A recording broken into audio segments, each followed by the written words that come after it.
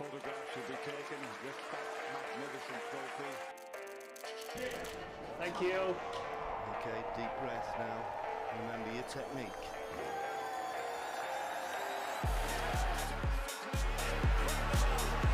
The Cazoo World Snooker Champion.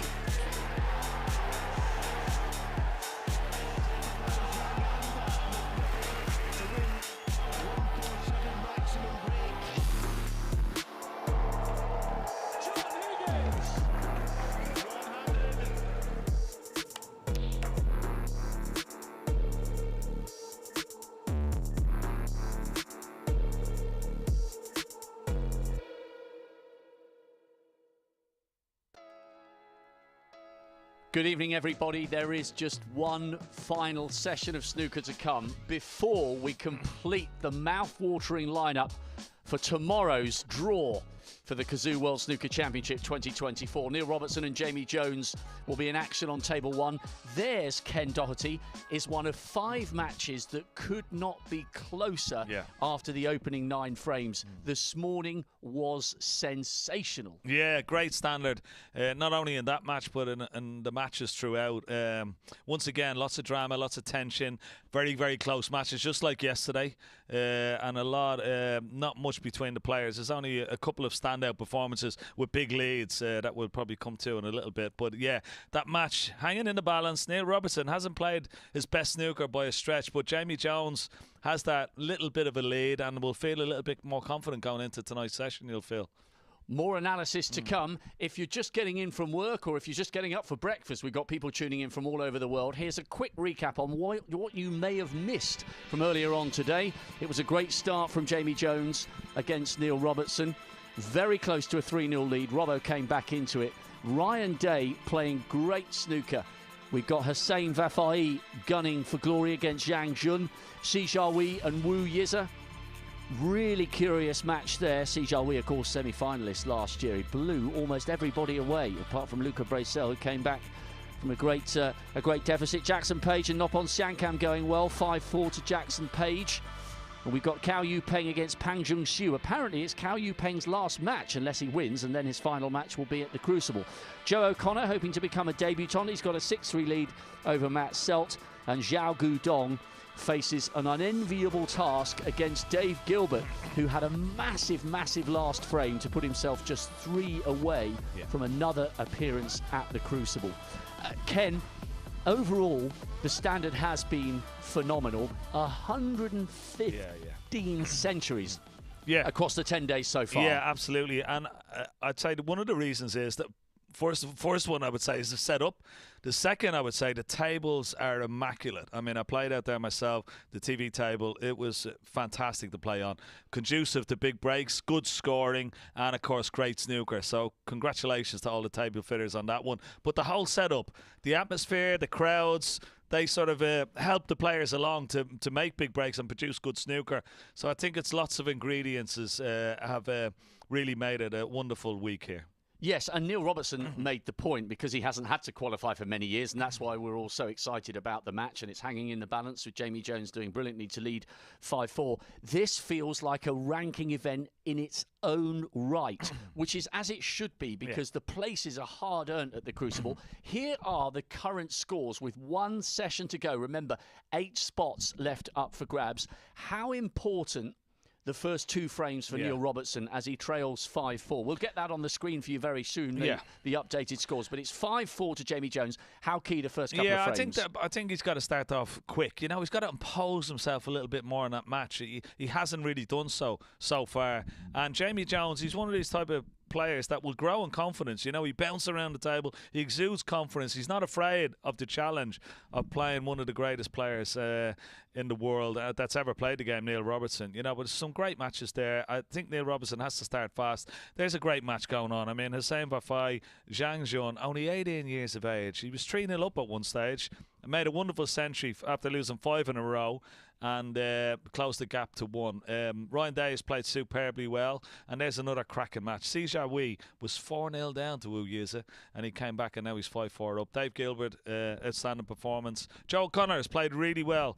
You know, he scored pretty good. It's been two tough match players there, but he's done really well there to have a 6-3 lead, and not much between Jackson Page and Opon and Cao Yu Peng against Pang Zhongzhu. Cao Yu Peng started off really well in that match, and he was going for a maximum at one stage, wasn't he? Took on a very risky plan, but yeah, I think he it might be if he loses, he wants to go on the pool tour, but I think he should stick around. He's still playing good snooker. Well, I mean, he hasn't appeared at the Crucible for 12 years, so it would be the perfect place to bow out. But that match has got really, really tight. And here's a quick stat, which Dave Hendon reminded me of this morning. There's never been a year without a debutant at the Crucible. Wow. So we shall see. Joe O'Connor, hard to believe, he's such a talented player, Scottish Open finalist, losing out to Gary Wilson. Hard to believe that Joe O'Connor has never appeared at the Crucible. Ken is going to hot-foot it into the commentary box. Get involved, Twitter, X, whatever you want to call it, at Ken Doherty. We've got Dave Hendon as well. We're taking loads of requests, aren't we, about Dominic Dale's walk-on music. It's almost as if, forget about O'Sullivan going for a record 8th. It's the walk-on music for the Spaceman that's taking up most social media space. Right, Dave Hendon, over to you for one last session before you head down to Chiswick and anchor the Eurosport coverage. We've got a complete Judgment Day Part 2. It's all there for the taking, isn't it, big man? Certainly is. It's going to be a big night, and these are the tables as they just get underway. Of course, we'll be spending a lot of time on Table 1 following Neil Robertson and Jamie Jones. Scott Donaldson first in on Table 2. Needs to make a good start, clearly, there. Hossein Vafai has been put through his paces by young Jiang Jun so far, just in front. Sijia Wee, 5 on the spin from 4-0 down. So they're tables 1 to 4. And just underway as well on the other tables. Some close matches there. Dave Gilbert, obviously 7-2, looking to pull away tonight. But we'll see. We've seen a lot of comebacks already this year and a lot of drama ahead of us. But let's start on Table 1, where Neil Robertson, of course, in the qualifiers for the first time since 2006 and in off early on. He's under it here, isn't he? You know, he had a couple of centuries in the first session, but Jamie Jones, very tenacious character, has stuck with him and indeed is in front. Doesn't look comfortable, does he? I mean, not as usual. Very confident self, and it's understandable. As I said, it's just that getting your head around the sort of a little bit of a culture shock of playing in the qualifiers now and falling out of top 16. I mean, it was only a couple of seasons ago he had that wonderful run of the Player Series events and was winning the big tournaments. Yeah, and the problem, of course, as Jamie Jones just awaits a cannon there, the problem, of course, those points on the tier system come off, and because he's not been doing well, he's not got in the ITV events this season, so his ranking has really suffered as a result. You think, well, how could it happen to such a great player? Well, that's what happens to the best. You lose a bit of confidence, and can take a little bit of time to get it back. You know, you need results. A bit like a vicious circle it can be. You need results to get that confidence back.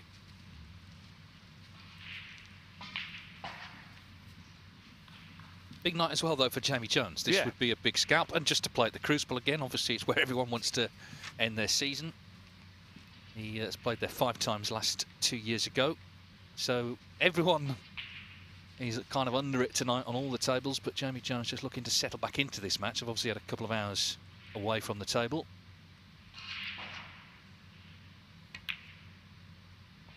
Missed that one. Jamie Jones flat. Want to show as much action as possible. Scott Donaldson needs a good start. He's 7-2 down to Ryan Day, and he's making a good start. He was on a break of 84, so he's going to win this frame. We'll just see if he can make the century. I mean, he's in a tough spot, but there's still time to turn it round. That's the thing about snooker. Obviously, you know, it's up to you at the table. However well your opponent's been playing, if they're in that seat, they can't do anything. Yeah, and that's what you got to do. Keep them in that seat as long as possible. that's one of the most, I think the most toughest thing about snooker is sort of the mental side. It was when you're sitting in that chair, it's one of the only sports that you cannot do anything while the player is at the table. It's not like golf, you have your own ball. It's not like tennis, you can hit a rally back. It's not like football, you can make a challenge. You just have to wait and sit in the chair until your opponent is finished. And mentally, that is so tough, because you could feel you're playing really well, but you're just not getting a chance. And that's the hard part. Scott Donaldson's highest break as a pro is 141, so he can actually beat that here. And that will be some start to the night. There's a 143 on here for the Perth Shaman. Yeah, CJ, we had a 145 on, didn't he? He missed the last red on 110. Not on 147 already, of course, in the qualifiers. If he makes another one tonight, needs to make 2 now to get the magic £147,000 prize. Plus the high break, of course, as well. I think the high break counts, doesn't it, for the qualifier, yep, as well as the championship itself at the Crucible, so that makes a difference. Well, this is terrific stuff from Scott Donaldson. Just sending a message as well to Ryan Day.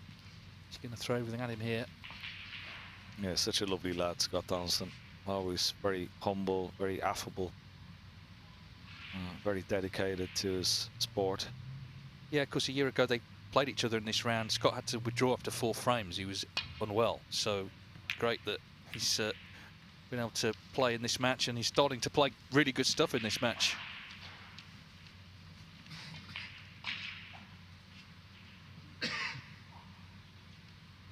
Yeah, well, I mean, it's the first step on the ladder, isn't it? He's got to win 8 of the possible 10 frames tonight.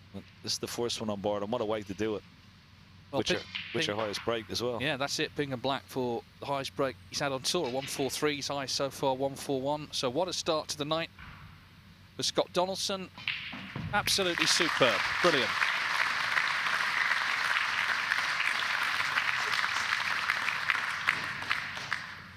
Sijal Wee's won the first against Wu Yiza, so 6-4. And as we go to table 6, Pang Jung-soo just breaking down, actually 57 in front. That was a break, but just breaking down 5-4 over Chao Peng.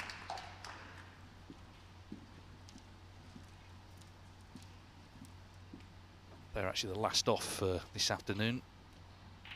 Yeah, I didn't know whether they were going to take them off after 4 all, or was it 5-3 up? 5-3, yeah, he was 5-3 up. Thought they might have taken them off, given them a bit more of a breather. I think that's one of the issues maybe going forward, is that maybe you just start early. I can understand the early starts in the evening, that, you know, you get the message out, you get the players and you get the stories out in the evening, and particularly for tomorrow. But maybe we could start a little bit earlier, so it gives the players a bit more time between session, because sometimes you might have a really long session that goes on and you only have maybe an hour or so between your next for your next session. So maybe an earlier time. What do you think? Well, at the Crucible they start at 10. Yeah. So what's the problem with doing that here? Yeah, it's not a bad idea.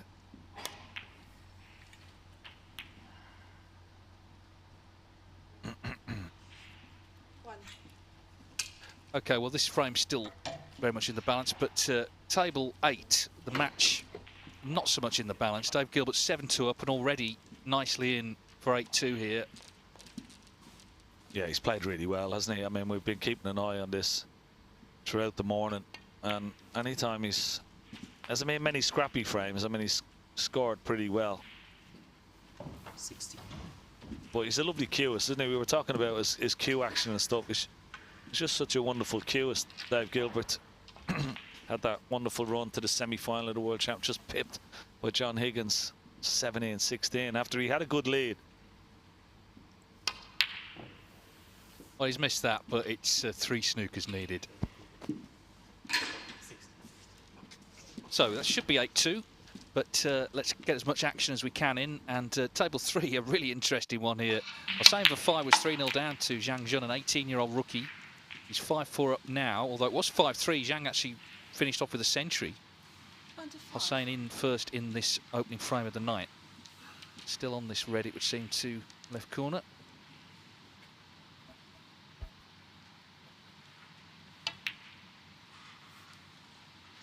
And we played that well at the bridge over the reds and judged it nicely. Avoid the middle pocket with the cue ball, top side of the blue. Shouldn't be a problem. Red just above the black spot will possibly his next choice. He's going to be a dangerous opponent, Hossein Bafai, if he does come through this match. Still a long way to go, but what a story for young Zhang Jun as well. 18 years of age, playing great snooker. What a story it would be if he could qualify for the Crucible. That would make great headlines back in his home country of China. Yes, yet another talented player from that part of the world.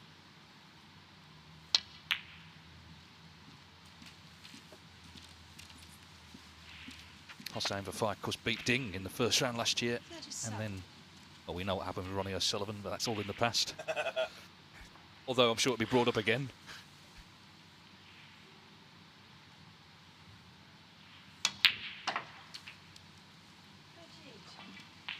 So 54 in front, just checking the scores. This black to get to the snooker's required stage. Yeah.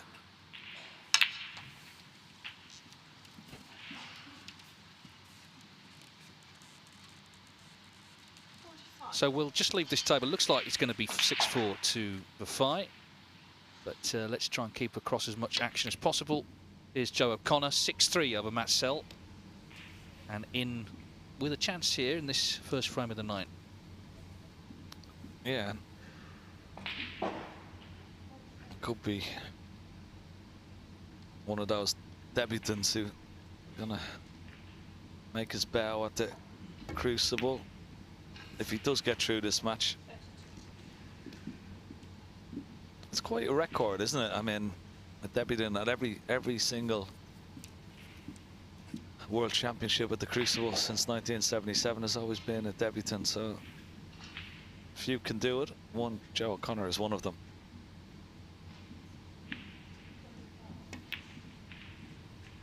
Yeah, he would be the 229th player to compete at Really? the Crucible. I won't ask you to name them all, Ken. I don't think I could name 9, never mind 229.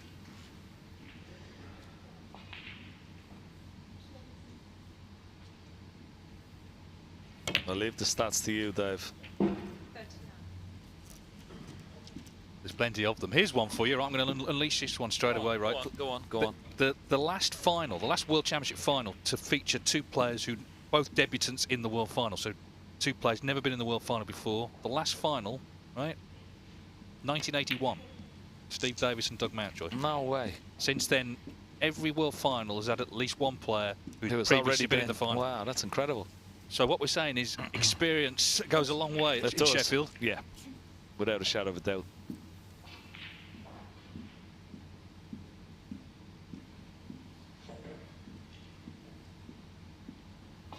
That could have been broken last year, couldn't it? If had it, Mark Allen have beaten Max Selby in the semi-final. Yeah. It's a good break. He's got good control of the cue ball. I know he takes his time and he's, you know, his shot time would be quite high, Joe O'Connor, but he's very precise with his cue ball.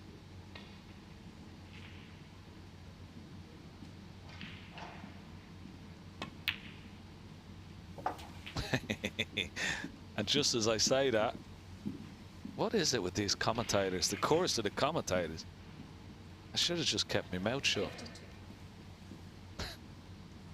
He's made a complete hash of that. He's not on the red. Snooking himself. So, still a bit of... Okay, well, that's gone wrong, hasn't it? But let's go to table 6, because Chow Yupeng, that frame that we saw Pang, as we picked it up, he missed a red on 57. And here is Chow Yupeng on the yellow, trying to clear up. Oh, this will be some shot. Going It's got to round go. Yeah, 3 cushions here. Between pink and black with the cue ball. Watch it. He's got to miss the left middle pocket. Oh, he's played it really well. Oh, what a quality shot. Well played. Yeah, and as we've been saying, he's sort of saying this might be his last tournament, so in a way, the pressure's kind of off him a little bit, Yeah. if that's in his thinking.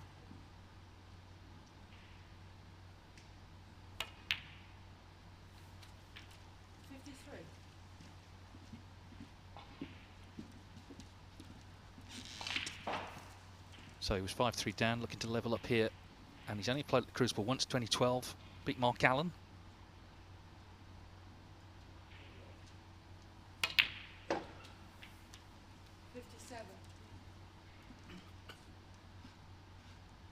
Perfect on the blue. He can just roll it in, or he can play it off the cushion. Just needs blue and pink. Can hold for. Yeah, nice place. 62. Well played. So pink to level things up once again for Chow Yu Peng. Yeah, Pang made the running in that frame, but it's Chow Peng has taken it. Good little steely clearance. 5 each. Let's go to table 1. Neil Robertson in. 28. Looking to level up.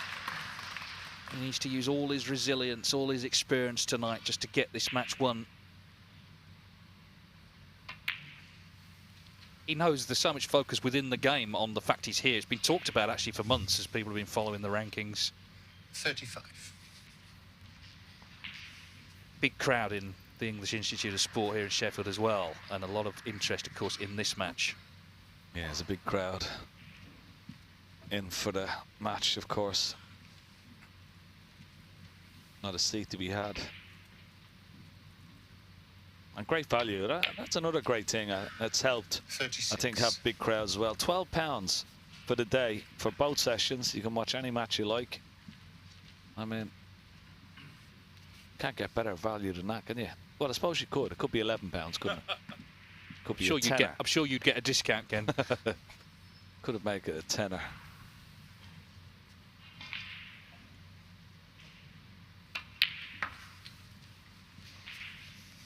Well, the truth is, playing at the Crucible is priceless, isn't it? Yeah. And Neil Robertson has been there every year since 2005.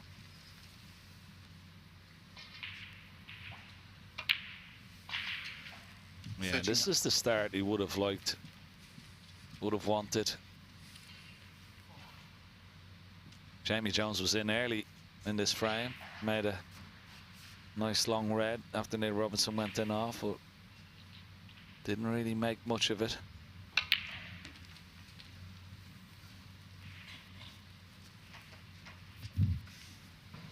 So 47, 41. The difference. This Brown 42. Put him 52 ahead, 51 remaining, but you can't not see him putting another few reds at least.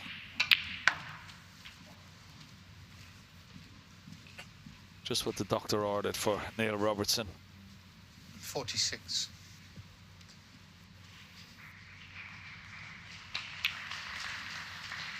Yeah, that should be 5-5.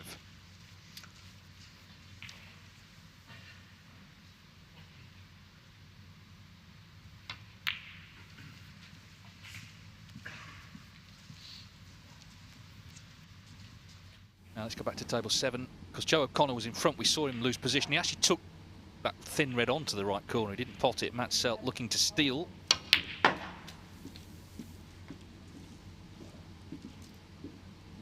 It's the old thing for him, isn't it? Win this mini session, either 4-0 or 3-1, and he's right back in it again.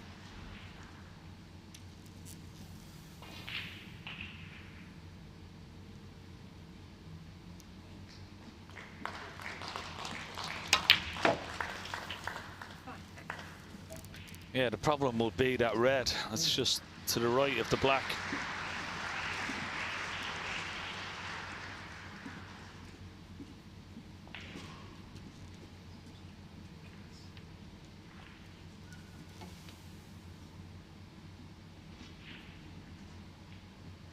I think let's go to table 5 because it's quite interesting there, Dave, just as we watch this, because I think there's going to be a little bit more play on this table. Let's go to table 5 because Jackson Page needed a snooker. He's got Nop on in a, well, have a look at this.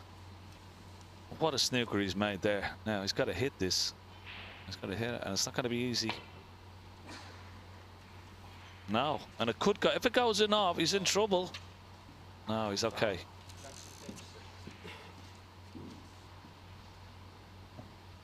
All right, let's see how he got into that snooker, because it must have been a good shot from Jackson. Have a look at this. Wow.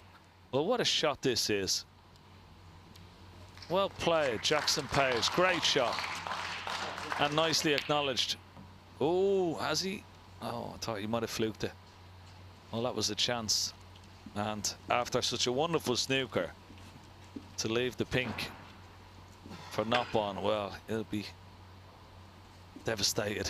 Jackson Page, easy pink into the green pocket.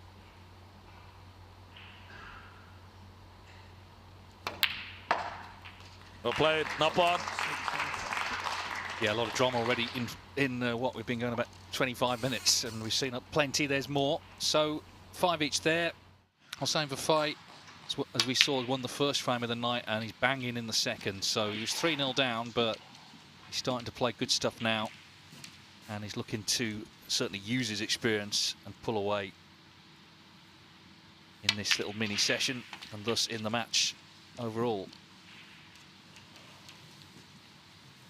30. 19 in the world, just outside the 16, who of course gets seeded through.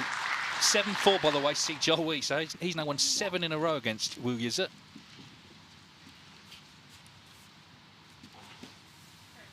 Zhao Guodong is still playing for snookers against Dave Gilbert. In fact, he has got one, so that frame's not quite done yet. It was looking like 8-2. We'll keep across that. 38.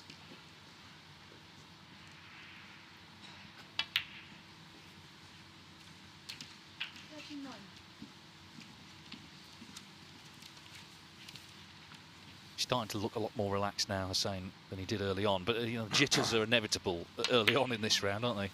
Yeah. Yeah, he looks pretty good. Very relaxed. Very composed, isn't he? 6.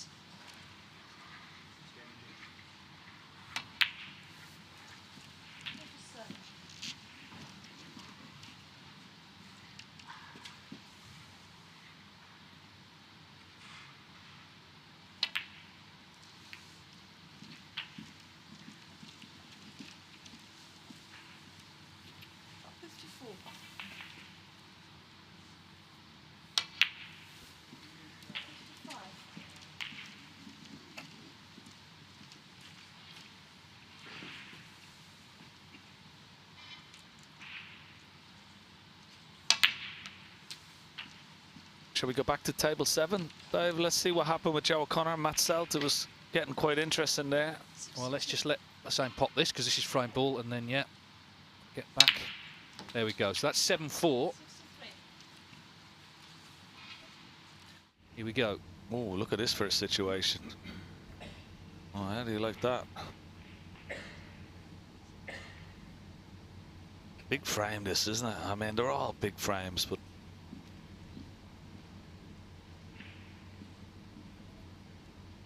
what a gap it would be, 7-3 as opposed to 6-4. And particularly the fact that Joe O'Connor had first chance. Oh, he's got away with one there. He's had a result there, Joe O'Connor. Didn't hit that where he intended, but he'll settle for it. Yeah. Well, meanwhile, sorry, just briefly, Scott Donaldson, we saw him make the 1-4-3. He's won the next as well. So 7-4, Ryan Day. It was 7-2, of course. Oh.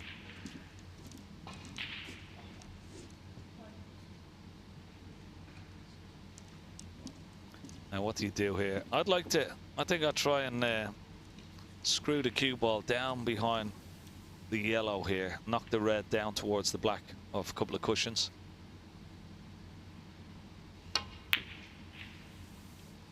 That's what he tried. And almost. Well, while we just watch this, there should be a little incident in the Neil Robertson-Jamie Jones match, which I'm going to bring you. 5 each, of course. Robertson's won the first, and you could see playing this shot and just caught, I think, the yellow there and just owned up to it. Referee was sort of lurking anyway, but great sportsmanship. They're still very early on in that frame. In fact, the 4 points from the foul, the only points on the board there. But Joe O'Connor seemed to have this frame won. Just one bad positional shot, turned it when he was in.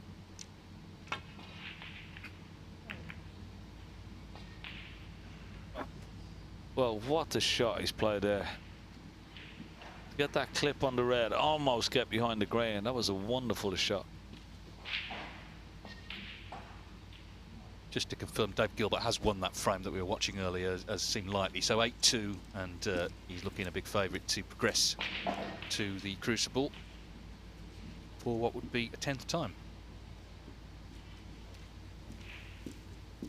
The other stat I'm going to unleash, Ken, if you're in the mood. Yeah, go on. There's only once, we think about who's going to be in the final, often people think of the favourites. Only once at the Crucible have seeds 1 and 2 met in the final. Oh, and that was wow. 1987. Joe Johnson was defending Johnson. champion, Yes, and of Steve course, Davis. Steve Davis, yeah. And that's the only time. Yep. Wow. Well, what a return of safety that was as well. Two great shots together. Both players, great safety shots. Look at that.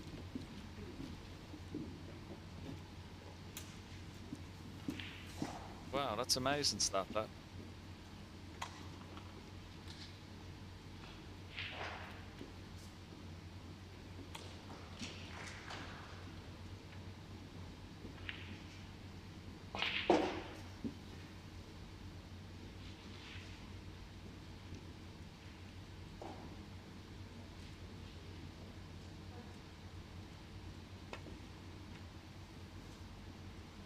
This is well wide. Yeah, and free ball, I'd say, as well.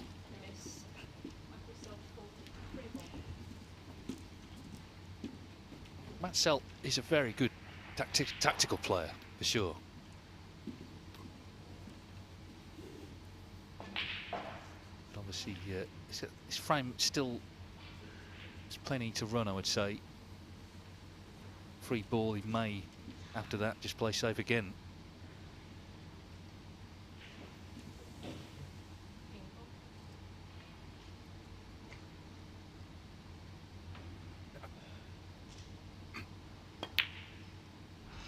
As I say, this frame's still some sorting out to do, but a lot of interest, of course, on the main table. Table 1, Neil Robertson, Jamie Jones. Let's just update you with that. Neil was won the first. He owned up to that foul, although it wasn't actually decisive. There's been plenty of shots since then. But Jamie Jones nicely in now, refusing to go away in this match. Former quarter-finalist at the Crucible. Last played there 2 years ago.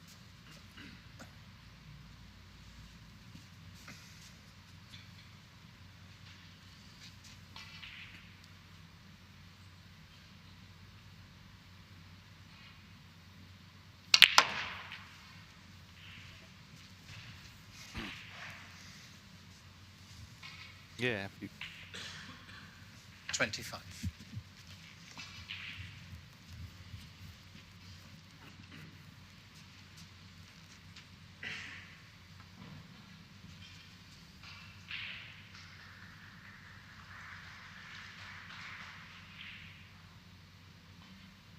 Just while we watch Jamie Jones here, can of course 26. get in contact with myself, Ken and Rob on the old Twitter or X.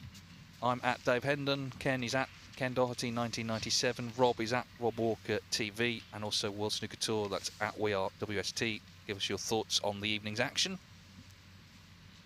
Who are you hoping is going to qualify? And thoughts on the draw tomorrow. Who might play who? What will be the most dangerous draws for the top players? And indeed, which seeds might be vulnerable?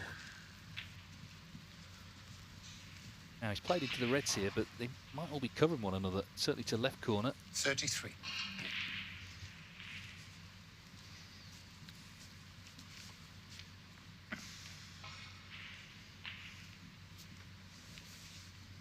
So Jamie Jones still with a bit to do here, but Matt Selt has got himself back into the frame. We saw the free ball, and there's been a bit of safety since then on table 7. Let's see if he can now take the frame.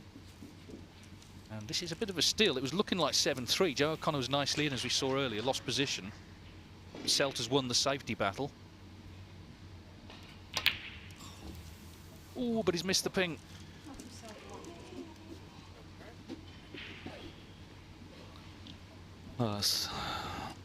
Received a lot of balls, missed a lot of pressure balls, and you would say that, well, what an opportunity for Matt Selt. Look how hard he's hit the cue ball, where it's finished.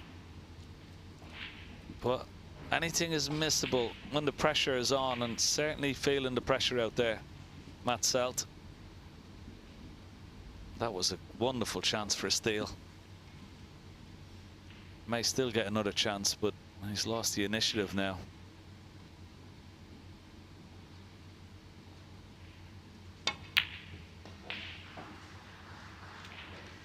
Joe O'Connor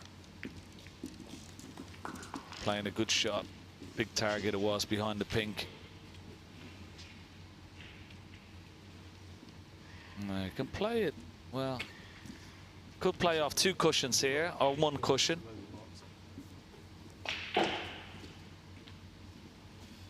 And if he catches this full ball, this yellow, well, he could leave the cue ball exactly where the yellow is and knock the yellow up the table. That's what he's hoping for.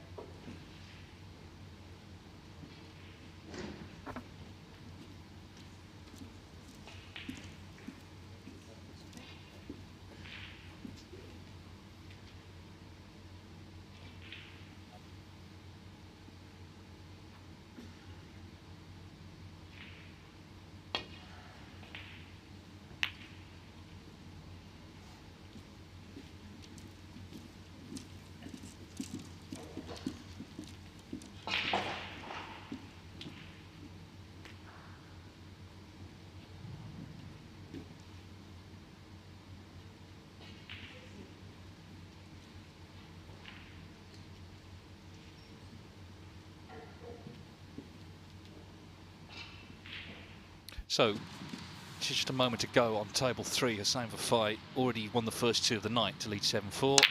And look at these reds spread. Oh, what a great shot. 22. And it's nice and handy for him as well, with the red going over the middle. And that was just a few moments ago, and he's still going here, 40-0, so really powering on tonight. Yeah, another lovely little positional shot, finding the gap between red and black.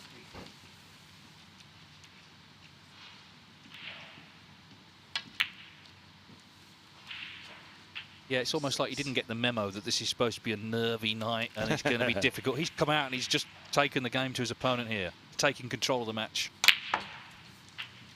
Yeah, he's done well here, considering he was 3-0 down, not really getting much of a chance.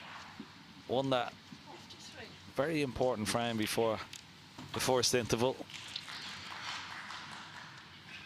and hasn't looked back since. Played really well, Hossein Vafai. He played well in his first match against Marco Fu. But yeah, one of those players, I think, the top 16 would probably wish to avoid in the first round. Definitely. 59. Yeah, so it's going to be 8-4 there. But the very eventful frame, first frame of the night, Joe O'Connor, Matt Selt. And Selt now just needs blue and pink to win it. Doesn't need that black on the cushion. So Joe O'Connor had a lot of chances, but Matt Selt has found a way back into it, despite him going wrong himself. We saw the miss on that pink. He needs this pink for 6-4. And you just get the feeling this match could be quite eventful tonight. There we go, an eventful first frame, and it's won by Matt Selt. Now then, Neil Robertson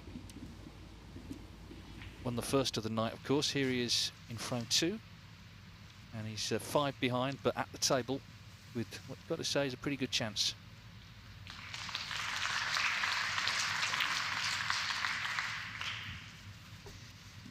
Yeah, we said he'd love a fast start, and well, this could be it. If he couldn't win the frame from this visit.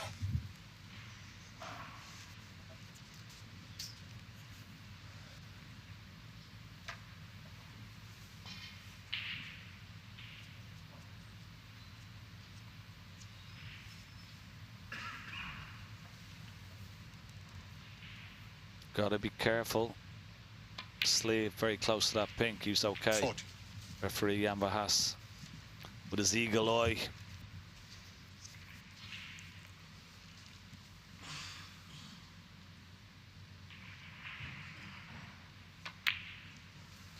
That would put him on 10 points in the lead. So he's going to need all 4 reds at least 47. to win the frame in this visit. And it's not going to be straightforward, but a really good chance.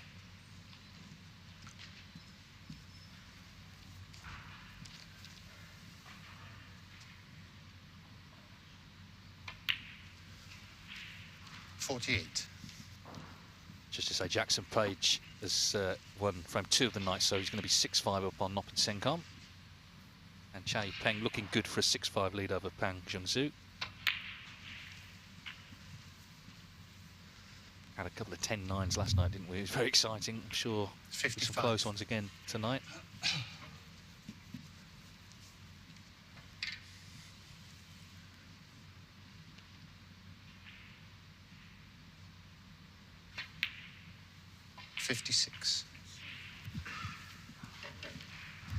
Yeah, I wouldn't be surprised if there were another couple of 10-9s tonight. Cao Yu Peng now going 6-5 up. He's won the first couple of frames there tonight. Jackson Page got his nose in front once again, 6-5 against Napon. 63. Gudong's got his first frame on the board. Looks like he's on a 56 break. Still a bit to go, but should win the frame from this visit. It's a terrific red from Robertson to keep this break going. So 27 ahead, 34 with the black, so he needs the red as well. And it should be 6-5 to him.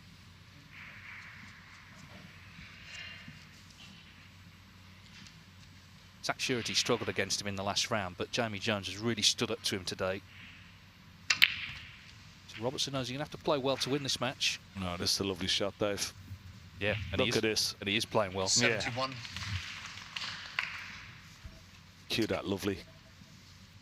Lots of top spin, perfect position to knock this red into the right centre.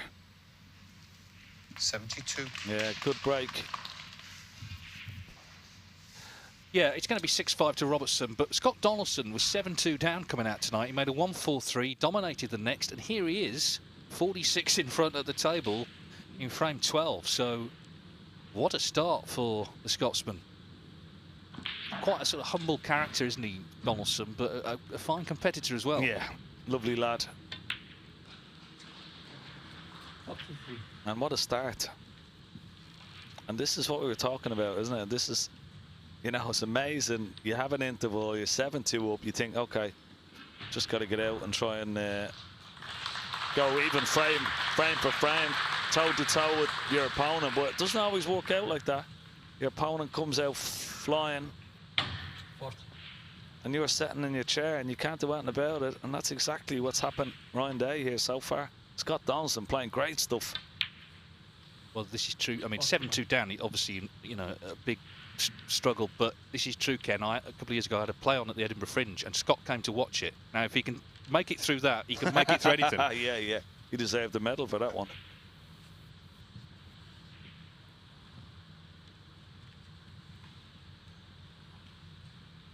Yeah, Xiao Gudong has won that frame, or he's going to, so it's going to be 8-3 Gilbert, as Ryan Day looks on with a little bit of concern at how well Donaldson's playing will be the concern. He needs this red, though, to win the frame.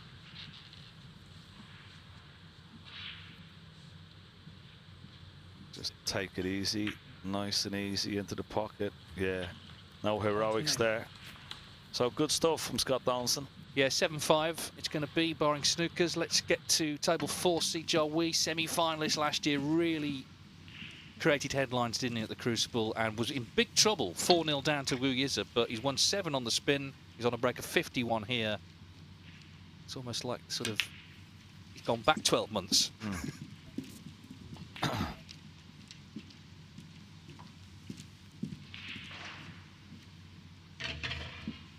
Yeah, what a great match these two young lads have been having today. And what a comeback, you know, to show the composure, belief, confidence. Even going 4-0 down, there was no 58. panic buttons pressed. This will be 8 frames in a row. Incredible performance from the young man.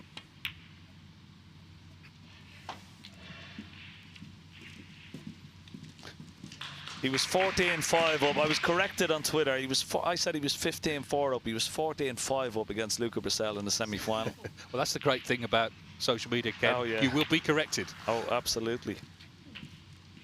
And I am corrected more often than not, though. You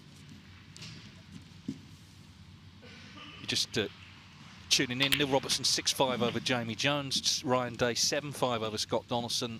Hossein Vafai 8-4 over Zhang Jun. This about to go 8-4 to see Joe Wee. 6-5 Jackson Page over Nopit Senkam. 6-5 Chai Peng over Pang Chengzhu. 6-4 Joe O'Connor over Matt Sell. 8-3 Dave Gilbert over Zhao Kudong. They are the latest scores here at the final evening of the final round of qualifying.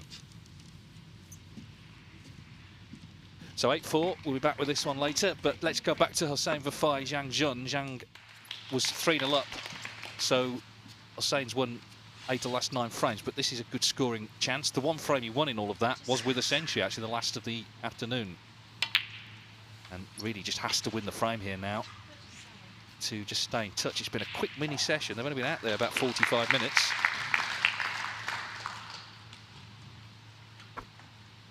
Well, this would be quite incredible, wouldn't it? I mean, he's on, what, 37 at the moment? 44. The position of the Reds, you'd think, well, he's got to win the frame, but not only that, make another century. And wouldn't it be quite incredible if the last couple of frames he's won between the barrage of breaks? Oh, he's okay, is he? Maybe just about. Didn't want that little kiss, but I think he's okay. He's on the blue. Yeah. Well, that's the standard, isn't it, Dave? I mean, like, yeah, you win 2 frames, you could make 2 centuries since he was 3-0 up, of course. Well, even going back to Ronnie O'Sullivan played David Gray at the Crucible, I think it was year 2000. He made 5 centuries and lost 10-9. 5 centuries. Amazing.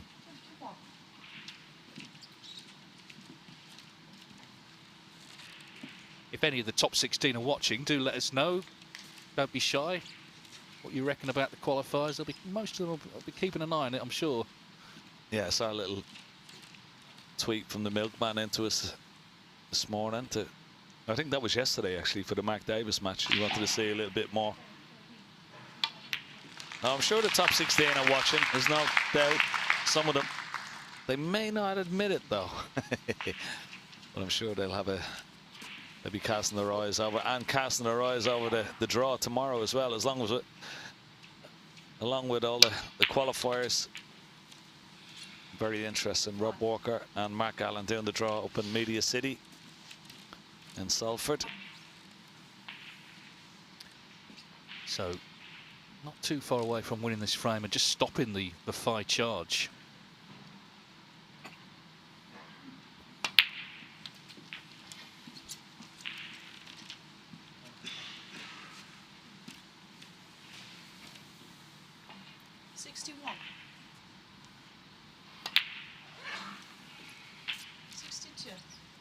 So this black is frame ball.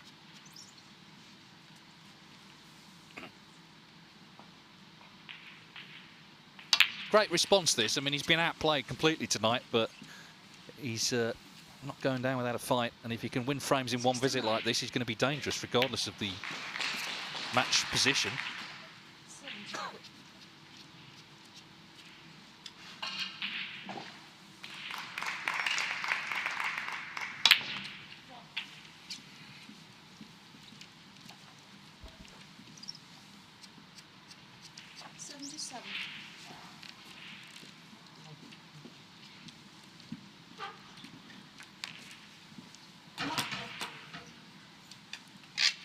No doubt, regardless of whether he wins this match or not, that this run he's been on at the World Qualifying is going to stand him in good stead for the second year of his 2-year card. And of course, the ranking points will be very handy as well.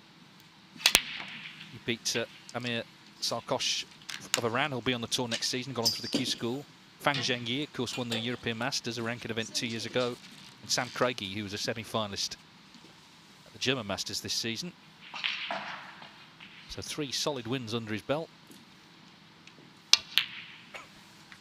Now, this is lovely stuff. It's a terrific match, this. Very high standard.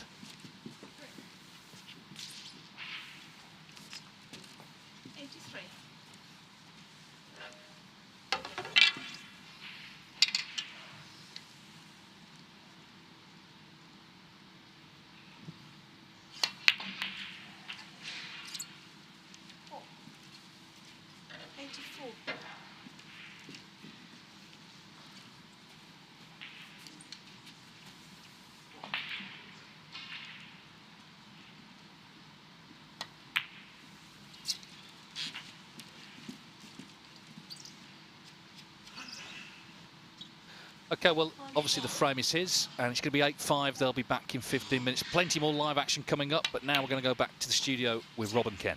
92. Thanks very much, Dave. Just a brief opportunity to pick the brains of the 1997 champion of the world, the man who very nearly broke the Crucible curse and won it back-to-back after his first title. Ken, we've seen some fantastic moments, but we've also seen lapses in concentration and mistakes. We've just got 3 to show you. The first of which comes from Scott Donaldson, who, by the way, has been phenomenal from 7-2 to 7-5. Why do these moments occur? Well, obviously, you know, it's the enormity of the situation. I mean, there's a missed black off a spot. Okay, it wasn't as easy as that pink, but look at that pressure. Look at the adrenaline. And of course, what pressure does is you start to over-hit the ball. And look at where the cue ball is finished. I mean, he's trying to get on the yellow there, and he's missed it. And here's another easy miss. Look at it. You see what it means there, the little bit of frustration.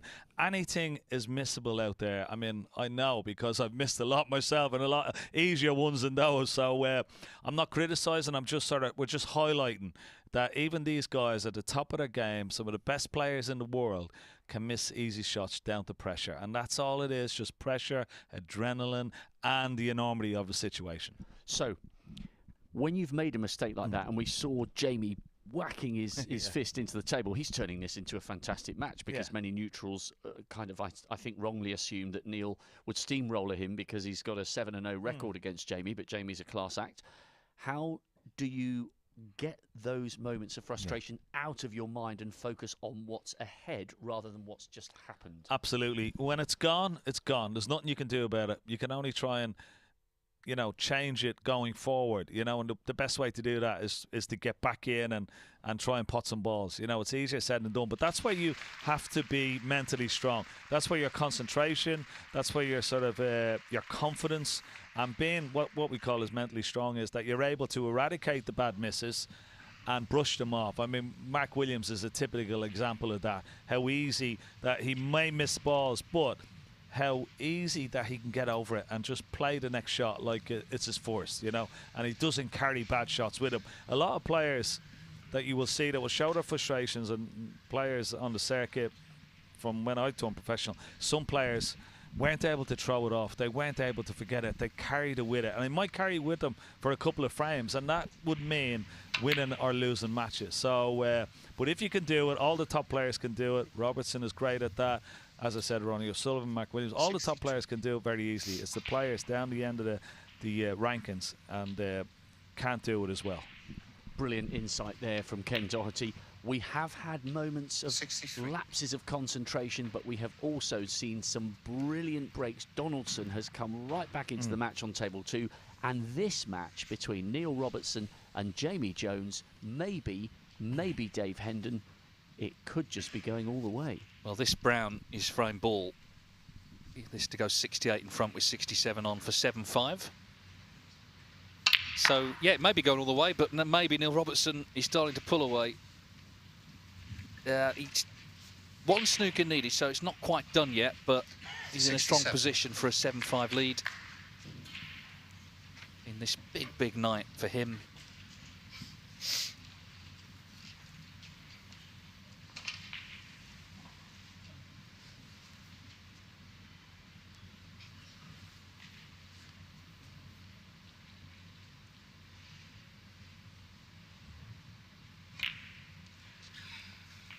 Well, he hasn't got that red, but it is a snooker needed by Jamie Jones. Otherwise, it's 7-5. 67.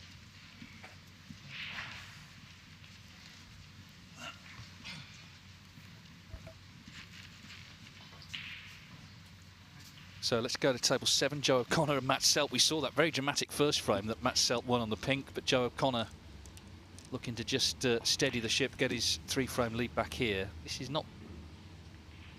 This needs good queuing, this red, though. 42 in front, so in a strong position if he can pot this. Yeah, nicely done.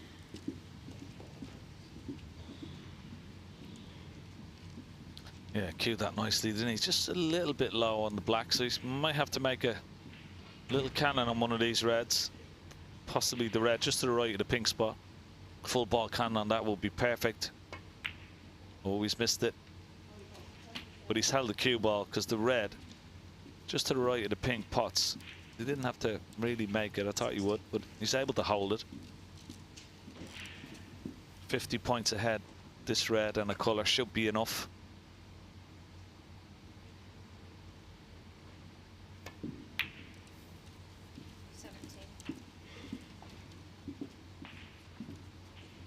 Yeah, so this is frame ball for 7-4, just sort of, it's like King Canute holding back the tide, isn't it? Holding back the comeback. 3 frames, lead restored. So it should be 7-4 to Joe O'Connor, but Scott Donaldson, of course, was 7-2 down to Ryan Day, and what a comeback this is. 7-5 and poised, Ken, for 7-6. That's incredible, isn't it?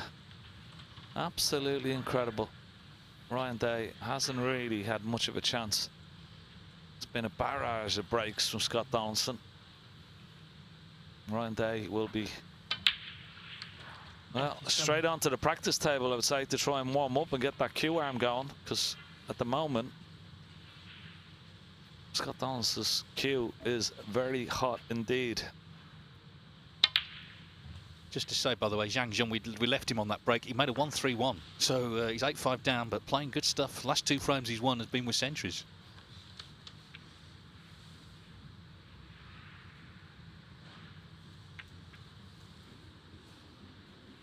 Delicate for the referee, Leo Scullion. But this red is frame ball. What a terrific performance from Scott Donaldson this evening.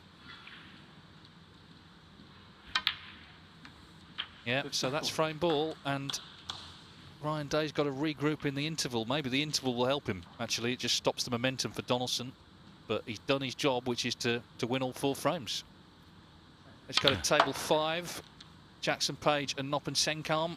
Another very interesting match. This 6-5 to Page. As we pick it up, though, Noppen Senkarm looking to fight back in this frame.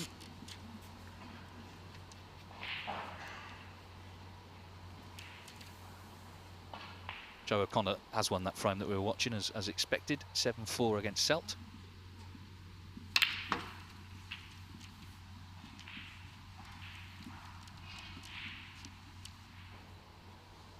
Jamie Jones still playing for the snooker against Neil Robertson. Yeah, not one. Well, 24-point deficit, so it's not going to be straightforward here. In fact, it's going to be extremely difficult. Red tied up close to that right-hand side cushion, and look where the green is. So a bit of work to do, but he'd be delighted to be back at the table.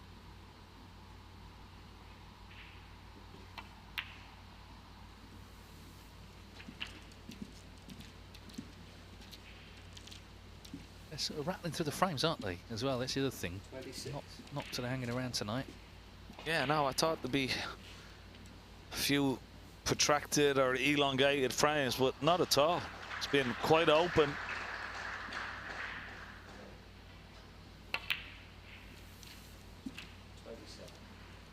Neil Robertson's done enough to win that frame that we were watching. So 7-5, 7-6 Ryan Day over Scott Donaldson. This one, though, could be about to go 6-all. This is a key shot.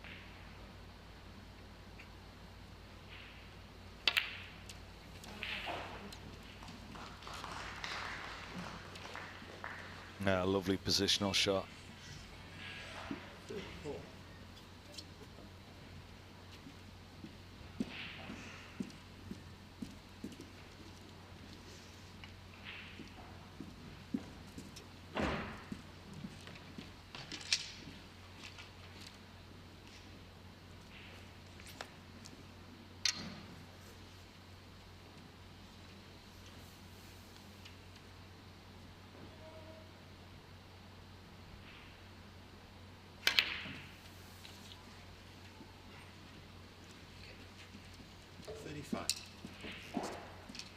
No, he's not out of the woods yet. He's slightly wrong side of the blue.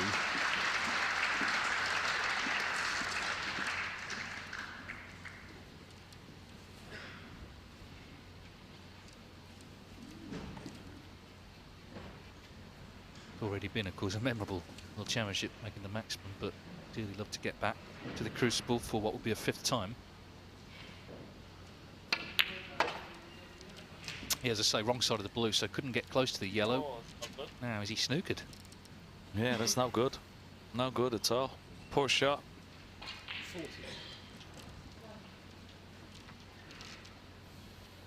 Yeah, it looked like it would be about the green this frame. It still might be, but he's not on the yellow.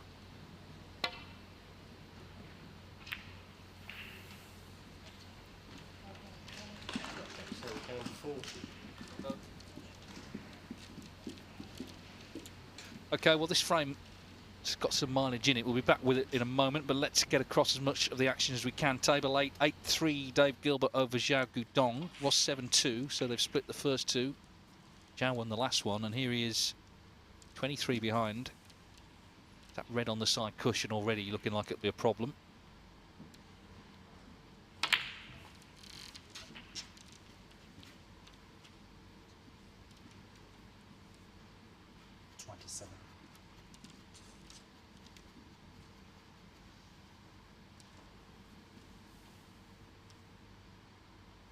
Just to say, Donald says he's watching in the break room of the Coombe Maternity Hospital in Dublin with an anaesthetist. He says a lady is waiting for an epidural in the labour ward, but we can't tear ourselves away from Robertson v Jones.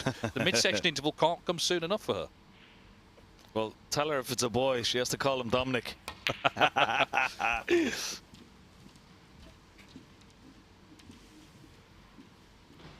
34.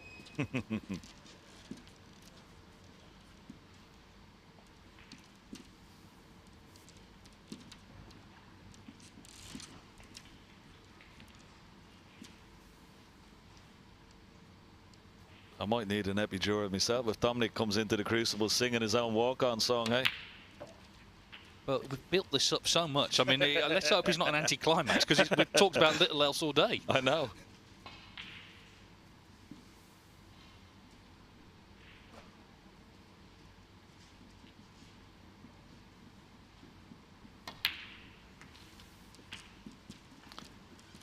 This is good stuff from Zhao Guodong. Stick it in there. Went 8-2 down. Battling away. Still got an uphill task ahead of him, but he's still in there fighting.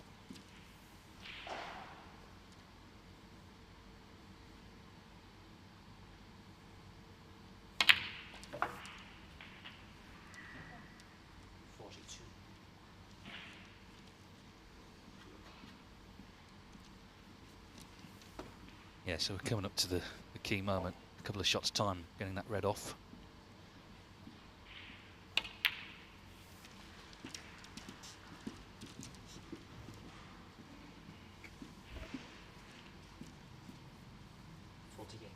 Now, lovely angle on the red. Pot the red. Just nudge that safe red over that middle pocket if you can. Can't catch a full ball. Need to catch a quarter ball, just like that. Not too hard. Oh. Didn't need to hit it that hard. All he needed to do was just knock it over the right centre. You got to trust it sometimes. You're sort of hitting and hoping there. Sometimes it just requires a delicate little shot. So now he's sort of put himself under a little bit of pressure. Got to be careful, bridging over pink and black. Might need the little extension on his cue.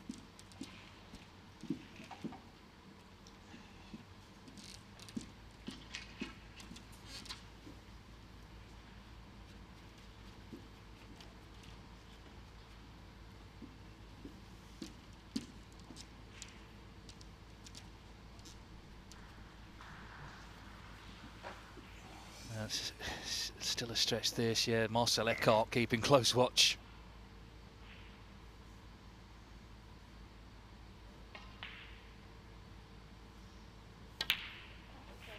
Good shot. And he's nicely on the red. Well played. Time to mention Patrick Quinn, who's watching in Beijing, an Irishman who's living in Beijing. Loving the insights, loving the coverage. And he can't wait for the Crucible to start on Saturday. Well, neither can we, Patrick. We're looking forward to the draw tomorrow. And watch it all, well, unravel over the course of 17 days. Well, if Xiao Guidong's going to be in that draw, he's got to win this frame. This is a golden chance now. He's done really all the hard work. You feel it's just a matter of keeping cool now. 12 in front, yellow, green, and brown needed. I can tell you, Sijiao from 4-0 down has gone 9-4 up against Wu Yize. So what a run, and he's 1 away from a return to the Crucible after last year's heroics.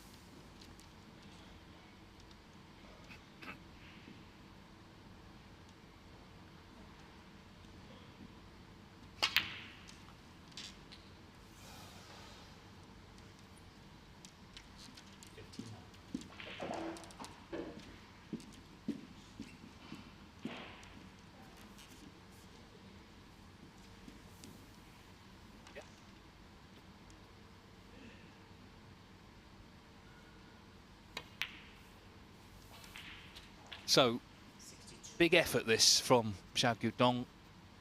He was 8-2 down, remember, but I suppose it's cleared the mind. He knows he's now got to produce his best snooker, and this has been a very impressive break. Brown is full frame. Not out of it yet, 8-4.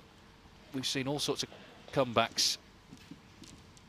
And, well, who's to say we won't see another one. So, table 6. We're going to go to shortly just to see an all-Chinese affair, Pang Junzhu and Chow Yupeng.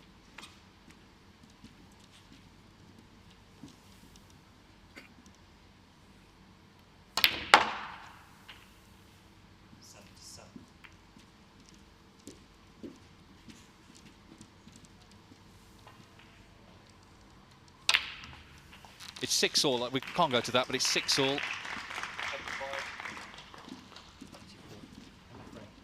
So let's go to 5. Jackson, Page, Knopp and Senkam. It's 6-5 to Page, and they're on the green. 3 points in it. And as you can see, got him snookered here. That Senkam has got Page snookered. Well, not an easy one to hit this. He's got to try and check it off the cushion. No. The angle is not there, so what he has to do is sort of, he's got to play it with the bottom of the cue ball into that right hand side cushion past the middle pocket, so it checks, actually sort of widen the angle.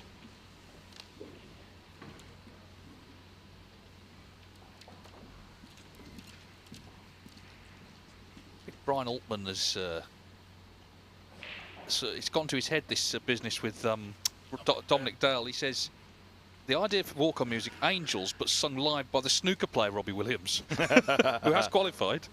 Yeah. He'd definitely have regrets over that, wouldn't he?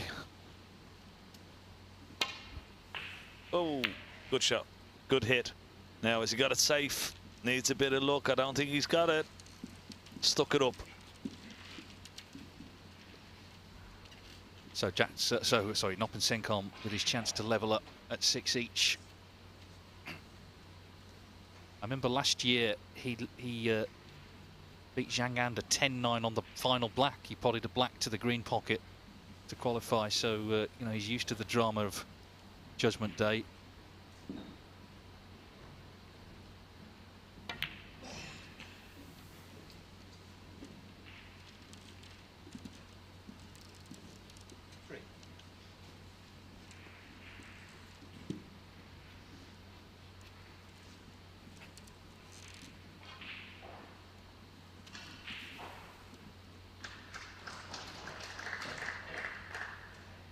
He needs brown and blue here.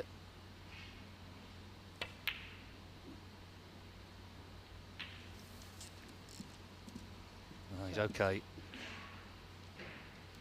wasn't very convincing, was it? That brown shouldn't miss the blue. Dead straight.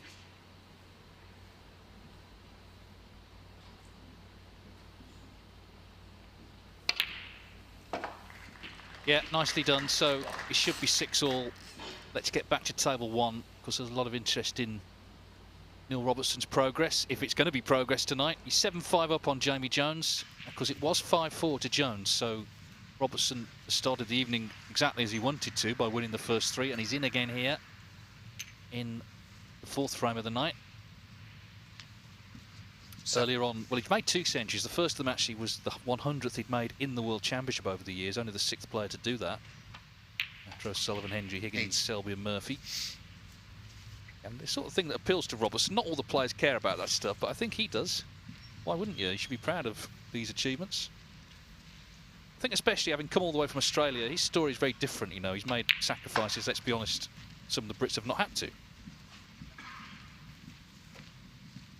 Yeah, totally agree. Fell off the tour, 13. didn't he? Got back on as well. Came over. What did he have? 500 quid in his pocket? Yeah. Little suitcase and a queue. Have queue, will travel. 14. Paul Harrison just asked a question. He's watching in Preston. He said, well, of course, he used to have the qualifying at the Guildhall. He said, any idea who the last seeded debutant was at the Crucible? In other words, a player who played for the first time as a seed. I think the answer to that is Mark Williams, 97. He actually didn't qualify initially and then 19. was seeded 97. Martin Clark also, going further back, was made his debut as a seed.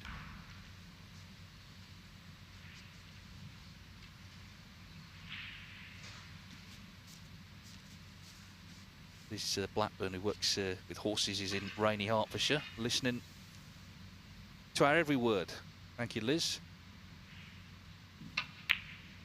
This is it. Well, this is a funny one. He says, David Fallon says, does the Crucible course extend to the World Championship prior to the Crucible? Well, it wouldn't be called the Crucible course then, would it? My head's spinning. Sorry, Dave, I had to dig you out there. Well, Jamie Jones not seeing the funny side, and understandably, 27. because Robertson seems to be making his move here. He's just starting to play, isn't he? That reliable game we're so 28. used to seeing from him.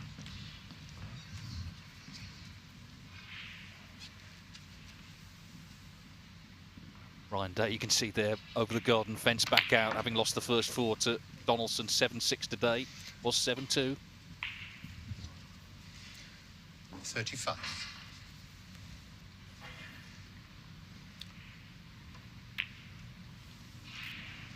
36.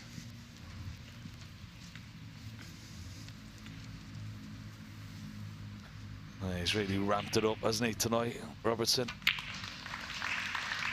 Looks 43. imperious. 44. Got in the groove straight away. We said he needed a fast start, and that's exactly what he's done. That's what I thought about. You know, just stamping as imposing himself on the match. He didn't really do that today. He was stopping and starting. 51. No, you're quite right. I mean, you look at the breaks tonight, 59, 79, 67, and whatever this ends up as. That's you know, out of real frames off, clearly. Yeah. That's more his game.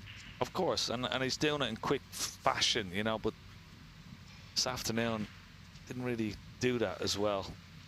Still made a couple of breaks, but I don't know, it just started off, missed a lot of balls, gave his opponent a lot of 52. confidence, but tonight it's been a different player.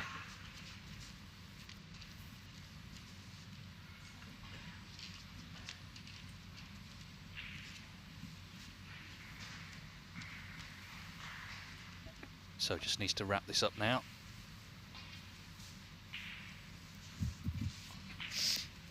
This black to lead by 68 with 67 on.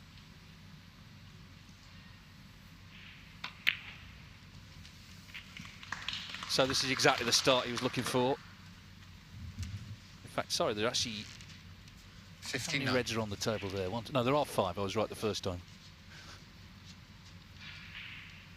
One snooker needed. Obviously, he wants to. He would rather kill the frame off than have the playing on. Liz Blackburn is listening in, radio style, to Judgment Day, and she's doing that in a rainy Hertfordshire with her horses. I just read that out, Ken. Oh, did you? So you're not listening in. Okay. Well, there you go. I was miles away. Engrossed in the snooker. Yeah. Yeah, should just say thanks for all the messages. Obviously, we can't read absolutely everyone out because we've got to follow the snooker, but we appreciate the interaction. So many people right around the world enjoying this Judgment Day. I've got a good one here, actually. I don't think you've read this one out.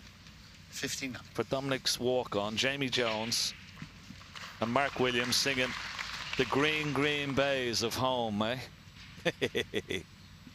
Well, this is becoming like the Super Bowl, Dominic's walk-on song, isn't it? Some production.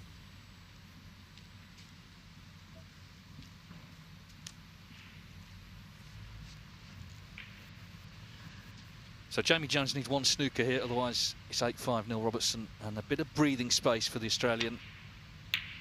What is, of course, a big, big match for him.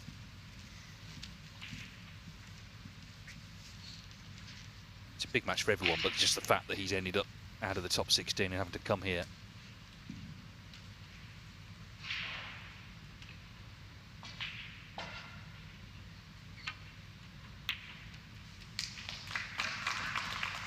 Good pot. David Fallon is obviously listening. He's still tuned in, but he's come back to me. He says, he goes, what I meant was, as any first-time World Snooker Champion successfully defended the title, I blame my wording on vodka and ardent brew. Well, David, that's why they call it the Crucible course. As any first-time champion has never defended his title. Yeah, I mean, pre-Crucible, Joe Davis did it 14 times, didn't he? He won it the first year and then just carried on winning it. But it was a different era. And it wasn't in the Crucible. No.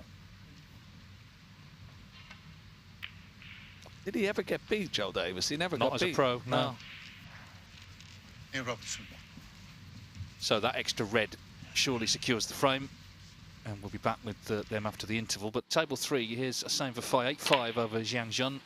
Looking to press on towards the frame he needs to win the match.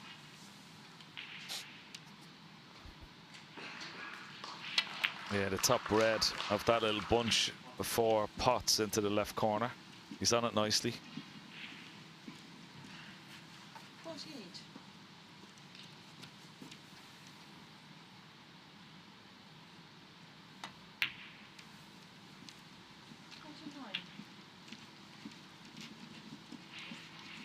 Now he's looking at one of these reds into the right centre, but he has the angle to split the 3 reds up. But if one of them pots, he may not bother. Playing for the loose one along the top cushion.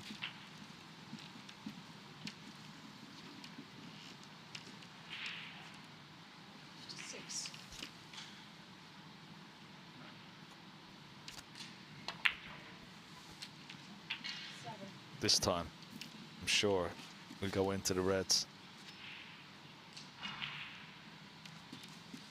Perfect angle. A little bit of pace. And that's okay. That'll do. 64. Yeah, he's played very well tonight, hasn't he? And indeed, he's played very well from 3-0 down in this match. The 2 frames that Zhang Jun has won in that time have been with centuries, so it's not like he's not playing well. It's just that the Fai's making the most of all his chances. I'm going to make the most of an opportunity now to eat a pizza, so Rob Walker is going to join Ken for the next 20 minutes or so.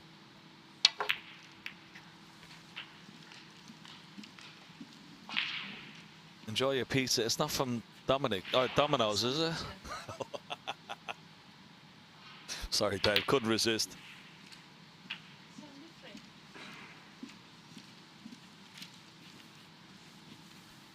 It's been a quality match, this. Robert was saying, Bafai, 3-0 down. Zhang Jun made all the early running. He's played well himself, the young Chinese protege. But I was saying, he never panicked. He's just very confident within himself. Been a brilliant demonstration of composure Yeah. from Hussein. He's shown us why he's bidding for his third successive Crucible appearance. He's taken a step up in class in the last couple of years. Beat, oh, how about that? Beat Ding last year and then had that match against Ronnie that was memorable for so many different reasons. They've both moved on from that. But it'll be entertaining. He's one frame away. 93. All credit to Zhang Yun. He's so young and clearly very, very talented. But Hussein has found a way to settle himself down into the match. 3-0 down, then 5-4. And he's really started to turn the screw this evening. Similarly, Scott Donaldson, 4 frames in the space of about an hour. I made it from 7-2 to 7-6. Yet another century. We've had more than 115 from the 10 days of qualifying here at the English Institute. 107. And Hussein Vafai is 1 frame away from a third successive appearance at the Crucible. Now, when he pots this, great break. Well, we'll have a little look at table 2. Ryan Day is in front, but Scott Donaldson is at the table once more. He's rattled off 4 frames in a row. They've had their little mid-session break, and this, Ken, looks like another very, very useful opportunity. Yeah. And Ryan Day must be beginning to feel it. Oh, absolutely. Without a shadow of a doubt. I mean, 7-2 up. You need 3 frames from possible 10. And, well, this could be 5 frames in a row for Donaldson. What a start. And what a session he's having. 21. And it's very painful when you're being chased, when you've got a big lead, but when you're chasing, it's a wonderful feeling, and that's Scott Donaldson is doing very well at the moment. Plenty of loose reds. 28.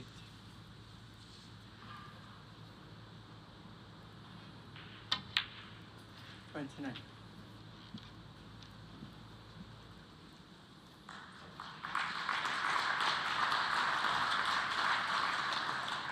Remember the wonderful Willie Thorne.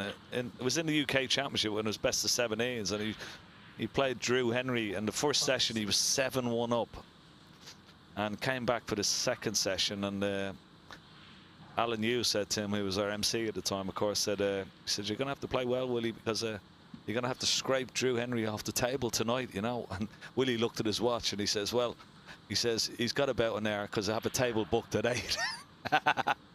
Anyway, Willie lost 9-8. Oh. Drew Henry came back from 7-1 down to beat Willie Thorne 9-8. And Willie had already had the table booked for dinner at 8 o'clock, and he was starting at 7. So there you go. Things can change very, very quickly. The great Willie Thorne, what a character. Yeah, some great stories. Anytime you were ever at a snooker event and there were an array of snooker players in the vicinity, especially in a player's room where there's current and former greats, he would walk in and boom to the whole array of people, "Who was the greatest player in this room until I walked in?" Yeah. And the thing is, you knew he was going to say that every single time, but it was still funny. Yeah, I was there one time in the Champions Lounge at the Crucible. Stay still when the player's playing in this direction, please. I remember being in the Champions Lounge with Stephen Hendry, John Higgins, Mark Williams, and Willie came in. He said that and stood at the door and looked around. Does anybody know who was the best player? Until I walked in, you know. And I said to Willie, I said, "Yes, Willie." I said, "Everybody." Even he found the funny side of that. Yeah. Always great around the Crucible and at the World Championships. Willie Thorne, of course, in the commentary box, but just such a wonderful character away from the table as well. Great stories. His book, if you've never read his book, any snooker fan out there should go and try and get it off Amazon or wherever you might find it in your local bookshop if it's still in print. But his book is it's a very, very funny read. What's some great stories in there. Meanwhile, Scott Donaldson, well, this is just an unbelievable performance. 24. What can Ryan Day do about it? Just got to wait for his chance. He's suffering at the moment there, though. But he's going to need that last red that's close to this cushion. 57. That may be Ryan Day's saving grace, particularly if this goes quite straight on the pink. 25, the difference. Pink would be 31.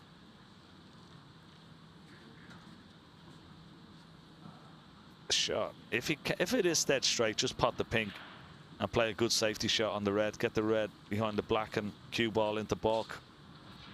That's what he's going to do. Yeah, that's the shot. Keep the pressure on. Okay, he's got to bring the red off the cushion, but he's in control. 63. Good cue ball and maybe lay a snooker. Just keeping an eye on the other scores. The same FIE 9-5 up was on a break of 27, but that break has come to an end. Dave Gilbert's in the balls. He's on a break of 47 as well. 8-4 up, hoping to nick the 13th.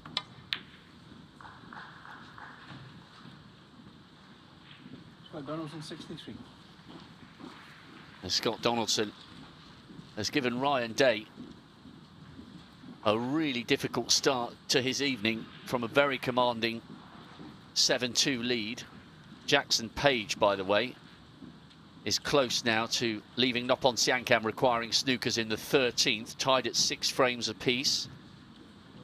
We'll have a look at that on table 5, but we'll just see how Ryan responds here. Zhang Yun has managed to get in on table 3, so no match-winning break opportunity for Hussein just yet. But what a blistering run of frames by Scott Donaldson. So too Si Xiaowei, 9 in a row from 4-0 down against Wu Yize, and he has the first opportunity in frame 14. Yeah, that's an incredible performance, isn't it? From 4-0 down. Amazing.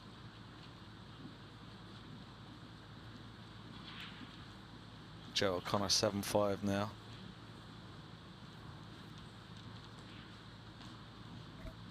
Neil Robertson just 2 away from the winning line. He and Jamie Jones have gone off for their mid-session break. Robertson leading 8-5. Yeah, we'll just stay with this. We'll see what happens because it's such an interesting match now. And this could be a very pivotal frame. 31 in front. Is he going to take the red on? Is he going to play a safety shot? Oh, he's played a safety shot. Well, I don't like that shot at all. He could be in big trouble here. He's lost the advantage, Scott Donaldson.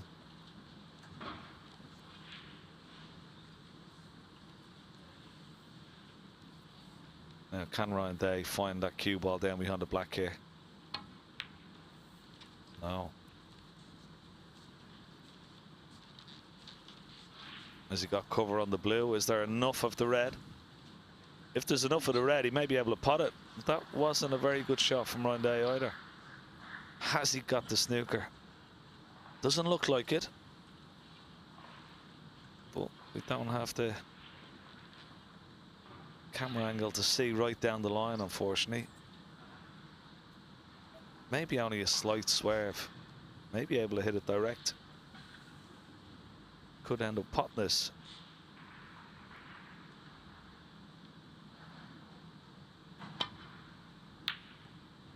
Oh, it was so close. Has he left it?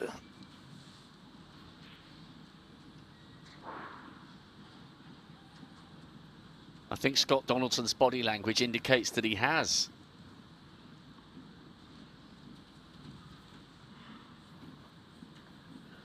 Maybe that cue on the side rail there.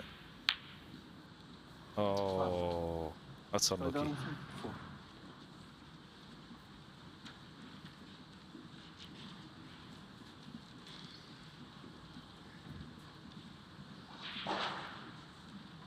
Well, massive moments in the overall story of this match between Ryan Day and Scott Donaldson. It was a fabulous opening session of snooker from the Welshman, but it's all going the way of the Scots so far this evening.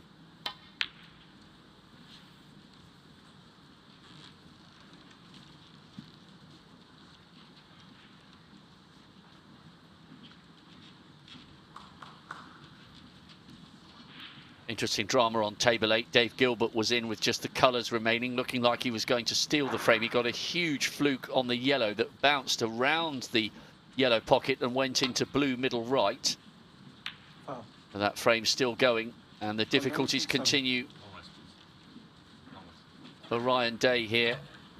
Let's go over to table 4. Sijia Wee, break of 41. He's gone 9 on the spin. If he goes 10 on the spin, he is through to a second successive crucible, having made the semi-finals, of course, in such memorable fashion 12 months ago. Very, very impressed. I thought this would be a really close match, to be honest, and of course, Wu Yuze started off so well, 4-0 up. But how impressive is this performance by young Sijia Wee? Incredible.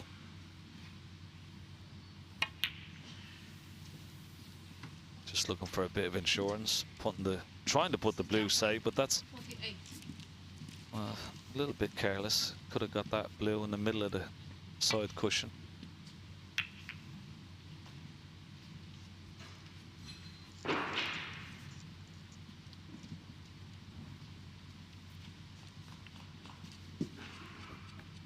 Just keeping a close eye on that table 8. There's only 3 points in it. Let's go to table 8, shall we, Rob, and see what's happening? Yes, it looks intriguing. We're down to just green onwards. As I mentioned, Dave Gilbert had a big fluke on the yellow. Looked like he was going to clear the table, but then the fluke didn't leave him in a perfect position on the green. So the drama continues.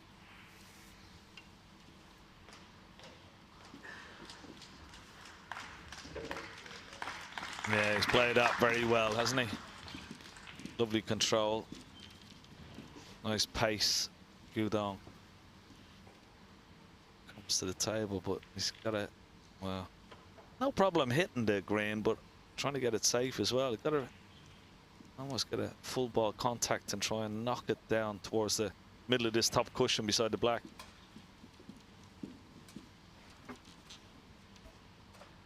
Quick update for you, Neil Robertson, Jamie Jones. Robertson leading 8-5. Donaldson's come back from 7-2 down to level at 7 apiece. They're on a frame break on table 2. Hussein Vefai is 1 visit away from a place in a 3rd successive Crucible campaign. He's 9-5 up against Yang Jun. So, Zhao Gudong did manage to hit that, but look where the green's going. Oh, that's unlucky, isn't it? That's unlucky. However, not so easy to control here for Dave Gilbert. It's an easy pot, yes, but not so easy to get where he'd like to on the brown. Could go wrong this. Probably would have preferred in a way that the green was, well, maybe a few inches away from the pocket, that he could steer the cue ball around the back of the black off maybe 3 or 4 cushions down towards the brown. But this is a lot more difficult than it looks to get close to the brown here.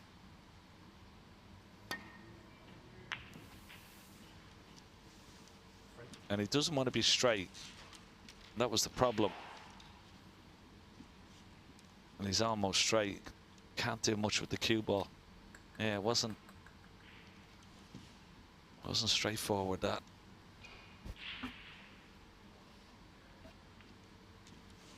If you're tuning in with interest on other tables, Jackson Page against Noppon Siankam. Jackson 7-6 up. They're on a mid-session break. Cao Yupeng 7-6 up on Pang Jung-Soo. They're on adjacent tables, 5 and 6. Yupeng potentially playing his last snooker tournament. Apparently he is intending on returning home to China and trying his hand at pool.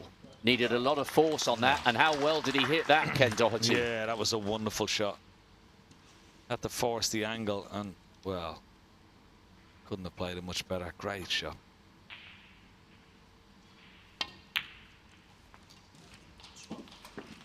Well, Barton Snookers, 9-4. This is really good stuff from Dave Gilbert against a very, very capable opponent in Xiao Guodong. Hussein Vafai, meanwhile, I think we should head over to table 3. He's back in the balls once again. He trails in the frame. Gilbert does indeed go 9-4. Hussein Vafai hoping to wrap up the match. A match, remember, in which he trailed 3-0. This has been an excellent piece of composure. 1-2. It really has.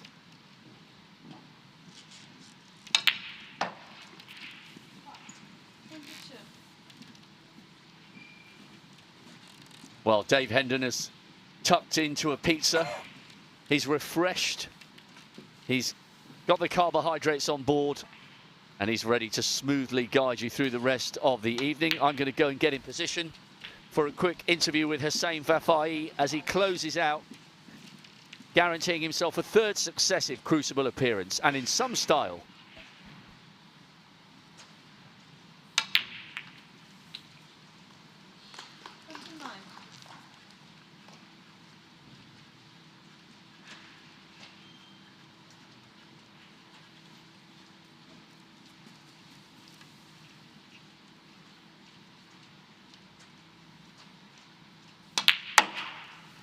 Yeah, so he still needs this pink little bounce off the cushion. This is match ball, and our first qualifier from the evening, and our 9th in total will be Iran's number 1, Hussein Vafai. The man from Iran. In it goes. So Hussein Vafai completes victory over Zhang Jun by 10 frames to 5. Credit to Zhang Jun. His run through this tournament has been terrific from round 1 to Judgment Day. He made 2 centuries today, but Hussein Vafai, very impressive tonight, pulling away in this match from 5-4 up to win 10-5. And we'll hear from him shortly, and of course he will find out tomorrow morning who he's going to play in the draw. Scott Donaldson, unbelievable night as he knocks in another long red. All 5 he's won so far from 7-2 down.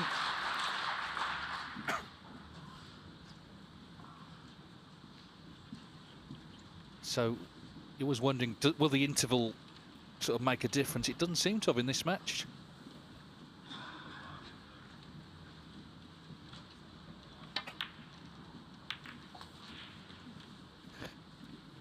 Well, he was hoping he'd be on that red to left corner.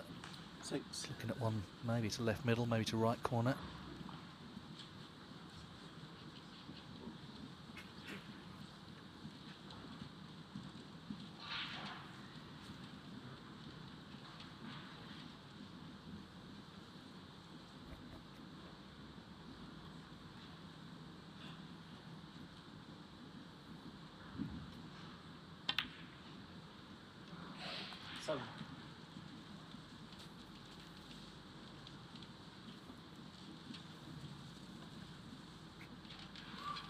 Okay, Hussein Vafai, first winner tonight. He's with Rob. Hussein, many, many congratulations. A performance of real composure from 3-0 down. Yeah, I wasn't playing great, to be honest with you. And after interval, I was thinking, oh my God, that was the worst. That was the worst performance I've ever had in my life. And I wash my face, and then I come back, wake up, and then after that I start playing, and then after that I start playing well. So the guy, just unbelievable putter. He's one of the best putter I've ever seen in my life. Honestly, he's really talented. He is. He's a very, very special young prospect from China, isn't he? Yeah, he's different, and he just puts everything from everywhere. Just unbelievable. It's hard to control those opponents. You know, you don't know where you have to put the cue ball. You have to put the cue ball in your pocket. Now, listen, a couple of years ago, little higher, yeah. A couple of years ago, you were giving a pint of blood to get to the Crucible, but now you're becoming a serial performer at the biggest stage. This is your third in a row, and last year, of course, you beat Ding and then you played Ronnie. You're beginning to get familiar with the big stage. Yeah, it looks like it. Yeah, I love to just put myself in the big events and stay in the big events as much as I can, and to show the good performance. And I just love it. This is the reason I love to be in the big events, in a big crowd. So I just love to be in the center of attention, you know. Yes, and you might think that Hussein is exaggerating that, but I have very clear memories of being at the Barbican in York for the UK Championship, and you being halfway through a match against Mark Selby, and you were singing to yourself at the end of a mid-session break, ready to go back out. You won't be intimidated by any name that comes out of the draw tomorrow morning at 8:45. I don't care, mate. I don't care. Any opponent, just put me there in the Crucible. I will play anyone. I don't care, to be honest. Yeah. And you will get a great reception. Hussein, back on the biggest stage of all for the third successive year. Many, many congratulations. Okay, Dave. Thank one you in, so much. 7 left to go. Thank you so much. And I would like to say thank you to my sponsor, Handmade Sport Company, as well, for supporting and believing me. Thank you so much. Cheers. See you on the big stage. Thank you. Bye-bye. Cheers. Bye-bye. Yeah, brilliant. Well done. And, yeah, dangerous name in the draw tomorrow. See you next week. One to avoid, you got to say. Yeah. Particularly the way he won it as well. He really stepped it up tonight. Such a nice guy as well, and he's done amazing things, you know, for his country and the way he plays the game. Yeah, lovely guy. Well, delighted for him. He used to live in Ireland, you know. He used to, when he came over, he lived in Ireland for quite a while. He used to practice with him. And I think he's going to be coming maybe back to Sheffield. He wasn't down at Darlington for a while, but yeah, lovely guy. And I tell you what, though, whoever gets him in the draw, you know, they know they're going to be in for a really, really tough one. One of the ones they'd like to avoid. Well, Ryan Day would love to find some form that Hussein Vafai showed. He's lost all 5 frames, and this has just gone slightly awry. But Sijal Wu Yiza, table 4, is also in the balance. Of course, C has won 9 on the spin there, 9-4 up from 4-0 down. And he's ahead in the next. Wu Yiza just trying to claw his way back into it. Here we go.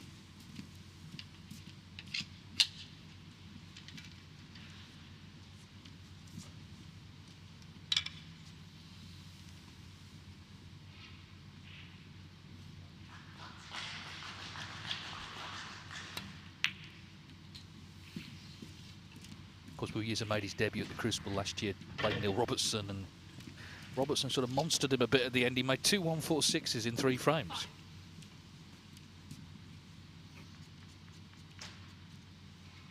Wu Yiza's beaten Tampeng Fei 10-8 in the last round. Of course, Sijal Wu had that dramatic win over Ben Mertens from 9-7 down. Needed snookers in one of the frames. I got 3 1-4-6s last week, would you believe? Best game of darts I've ever had. Could have left a pause before the punchline there, Ken. That's the secret is timing in comedy. Well, I would have left the pause, but it looked like you were going to break the punchline before I got there.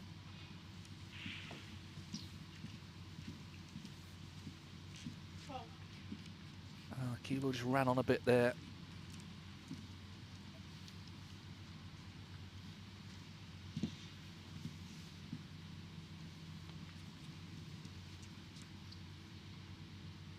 Now, can he pot this and somehow get around back to the green? I'm not quite sure he's even going for it, is he? He is. Oh, look at this for a shot. Oh, well, how unlucky. This could be the end now. That is so unlucky. It was such a tough pot. Just trying to avoid the black. I'm not quite sure he's playing it with a lot of check off the top cushion or trying to just play it off 2 or 3 cushions and back up for the green, but so unlucky. What it means is Sijal Wu needs yellow to the middle and then the green, and he should be back at the Crucible. One of the stars of last year's World Championships, came so close to reaching the final. 2 pots away from a return. This guy could win the World Championship. I mean, if he gets there, if not this year, but he's going to be one to watch. There's no doubt about that. And okay, the way he lost last year, you know, he'll go down in history because it was one of the greatest comebacks by Luca Brissell. But that may stand to him in a way. He needs this green, and it's snooker's required. In it goes. He was 4-0 down, but he turned it on. Is he going to get on another run at the Crucible? Another dangerous qualifier? Well, what that says to me, Dave, is that it says a lot about his temperament, doesn't it? You know, his composure, his temperament. Even when he was 4-0 down, didn't press the panic button. His opponent was playing great. He wins 10 frames in a row. Quite incredible performance. Yeah, well, of course, he knows from experience that matches can turn. You know, it happened the other way to him. Yeah, and he's a devastating potter and a break builder as well. So, yeah. A lot of snooker fans will actually really love him and give him a warm welcome back to the Crucible this year. Yeah, terrific talent, and of course he's still only 21, and barring snookers, you can't blame Wu Yuzi for playing on. He needs 2. Barring snookers, he's going to be in the hat tomorrow. He'll be our 10th qualifier this year, 6 more to be found over the next couple of hours.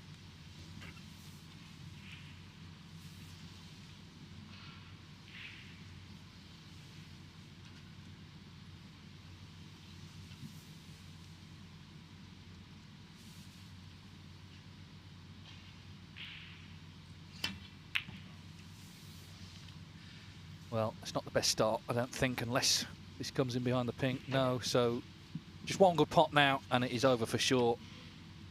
See Joey heading back to the Crucible after a poor start. He's turned it round in fine style. 10 on the spin. There it is. And there's the handshake. We'll see Joey. Another trip to the Crucible beckons. Yeah, very impressive, just the way he turned the match around, because, you know, 4-0, he could have got a bit down on himself, but it didn't happen. And indeed, he had breaks of 110, 112, 59, 82, and 73 to get the match won. So, CJ looks kind of comfortable in the end. Obviously, it wasn't the way he started, but he finished strongly, winning all 5 frames of the last session. Let's go back to table 1. 8-5-0. Robertson leads Jamie Jones. The back after the interval, Jones in front in frame 14. So he's lost all 4 frames so far tonight, but we've had an interval. Will that change the momentum of this match?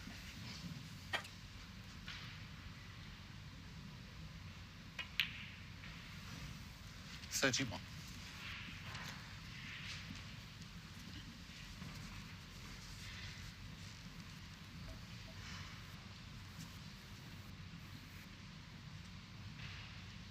For those who maybe haven't heard, the draw is in the morning, at 8:45 local time. It's on BBC 5 Live on the BBC website as well. 2 hats, of course, top 16 in one, qualifiers in the other. And the names will be drawn out. Mark Allen will be there reacting, finding out who he's going to get. Actually, Sean Murphy was there last year, wasn't he? 39. And of course, C. Joel was the man who was drawn out against him.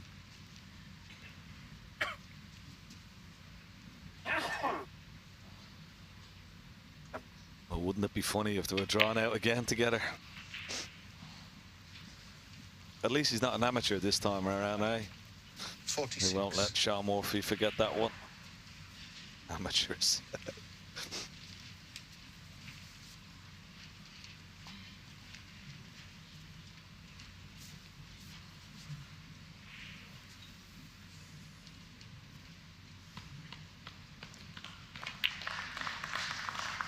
$47. Nice little cannon on the pink there to the left.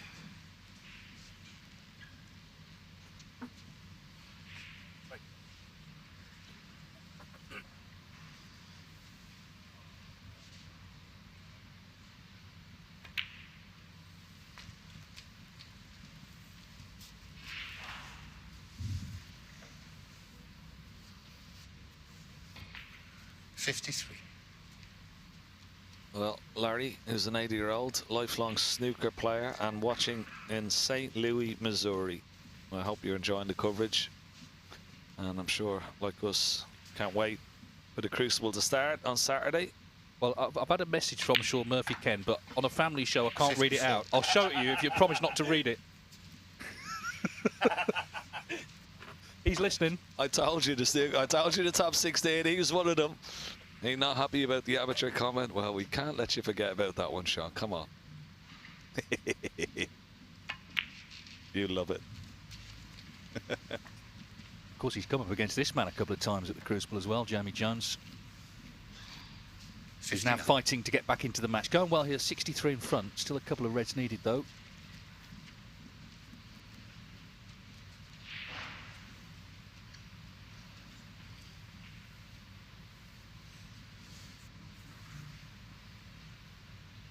Just mindful of that red close to his sleeve. Referee hovering.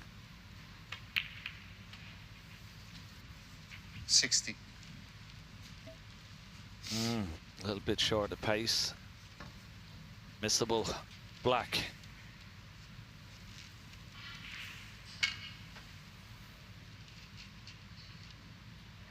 Supposed to safe in the knowledge he'd be covering the pocket should he miss it, but he's missed it.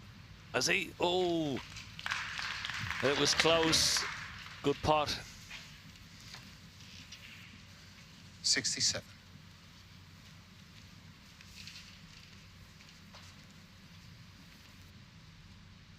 Oh, heroics with this red. Just make sure of it. Stop the rot.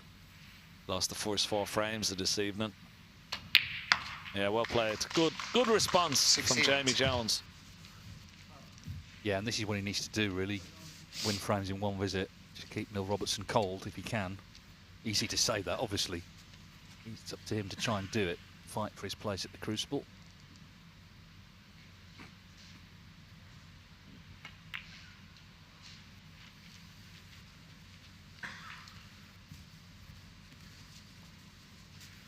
On table 7, Matt Selt has gone into the interval 7-6 down to Joe O'Connor, so that has turned round because it was 6-3 to O'Connor, but Matt Selt has dug in 7-6, all to play for when they come back. It's 7-6 Jackson Page over Nop and Senkam. It's 7-6 Chow Yupeng over Pang Chung-Soo. 7 each Scott Donaldson, Ryan Day, and it's 9-4 Dave Gilbert over Zhao Gudong. Of course, our winners so far are Hussein Vafai and Si Joey.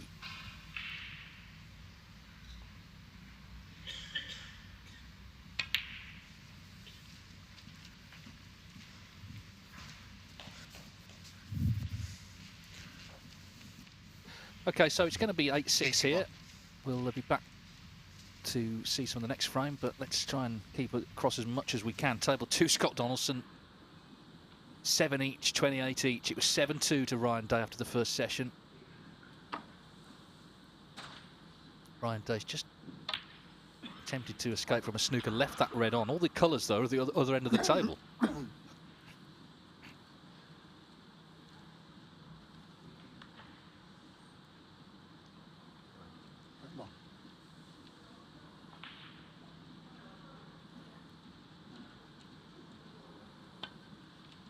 Yeah, so that was the problem there. It's just all the colours are down that end. So this frame, I think, could be maybe a little tactical.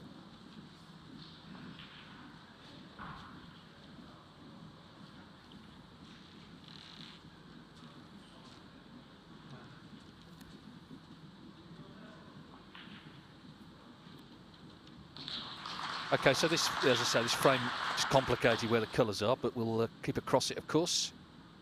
Jackson Page on table 5, 7-6 up to Nop and Senkam, 28 behind. He's just potted a red, and he's missed the green, and he's walked away very quickly from that. Fearing the worst here, left Nop and Senkam nicely in. Jones has made the century, by the way, there against Neil Robertson.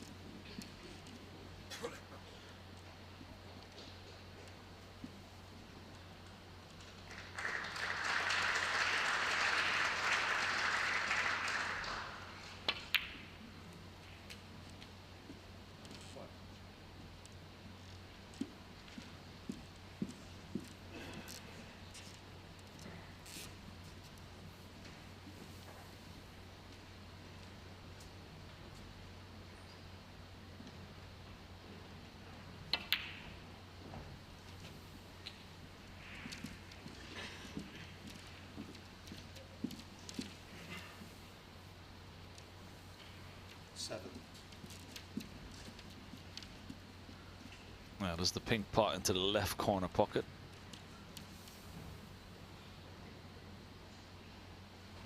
If it does, he can hold for the pink.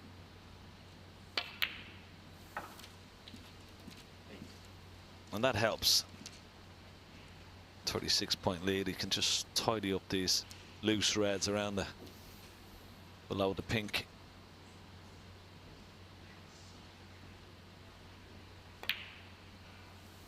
Well, he's held the spot there. It's okay. Pink goes on the black spot. It's been a really enjoyable match this between these two. Real tussle, back and forth, back and forth.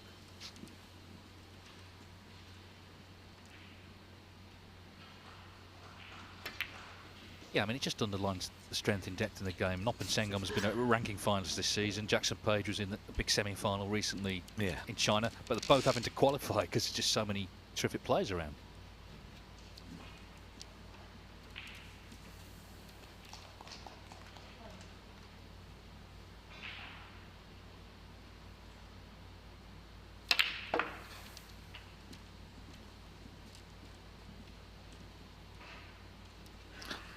I think he's going to win the frame from this visit, Dave. Let's go over to table 2, shall we? Because really drama unfolding there, and that with Ryan Day 7-2 up, Scott Donaldson in the ball 7-all. Yeah, incredible comeback. This the frame was in the balance, but the black on it back on its spot now. So obviously all the colours were down the other end before, but things have changed. Still one red awkward.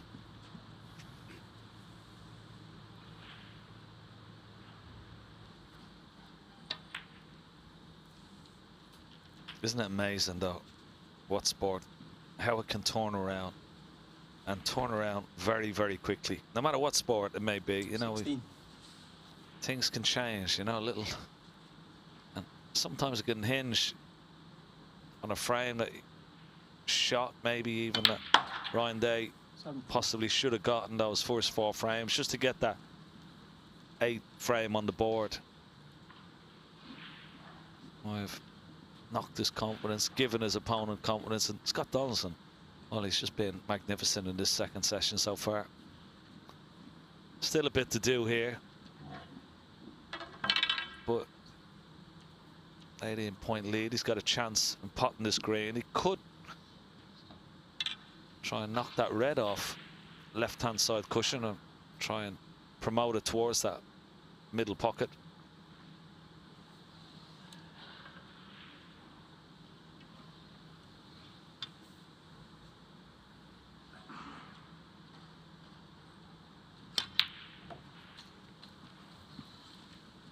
Missed the cannon, but still he's in a strong position. 21-point lead. 20. Yeah, when he first qualified in 2019 in this round, he was 7-2 up to Lu Ning, and he won 10-9. So he knows that he can turn around. He got the win on that occasion, but that's sort of experience from the other side of it, if you like. So we'll leave this for now, but go back to table 1. Noppin Sengam did win that frame we were watching, as Ken predicted, so 7 each there. But this is hotting up now. Jamie Jones, of course, has made a century in the last frame. So he was 5-4 up. He was 8-5 down. But he's just made that good century break.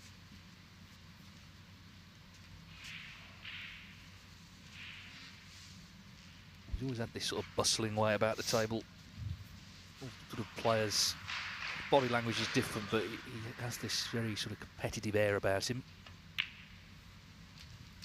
7.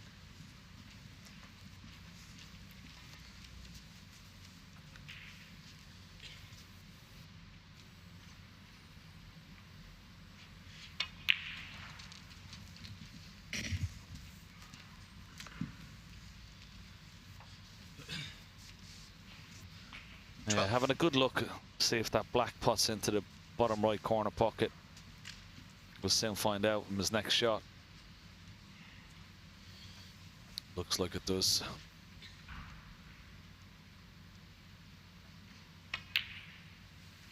Now he'd like to leave a little angle.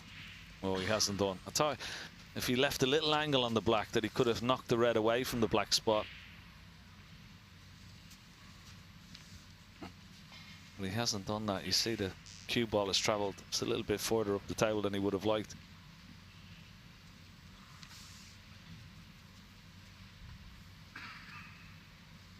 Just got to be careful here because the black, it's got to make sure the cue ball is low enough down just beneath where the black is now, so that that's what he's afraid of. So you've got to pot the black, leave the cue ball just to sort of ball's width away from where the black is now, so you can still be on this red into the corner pocket. And he's just a little bit afraid of it, so that's why he's ran it around off 2 cushions. But wow, he hasn't done a good. Well, it's okay. Thought he was going to be a bit tight to the pink. 20.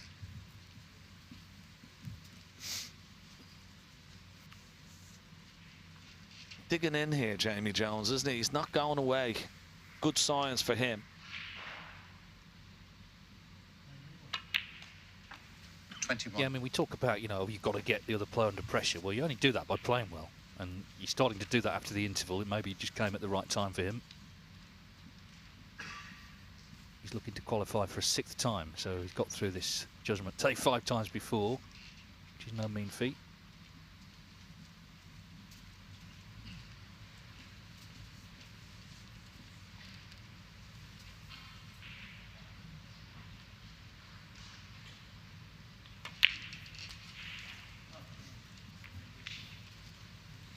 It's okay. 26.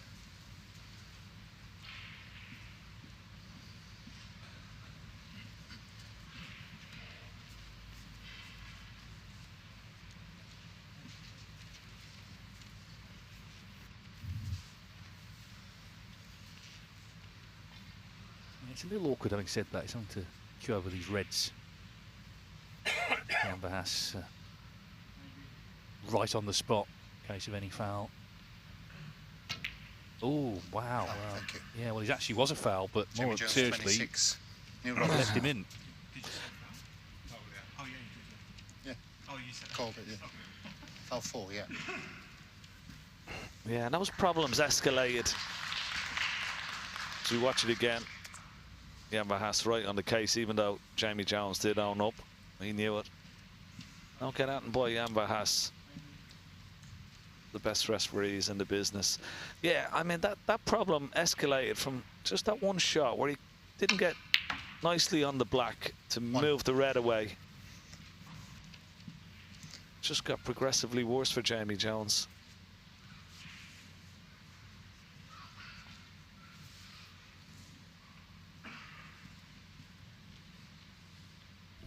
Well, this is a big visit now, because if you can get to 9-6, then you fancy him strongly to get the match won. Proven winner and closer out of matches over the years, big finals, big stages.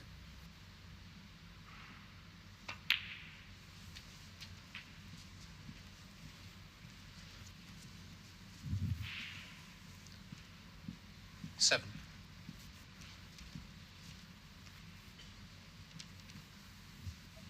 Big crowd as well watching.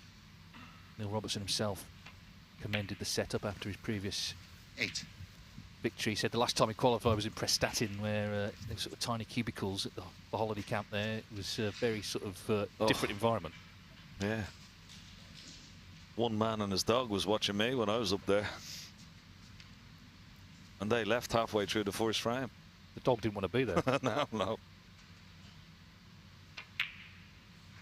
I don't think I wanted to be there after they left.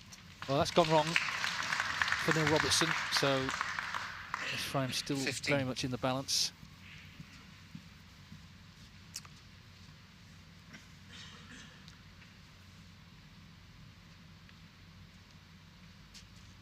Right, let's go around somewhere else, Dave. Where do you think?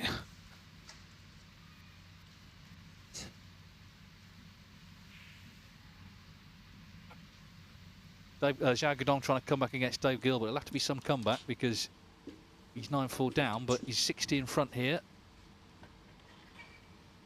I mean, I've told this story before, but years ago in this round, Nick Walker led Rod Law the 9-0 at the halfway stage. And of course, in the couple of hours in between, it was friends and family. When you're playing, Nick, get us tickets, passes, all that. 9-4 at the interval. Okay, well, you know, you'll weather the storm, 15-minute break. He went 9-8 and he won 10-8. So he did win, but my word, it got sticky. Oh, wow.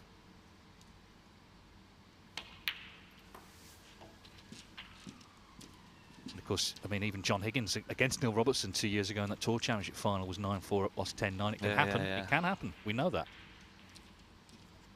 59.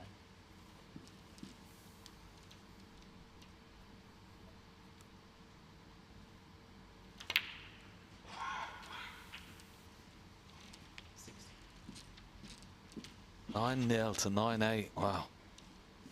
Against Rod as well, who of course is so determined, as you know. Yeah. What time did that finish at? It wasn't early.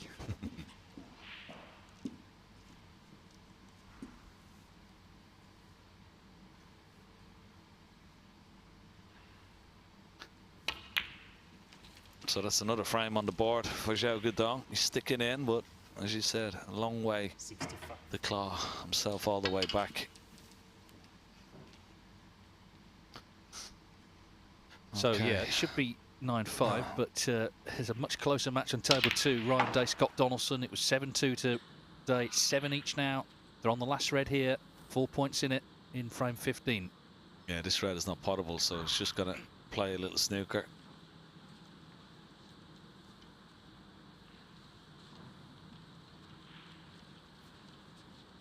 He's got to be careful here, Scott Donaldson. If he rolls up dead weight, his next shot he's going to be even in more trouble. So he might have to hit this with a bit of pace, or he could try and play it off 2 cushions.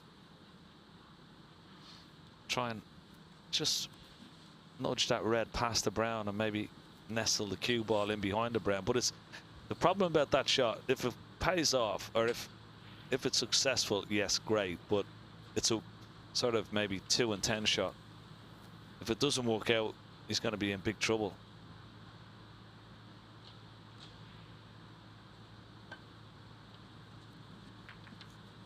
Yeah, now you see the problem?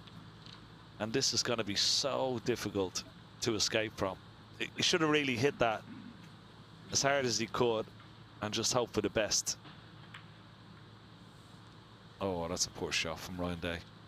Why didn't you just knock it towards the corner pocket? Okay, it would have been easier to hit, but you've got to knock it into a sort of an open area where it's going to be potable if your opponent doesn't hit the red. Now, there could be a lot of points given here, because this is certainly not easy to hit. Very small target.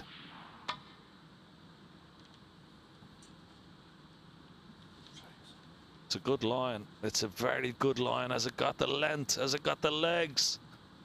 Oh. Miss. 9-4.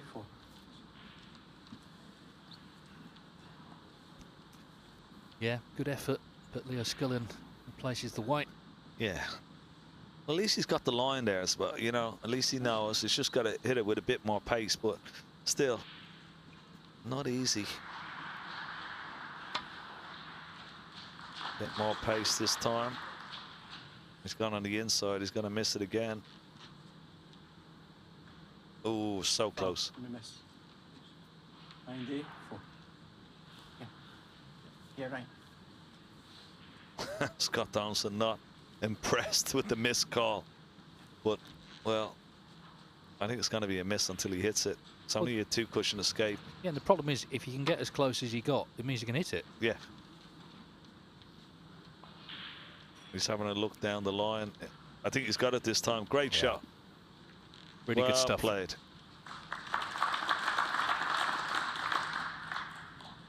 Okay, well, this is going to take some resolving where the red is, so let's go elsewhere. Table 5, Noppen Senkarm, 7 each with Jackson Page, and nicely in here for 8-7. He's 44 in front as we pick it up live. Real seesaw battle, this match. 53.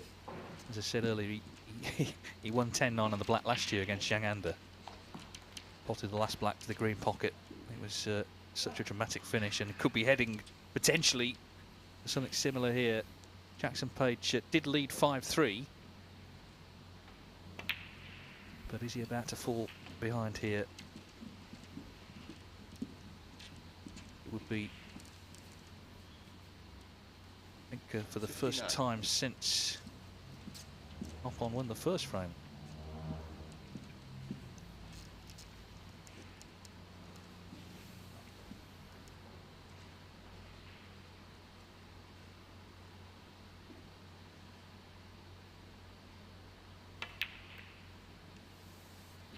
Pretty cool character, Nop and Senkam.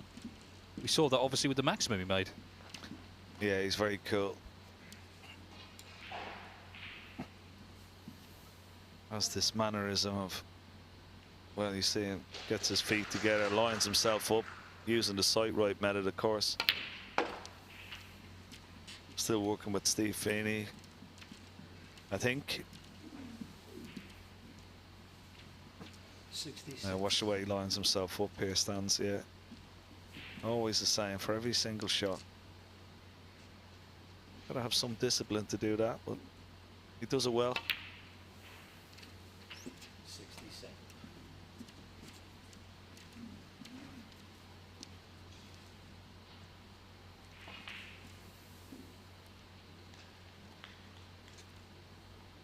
Right, he's going to win this frame, so let's go to table 1, because it looks like Jamie Jones is going to win that frame. He's in front as we pick it up.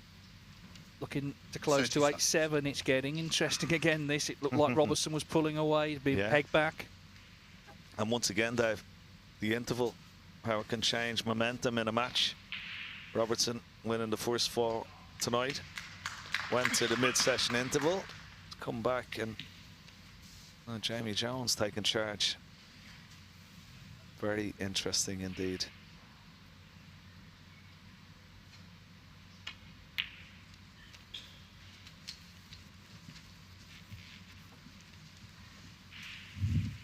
Yeah, credit to Jamie Jones 39. for the way he's recovered. Just checking the scores.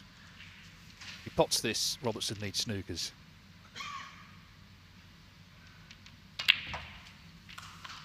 40. A little smattering of applause there. So yeah, this match is very much back in the balance again.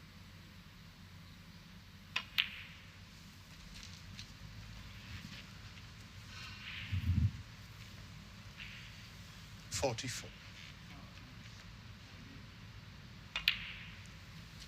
45.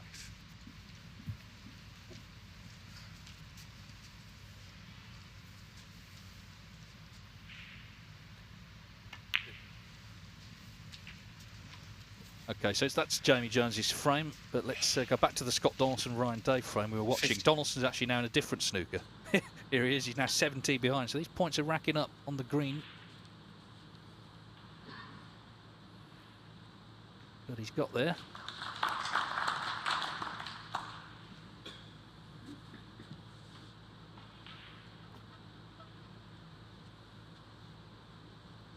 Yeah, chance again. Get that white down behind the black. Ooh, he's a bit short with the cue ball. Wow, what a mistake from Ryan Day. Leaving the pot on. Not getting that green safe. Well, Scott Donaldson on the comeback trail, well and truly. Can he knock this in?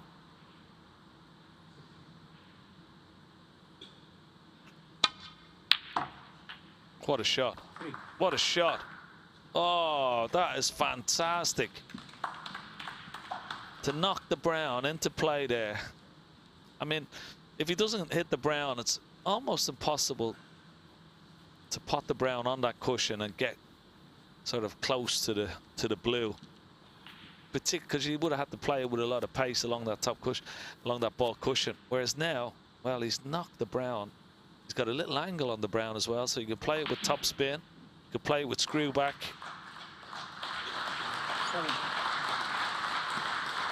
Or maybe there was no angle. From our position, it looked like he had some sort of an angle to get over towards the blue, but obviously not. So just made sure of the brown. Play a good safety shot now on the blue and keep that pressure on, because there is pressure on Ryan Day. He could make a mistake playing any type of shot here. Just to say, Nopensenkon made a century. We were watching him win that frame, so he's 8-7 up on Jackson Page, playing good stuff to edge back in front. This match, though, really is on a knife edge.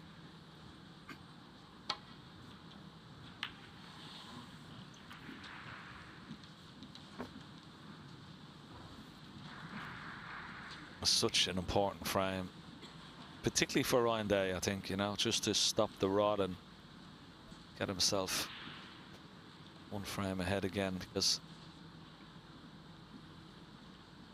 well, his head must be spinning at the moment. Ryan Day doesn't know what's hit him.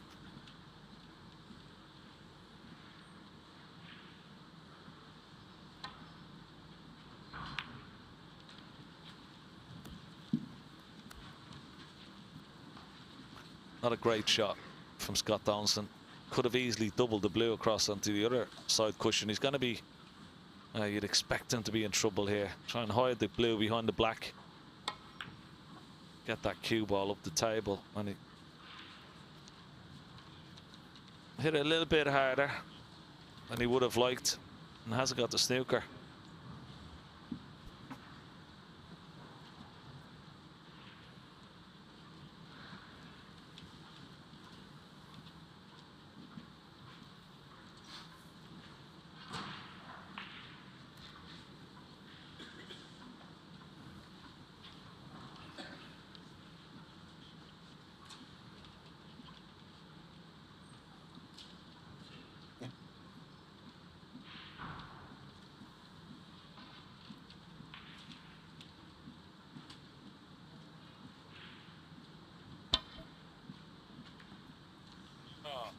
Oh, word, he caught that thin. Oh, word, it barely moved. Great shot. Took the paint off the blue. I think he's still got a piece of the blue here, though. It's not snookered. But wow, this is a very difficult shot. This could go wrong. Oh, well. Well, I'll tell you what, you won't see a better safety shot than that tonight. That was remarkable.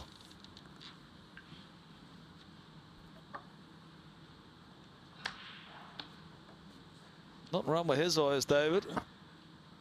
No, I mean, this is all skill, and we talk about the breaks, don't we? But those sort of shots, just unbelievable, really. At this stage as well, with everything on the line. What a brave shot, though, to play. Full 11.5 feet of the table. Oh, this is dangerous. This is dangerous. Could leave this on, you know. And he only needs the blue. But what? Well, what a shot to take on. When you've lost 5 frames in a row, you need the blue. And this is a very, very twitchy blue. He could miss this, you know. This for 8-7, Ryan Day trying to stem the He's tide, missed it. and He's it's missed not it. there. Wow, so Scott Donaldson gets his chance to make it 6 in a row. Why has he played it like that? Why hasn't he just played it dead weight? Well, his head's a bit scrambled, maybe. And he can miss anything, I know. He's played that totally the wrong way, Ryan Day. Should have let the blue just drop into the pocket. Didn't need to play it with pace. You can miss it with pace. He's replaying it in his mind, but it's too late. Scott Donaldson, the black for 8-7. What a run he's been on. And the run continues if he knocks this in. 7-2 down, 8-7 up. Scott Donaldson in the ascendancy now. Ryan Day with a lot to think about as we go to table 6.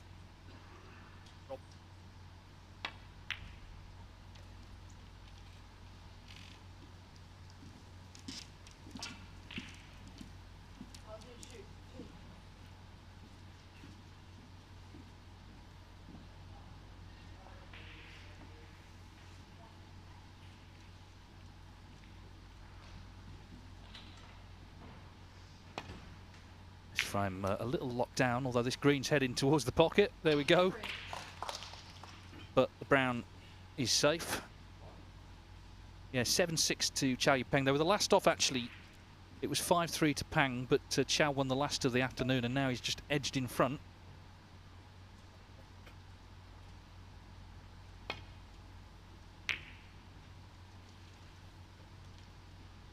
So there's going to be, well, he's been a little lucky if he's got the snooker. Not quite. So table 7, Joe O'Connor, Matt Selt. Let's just check up on those two. It was 6-3 to O'Connor when they resumed. It's 7-6 now to Joe O'Connor. So Matt Selt's won 3 of the first 4, and he's in here in the next. Dave Gilbert still 9-5 over Zhao Guidong, and the Neil Robertson, Jamie Jones, frame 16. It's 8-7 to Robertson. Nothing potted yet there. We'll be over to see some of that shortly, but we want to just try and drop in as many matches as we can. If you're just joining us, Hussein Vafai and Sejal Wee already qualified, so there's 6 matches left to be resolved. Matt Selt, of course, has got a bit of a track record in the qualifiers. He's qualified 4 times. Joe O'Connor has not, of course, made it through, and that could be a factor in the rest of this match.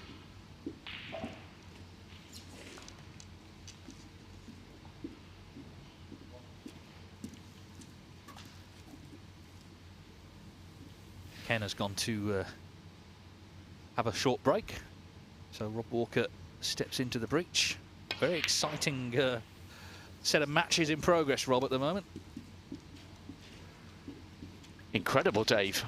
Absolutely incredible drama. I was just transfixed in the press room there watching the dying embers of that frame. That could be an absolutely crushing moment for Ryan Day, who looked like, with that opportunity for the blue, as though he was going to stop the run of successive frames, but not to be, and Scott Donaldson finds himself 2 away from the winning line. What a comeback that would be from 7-2 down. Yeah, I mean, it's interesting, the psychology of snooker now, because, of course, now he's sort of favourite, so he's got to cope with that. But you'd rather be in his position than Ryan Day's. It's Ryan Day who's got to get himself together. Anyway, Matt Selt seems to be doing exactly that here. Now then, you could play into the cluster of 4, get these reds into play, and open the frame up off the pink.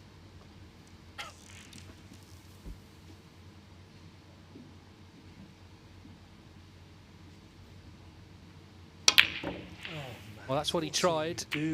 What are you doing? He's saying to himself. The problem is he has opened them up and he's left them on for Joe O'Connor, and he's absolutely distraught.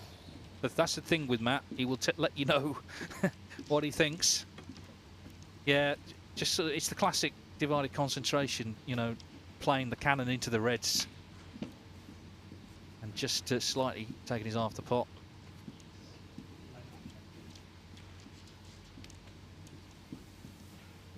Huge match this for Joe O'Connor. It seemed surprising in some ways that the Scottish Open runner-up from a couple of years ago has never played at the Crucible. He's so talented. 3 frames away, but he knows the job is absolutely not done against Matt Selt just yet. And what a spirited effort from Jamie Jones, never having beaten Neil Robertson. 7 times they've played. The Australians won all of them, and Robertson 8-5 up, and all of a sudden Jamie Jones 8-7, and it's Jones at the table again. Although they've gone a little bit tip-tappy, but Jones on a break of 16. He's not rolling over. Lots of people assuming Neil Robertson would steamroller his way through his 2 matches here at the English Institute, but that's not occurring on table 1, and we'll keep a close eye on that. Great effort from Jamie. Yeah, it's one of those. One of the 7 matches they played was at the Crucible, and Robertson won 10-2. I think if they played at the Crucible, he'd be quite a heavy favourite, but this is a different psychology coming here. It's the sort of the classic case of thinking about what could go wrong, or trying to keep those negative thoughts at bay. You know, I might not be at the Crucible even. So that has a long way to run. We'll be back over there shortly, but let's just see if Joe O'Connor can press on here. Chow and Pang are on the brown, by the way. There's a long battle on that brown in frame 14. Chow 7-6 up. And Gilbert and Zhao Guidong not much down in frame 15 there. 9-5 to Gilbert. Senkam still 8-7 over Page, early stages of the next frame.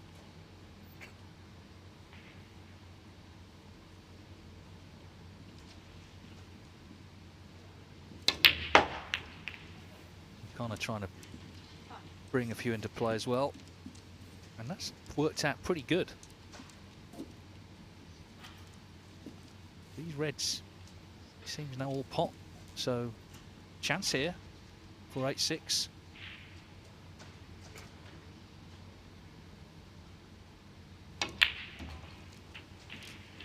Be interested to find out if he does win, Rob. I'm sure you'll ask him if he's ever even been to the Crucible, you know, to watch, or has he ever been in that arena, because it's such a specific vibe when you go in there. I'll definitely ask him that. And he of course, would be our only debutant this year. And the Crucible crowd, well, they're amongst the best in the world when it comes to being respectful and being vocal at the right time. They absolutely love a debutant. Because of the intimate layout of the arena itself, they feel like they're part of the individual's moment. And what a moment to walk down those stairs and hear your name for the very first time.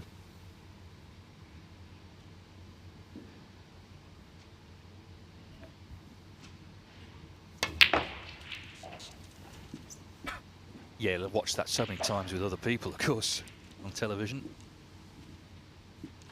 Even before that, we get to see on Eurosport from the corridor the players lining up, and you know how are people looking. Sometimes they're chatting, sometimes they're just standing nervously as they wait for you to get your cue to introduce them. It's all part of the sort of Crucible feel and experience. I imagine that must be the worst moment when they're almost kind of, the only way you can describe it, they're almost kind of prowling around. They're like caged animals, aren't they? And the cameras are in their face. They're aware that the whole place is about to erupt. All eyes will be upon them.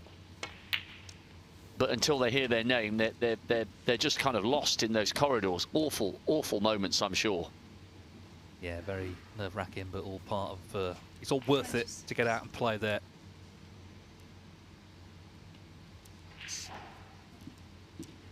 Okay, we're just going to jump off this table because table 6 have quite a lengthy frame, but they're down to the blue. And Pang Zhengzhu just had a chance to pot it, but missed it. So Chow Peng here needs the 3 colours. There's been a couple of black ball frames already in this match, actually. But this is to move 8-6 in front. Remember, he's only played at the Crucible once. That was way back in 2012.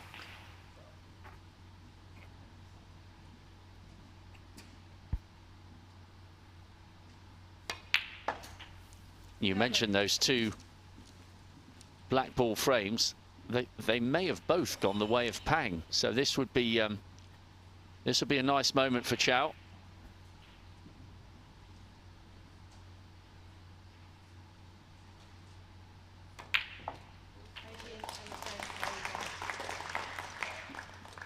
Okay, so 8-6, but what's happening on table 1? I'm sure a lot of people are wondering. Well, let's find out. 8-7, of course, to Robertson. It was 8-5. Jamie Jones won the last 2, and he's in here, 19-8 in front, trying to level the match and really pile the pressure on the shoulders of the Australian.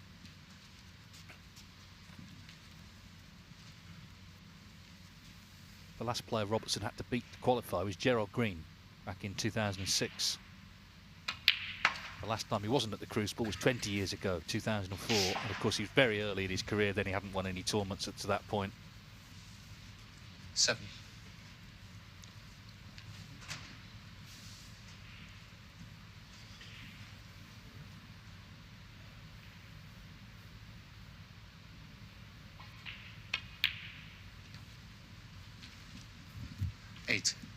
Yes, Neil Robertson's place as one of the greats is assured, but he won't be resting on those laurels. He wants to get back up amongst the sports elite. I fancied Jamie Jones to make a good match of this beforehand. He's a fascinating character. Very strong mentally, I think. I spent a day in jail with him in Bristol because we're both ambassadors for Jessie May Children's Hospice at home. And we were stuck in a jail with Barry Hearn for the day, trying to raise some money for and the profile of the cause. And it's just, you know, you're sitting around in a cell for 8 hours, apart from listening to some fabulous, unrepeatable stories from Barry Hearn. You know, I got a closer insight into Jamie's character, and he's going to replace it with a red here, and then I'll make sure this one gets replaced. Oh, that's interesting. One of the balls is chipped. Wow. How often have you seen that, Hendo? Even the balls are feeling the pressure here. Yeah, Jan's saying he'll replace the red with another one, and then he'll replace the chipped one after the frame. Oh, little interruption. Well spotted there by one of the best referees in the business. But I was just saying there, I like Jamie's character. He's not someone who's overawed, and he'll relish this chance tonight. Yeah, of course he was off the tour, wasn't he, and came back. We know the story there, and had to sort of show a lot of resolve really to start again. And he's shown that resolve here in this 16. match.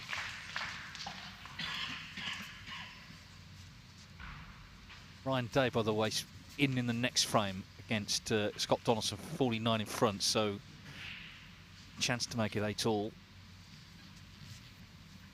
After that what looked like a pretty crushing blow at the end of that last frame, but you know, you see sometimes what you think are massive turning points, and they don't turn out to be. It's only in retrospect we can actually decide whether they were or not.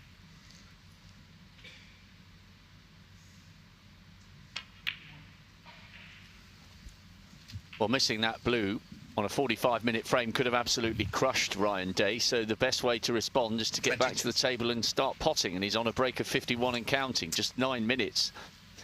Be a perfect way for him to try and help put the bad run of frames behind him. 23. Red wriggled in, meantime.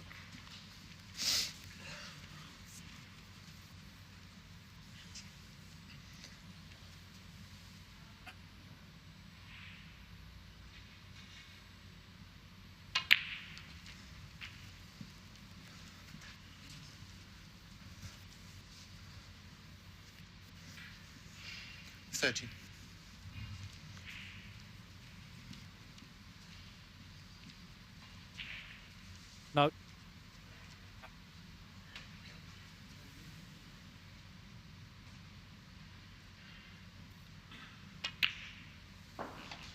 $31.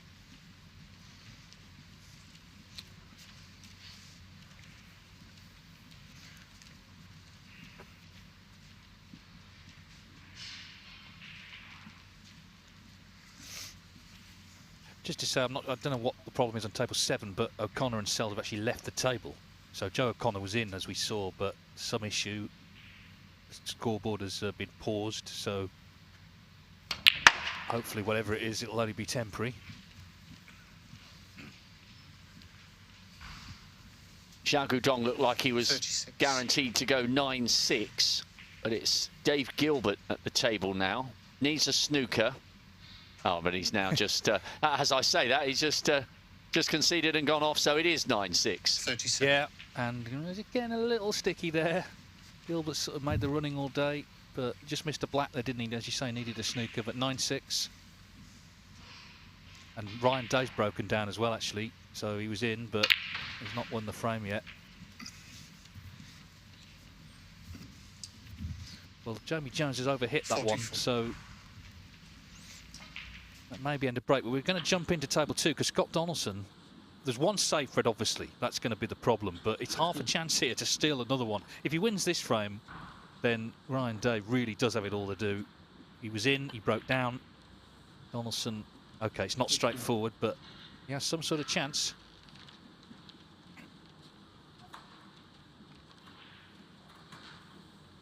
Yes, as we were looking at the scores, we thought it was a perfect way for Ryan Day to banish the disappointment of that 45-minute epic when he missed the blue down the rail. 23. What a turnaround from Scott Donaldson. And of course we had that scenario with him and Ryan Day last year on Judgment Day when he wasn't well. 24. So he's got to develop this red. Yeah, this is the key shot, isn't it? If this comes off and he lands on the red, he's a massive favourite for 9-7. Is he going to just flick it out? Oh, it's a great effort. It's not quite. Just not quite. 28. Yeah, a little sigh.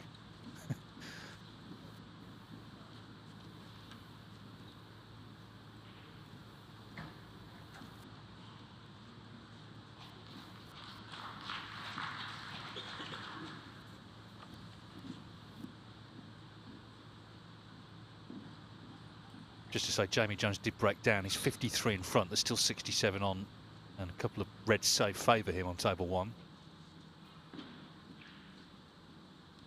We'll keep half an eye on table 5 as well, Dave. Noppon Siankam trails by just a point. Just the colours left on the table. He leads 8-7, so it's Jackson Page to try and draw level, or Siankam to move within one of the winning line. Yeah, O'Connor and Selt have returned, so it was only a couple of minutes break. I don't know what the issue was, but anyway, hopefully no more interruptions. So Scott Donaldson came so close to flicking that red on. But now, okay, Ryan Day's in front, but all the colours on their spots basically, so the frame's anyone's. Whoever pots the red, obviously if it's Ryan Day, snooker's needed. If it's Donaldson, chance for the clearance. Bearing in mind how the last 6 or 7 frames have gone, this almost feels like a must-win frame for Ryan Day. Well, he's gone for the red, and yeah, he just caught the knuckle. Is it going to keep running? Not quite. That could easily have been left on. Tense moments here in this frame, in this match.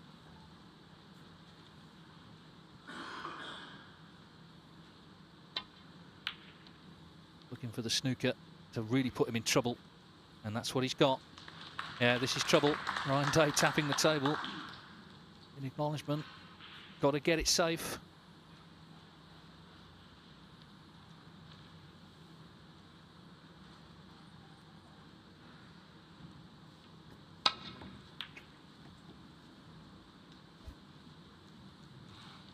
Well, it's a chance.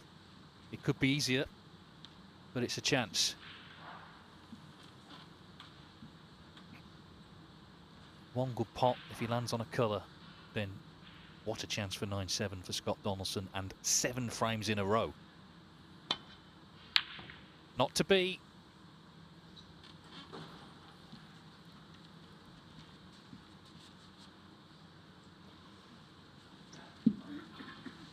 Red has just run on top of the pink, so not potable. Joe O'Connor, by the way, right on the verge of 8-6. A half-century break. Just the blue, pink and black left on the table, so Matthew Selt requires snookers.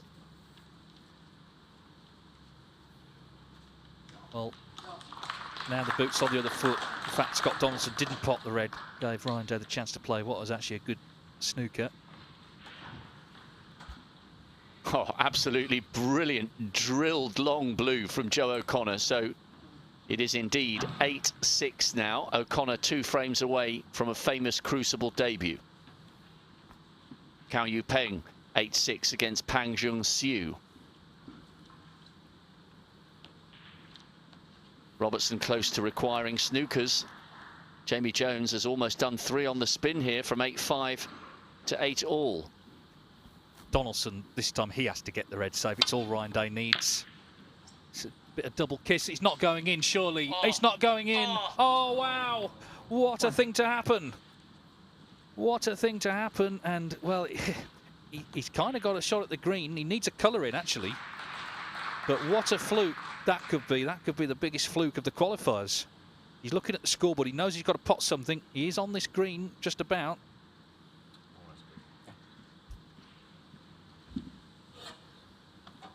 Fabulous, fabulous long red by Neil Robertson, by the way. Just about hanging on in this latest frame. Let's just stay with this for a little bit, shall we, Dave, before we head off to table 1.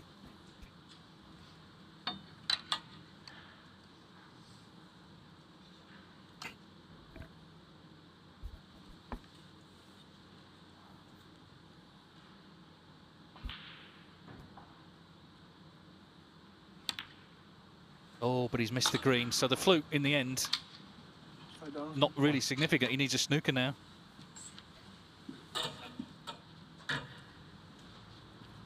So we'll keep across that. Looks like Ryan Day's going to make it 8-all after all. But here's Neil Robertson trying to get back into this frame. And we got him with that red that Rob described.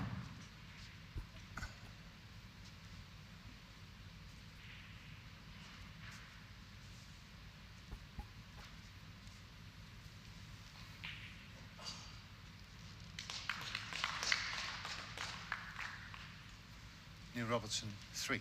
Neil Robertson paying full respect to Jamie Jones. He is being made to work tremendously hard for what would be his 20th consecutive Crucible appearance. But Jones is not going away.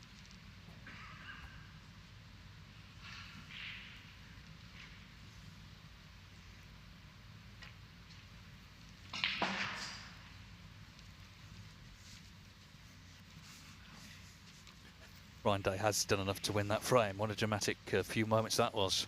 So 8 each.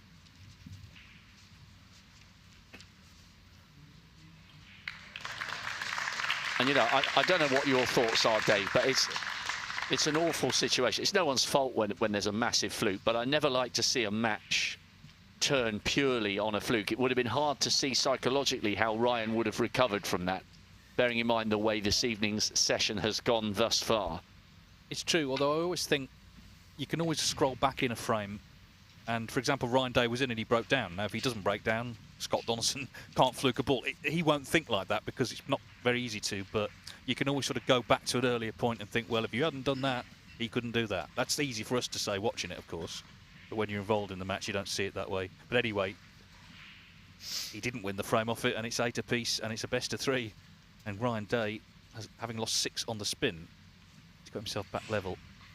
Now, Jamie Jones, 58 in front.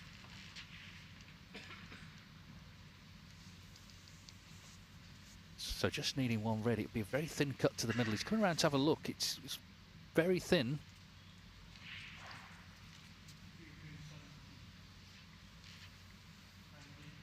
Bit of a stretch as well. Maybe it's too thin. So maybe just a safety. Got the brown safe, which obviously is in his favour.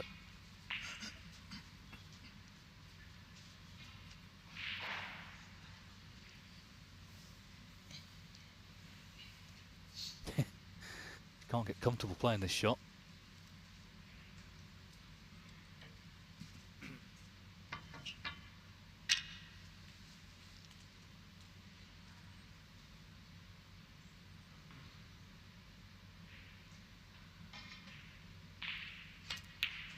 Well, he's gone to pop frame ball. I guess he felt there was a bit of security, but just not quite over the line yet. Xiao Guodong, by the way, in the 17th, is in on a break of 44, clawing his way back from 9-4. It's 9-6, and Dave Gilbert might begin to feel a little bit uncomfortable if Xiao Guodong's current break continues, and he ends up pulling back to 9-7. We'll keep an eye on that one. It's on table 8. Jackson Page and Noppon Sankam, by the way, on 5. They're still on the colours. Green onwards remaining. Key moment, Sankam 8-7. Jackson Page hoping to draw level at 8 apiece, which we've just seen Scott Donaldson and Ryan Day move to joint level after 16 frames. It's all beginning to bubble towards a beautiful conclusion, Dave. I was just thinking that it's like the kettle's sort of boiling, isn't it? And, you know, in about an hour's time, it's going to sort of come fully to the boil. All these matches are going to conclude probably around about the same time. We'll try and keep across all the action for you. Just stay on this table for the moment. Snookered here, Jones. Just trying to flick off one. Well, he's caught it all wrong. He's caught it too thick. So this is a chance for Robertson. But of course, he needs blacks of all the reds. He's 58 behind with 59 on. So he needs to get on the black off the next red.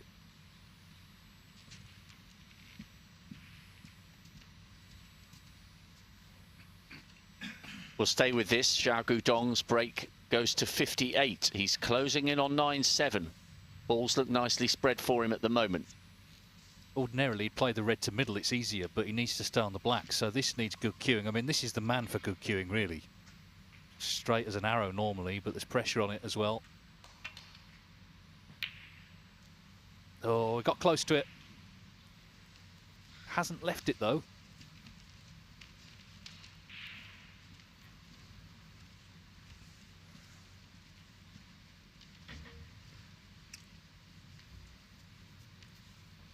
Now let's jump to table 5. They're on the blue 51 each, Jackson Page and Noppin Senkarm.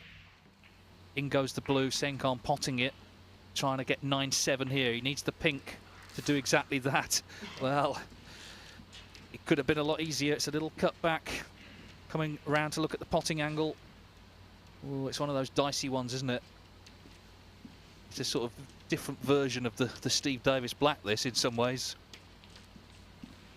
All those years ago, 1985, for those wondering. Here we go, 9-7 if he pots it. And it doesn't go in. Wow. So Jackson Page gets out of his chair. Now, he's got a control position for the black here. Obviously, the pink's unmissable, but it's landing nicely on the black, so he doesn't leave a pressure black. But another dramatic frame here in an evening full of them.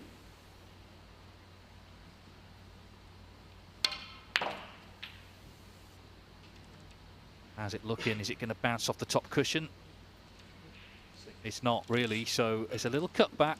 It's one of those you kind of fancy him for it, but given the situation, anything's missable. Could have been easier, but this, for 8 each, Senkarm has missed the black for 9-7.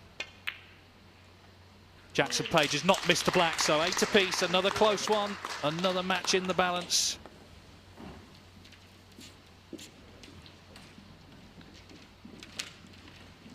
Now we're going to go to table 8 because Dave Gilbert is in. He's behind in the frame, but he's 9-6 up, 53 behind. He's just potted a red. Trying to get this match won, trying to get himself to the Crucible for what would be the 10th time.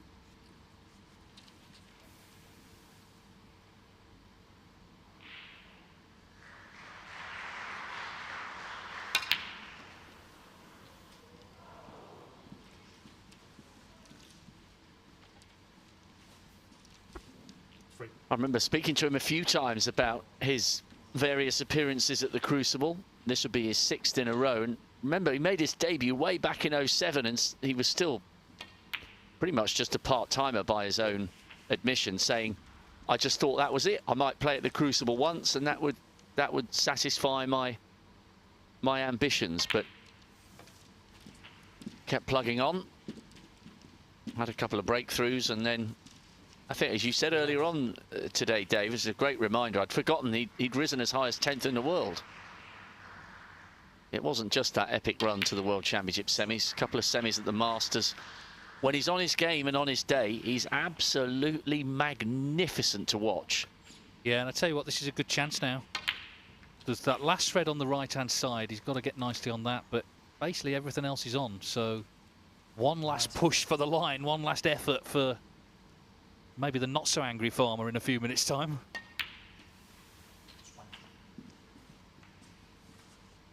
I think we're already seeing, aren't we? We saw yesterday and today the strength of the qualifiers this year could arguably be the greatest ever. Already tonight, Hossein Vafai and Si Jiahui have made it through. Dave Gilbert's a former semi-finalist. We've got, of course, a former champion in the mix here, Neil Robertson, hoping to join them. Various other dangermen as well.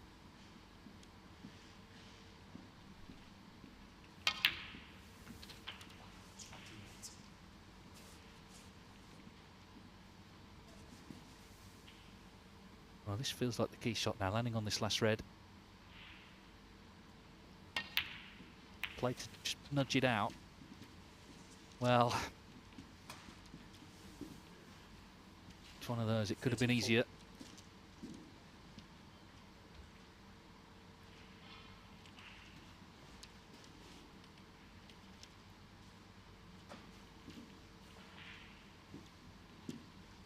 Thin cut to middle, or he takes it to corner, or he doesn't take it on at all. They're the three choices he's got. Looks like the thin clip.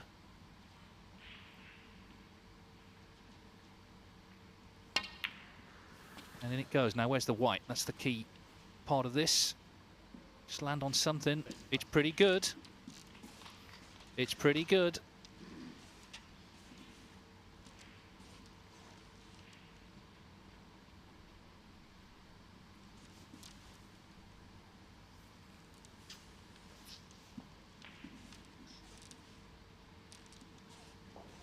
He's nearly there, Dave, and you can hear a pin drop in the English Institute of Sport. Everybody realising the significance here.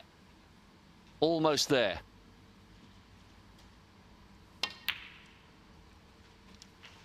Oh, hang on. She's caught the blue, and, well, it's much tougher now. And, of course, the green won't...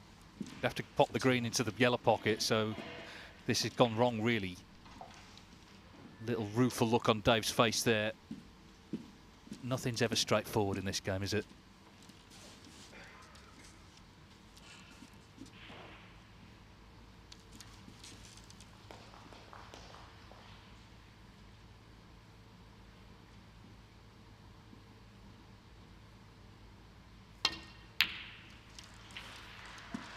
He still could take the green to middle, or he could just play the snooker.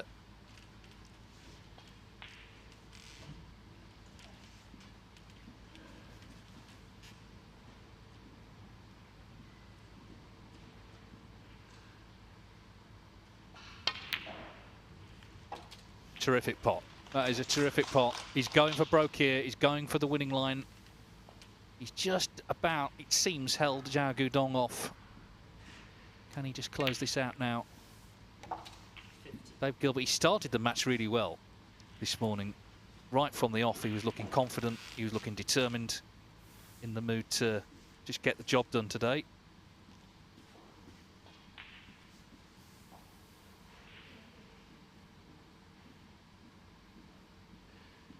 Because he led 5-0. He led 7-2. And he needs pink and black to win 10-6. This is a terrific clearance. It wasn't straightforward. Great yellow, actually. Great yellow to land on the green to middle. Good pot as well. The black for victory for Dave Gilbert to be our third qualifier this evening. In it goes. Terrific break from Dave Gilbert. And he joins the qualifiers into the hat for the draw tomorrow morning. It's gone 8 each on table 1. Neil Robertson and Jamie Jones. Jones has won the last 3. Let's go to table 2. It's 8 each here as well. It's 8 each Jackson Page and Noppen Senkarm. 8-6 Jia Peng over Pang Zhengzhou. And 8-6 Joe O'Connor over Matt Sell. We'll hear from Dave shortly.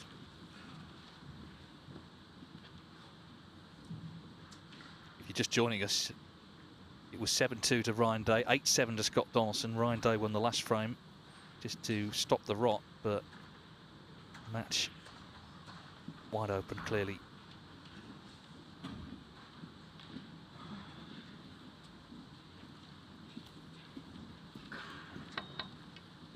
Ken is rested up and he's returning for the denouement of the evening.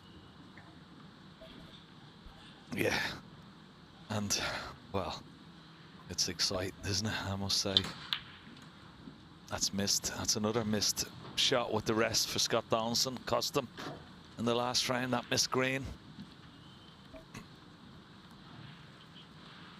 And this is, well, certainly not easy. Red, bit of traffic to navigate through with the cue ball. Oh, anything can be missed here now at the moment. So much pressure on these lads. Particularly Ryan Day, who had a 7-2 lead. I mean, he would never have foresaw the situation at 8-all. Okay, well, we saw that terrific clearance from Dave Gilbert there, and he's now speaking with Rob Walker. Dave Gilbert safely through to the Crucible, your 6th consecutive 10th appearance overall. Beautiful clearance there to shut out Zhao Guodong.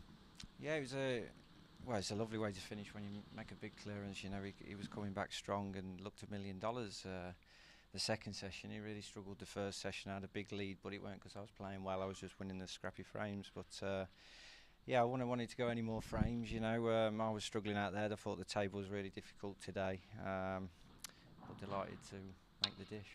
And how satisfying that you now get to finish your season at the Crucible.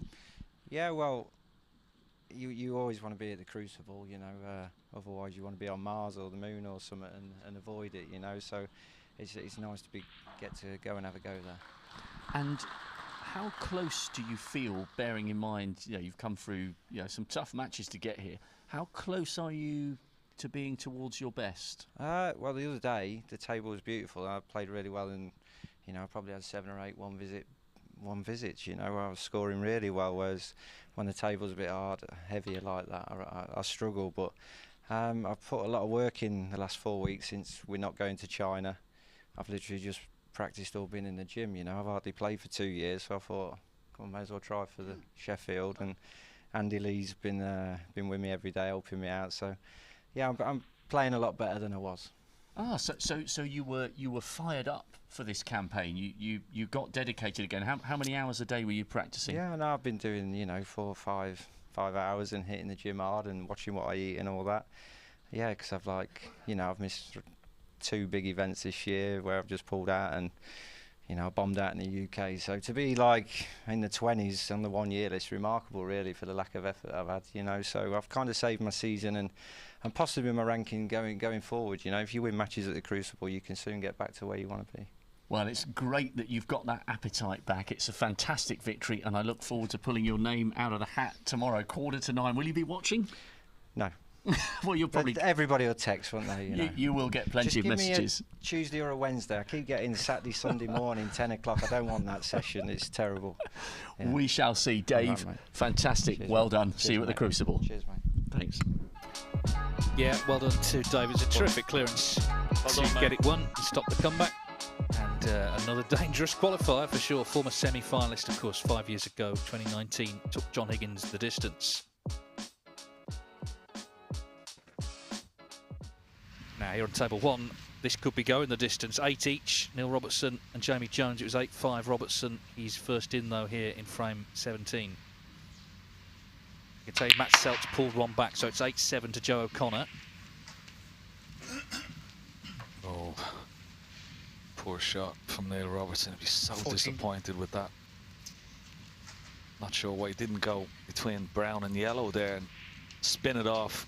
Ball cushion, left-hand side cushion, back up for that red. Just to the right of the blue.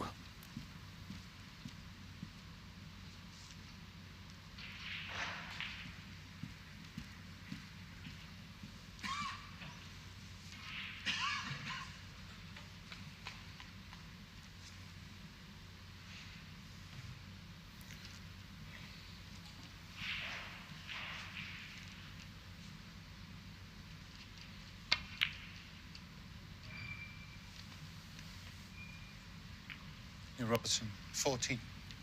Well, when he got to 8-5 and he was playing good stuff, you did sort of have visions of him crossing the line comfortably. He's not going to be that now.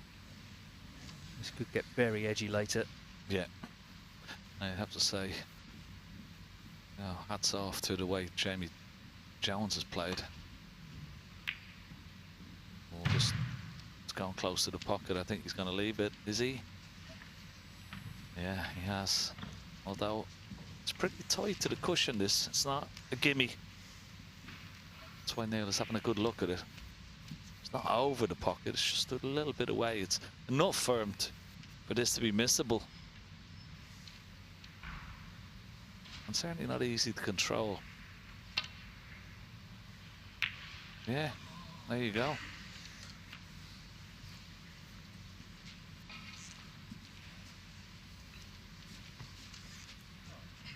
Yeah, Robertson really feeling it out there. No doubt about that.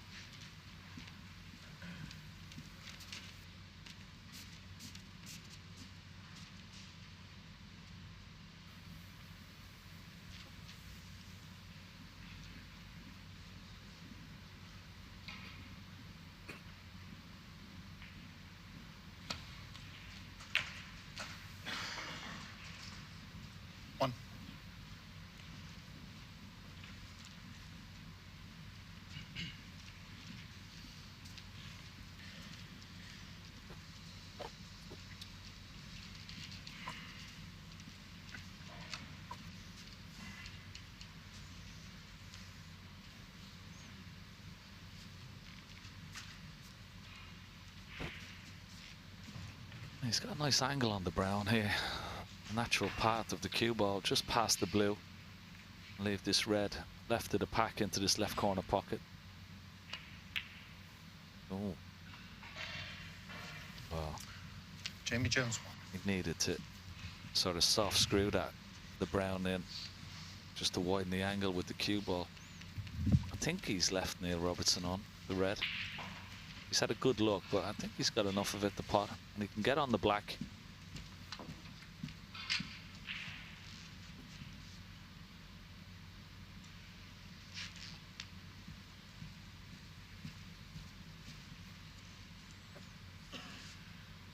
Not many people have left at all. They're absolutely engrossed as we are here.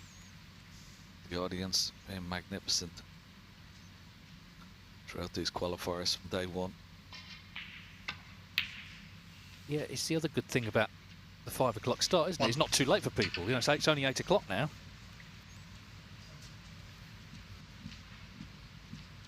Yeah, I think that's one of the good things about the earlier starts. And as we were talking about, if they could start that little bit earlier in the morning time, maybe 10 o'clock. Just gives the players a little bit more time to recuperate. Back to the hotel, have something to eat, shower before the second session. But mind you, a lot of matches, even though they were like 10-9, a few 10-9s last night, they didn't go on that late, did they? You know, they're pretty quick, no real sort of slugfests. No, it's true. I think so much of the snooker scene has been attacking. People are trying to win. They're not trying to tie the game up necessarily. Obviously, there's been safety when there has to be, but that's the modern game now. Try and get these matches won. Robertson trying to get this frame won and just failing to pot that. So this is still early stages here.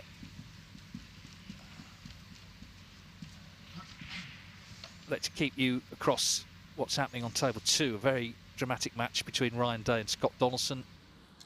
It's 8 apiece, and Ryan Day, of course, he won the last, having lost 6 on the spin. 11 points in this one. No. That was a good pot, better than it looked, because he missed the blue into that corner pocket. It cost him the 15th frame.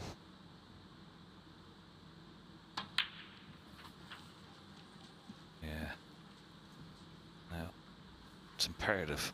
Pots this red. He leaves a nice angle on the black just to disturb those 2 reds. Has a quick glance at the score. He's just dropped this red in on hold, try and disturb those 2 reds next to the yellow. Oh, would you believe it? Anything is missable out there. Anything is missable. That's just pressure. You see more balls missed in these qualifiers at the World Championship than you will see from these players throughout the whole season. I've no doubt about that.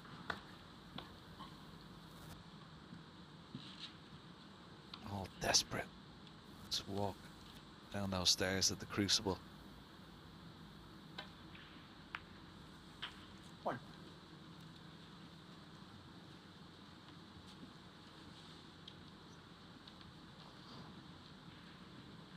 Scott's got a lovely angle now. He's got to hit the middle red, the red directly above the black.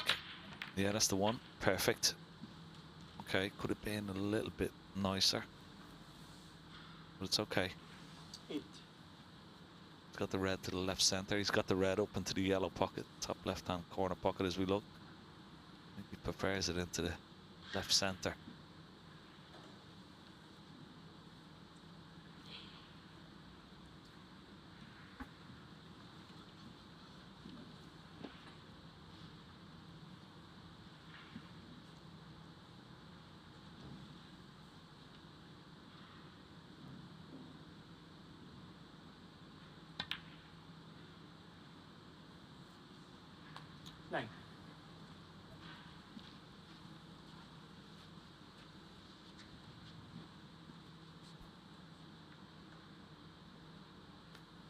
Looks pretty straight on the blue. I don't think he can get close to this red, so he may just, yeah, play it somewhere in the vicinity of the right center pocket.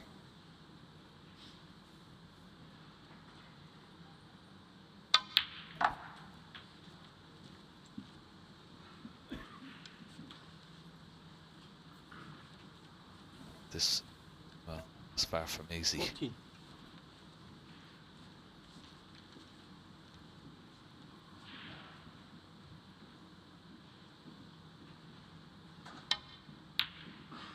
Ooh, 15. wiped its feet, but a good pot nonetheless. Now, does he try and move the red off the top cushion, or does he just get in behind it? Gets in behind it, but he doesn't want to be straight. It's not great. That angle is not good. 25 behind. He needs the red and a colour. And if he tries to force it with a bit of pace, well, we've seen the mist. What's he gonna do? He's making sure of it. Well, he tried to make sure of it. 22. And that was, yeah, the angle wasn't great. Bad shot, black to red. Yeah, of course, it's changed in his mind as well, because he was chasing the game, and now he's sort of favourite almost the way he's come back, and that's putting maybe a bit of pressure on Scott Donaldson. So not quite killing the frame off. We'll be back with this in due course, but we want to get across all the matches, of course. So table 5 is Noppin Senkarm and Jackson Page.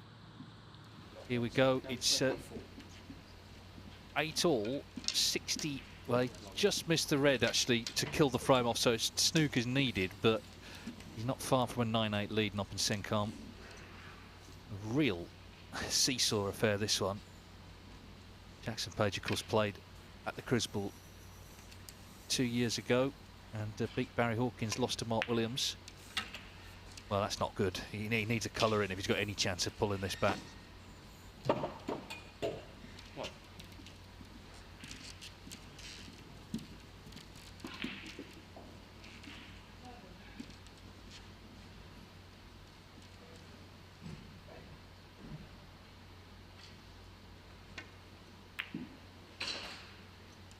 Well, he has potted it, but he needs snookers, so we'll get back to that. But let's go to table 6. Chow Yupeng, Pang Zhengzhou in the balance. 8-7 to Chow. Not much in it in the early stages of this frame. 8-7 Joe O'Connor over Matt Selt. Matt Selt's won the last frame there, so it's all very tight wherever you look.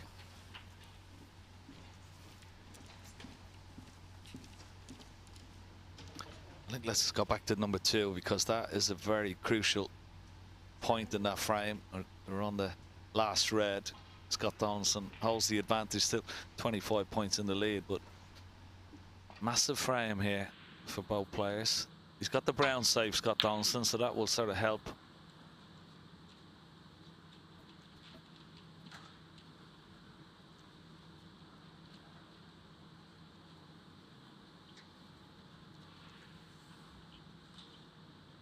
Oh, well, would you believe it? Everything is happening to Ryan Day tonight. Can't make this up, can you?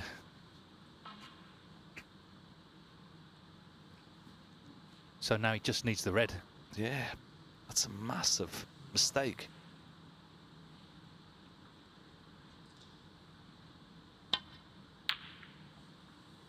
Oh, does he knock the brown out? No.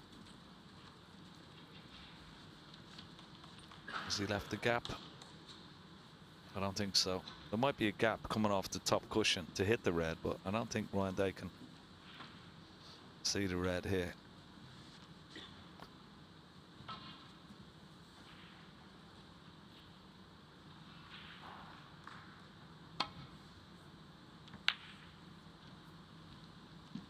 Yeah, good hit.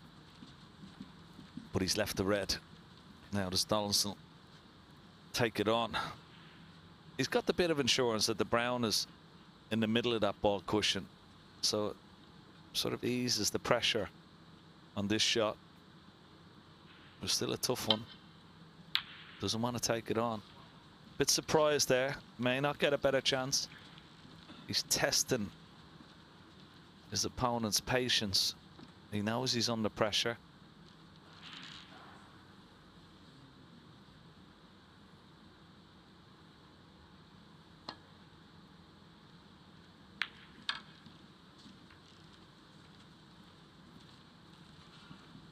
he's played a good shot there, Ryan Day.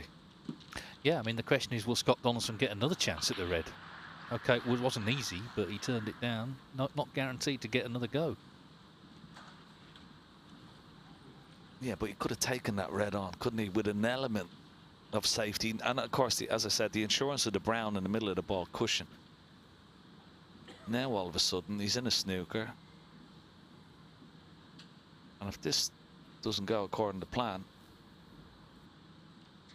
well, he might be giving a chance up to Ryan Day. He's got it.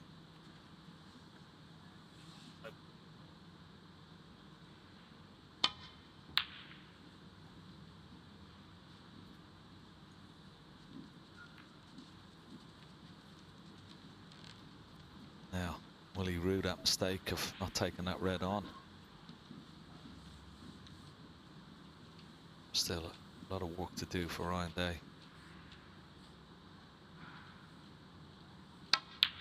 No. Oh, good shot. Oh, there you Thought go. it was, yeah. He had a chance at the red, didn't take it on Donaldson. Like I say, now his hopes are resting on the brown. Now then, we want to keep you across all the action, so we're going to put table 1 and 2 on the same screen for you. Neil Robertson is in on table 1. Ryan Day's missed the pink on table 2, so he needs a snooker now. 28 in it, 27 on. He's struggling. Yeah, really struggling, Ryan Day. He potted a good red, didn't he? You know, and oh, that pink. I never expected him to miss that, but that's down to his opponent, the pressure that he's put himself. Pressure that his opponent has exerted on him. Okay, Scott has missed the yellow. Okay, Ryan Day, he needs a snooker, but it could have been done and dusted there. Neil Robertson has missed that red as well. Oh, we're right at that point where everyone's under it, basically. Obviously, this is to get to the Crucible, but it sort of feels like a tournament in its own right. And we're coming to the ball the last night of the qualifiers. It's 10 days of action here at the English Institute of Sport in Sheffield. Jamie Jones then with a chance. Gave away a lot of foul points. He was in a snooker earlier in the frame, so there's still a lot of reds on, even though he's trading.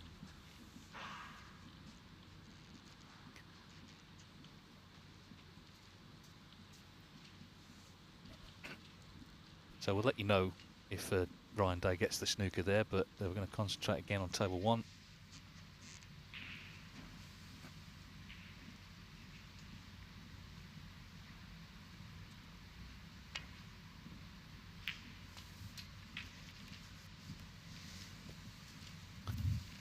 Oh, that was a nice little shot. Played it. A lot of drag, as we say, bottom of the cue ball, just to slow the pace and hold for the red into this corner. Played it nicely. 6.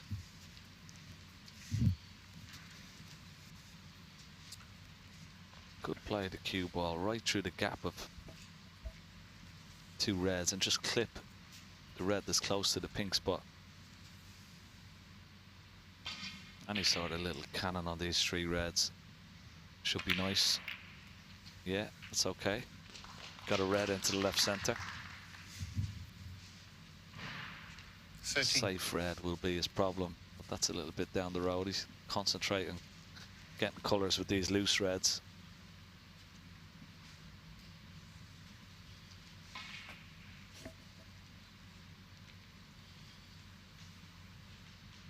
Not been in front since he did 5-4. That was, of course, coming back tonight. Lost the 4 before the interval, but the interval seems to have made a difference in terms of getting Jamie Jones 15 minutes to collect his thoughts, get his head together.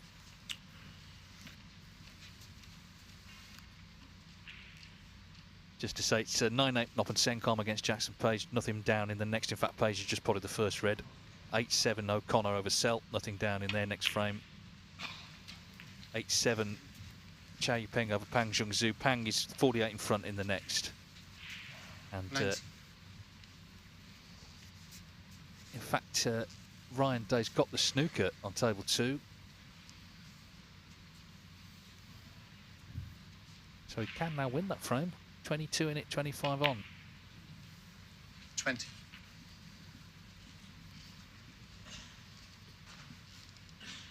Yep. Yeah, we want to just keep you across table 2. He got the snooker, Ryan Day, so he can actually win the frame now. So can he take it out? That would be a bit of a twist in the tail because he was struggling. Yeah, and what a frame it could turn out to be if he manages to snatch it. Well, this is not easy. From brown to blue. 28. He's not got a great angle on this brown. May have to play with a deep screw, miss the black. A little bit of left-hand side, try and steer that cue ball over by the... Yeah, he's gone deep on the cue ball, so just watch the cue ball as it misses the black. Got to miss the black, and now the spin over towards the blue. Great effort. Very, very good. He's settled with that. Okay, he's going to have to use the rest. Would have been better just a few more inches towards the cushion, then he would have been able to play it without the rest. So he's going to have to use the rest. An extension makes the pot a lot more difficult. But what a steal if he gets this blue and gets on the pink.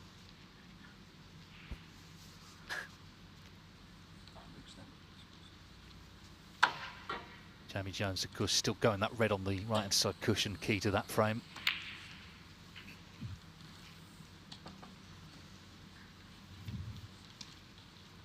Yeah, just looking at the Jamie Jones 43. situation there, Robertson. The red, he may not have to bring that red out, the safe red.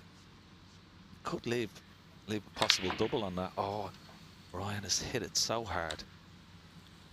And that's just pressure. And that's exactly what you do when you're under pressure. You start to hit the ball a little bit harder than you really 40. necessarily need to.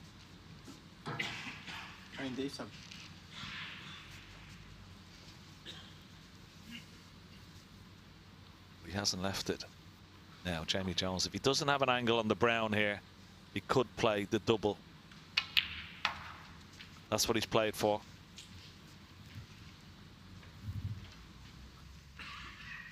He's played for the double. 48. Good break so far from Jamie Jones.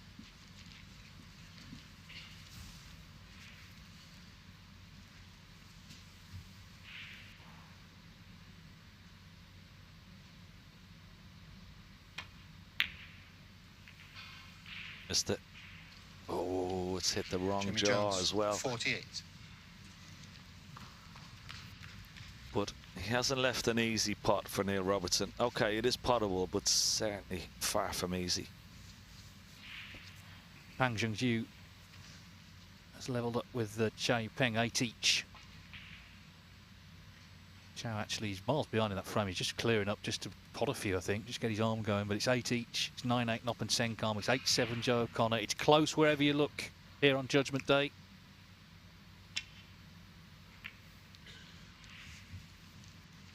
Oh, this looks really good. This is going to be tight behind the black. Have a look at this for a shot. Brilliant shot from Neil Robertson. Played to perfection. Beautiful, deft touch. Can't swerve around the black. He's going to have to come off the right-hand side cushion.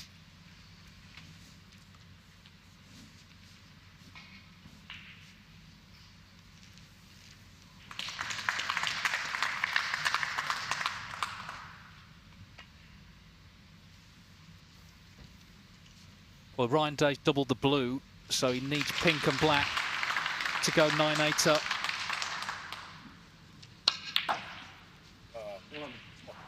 Well, he hit that one well. That has made up for a few shots that we've seen from him. Well, that was just a magnificent pink.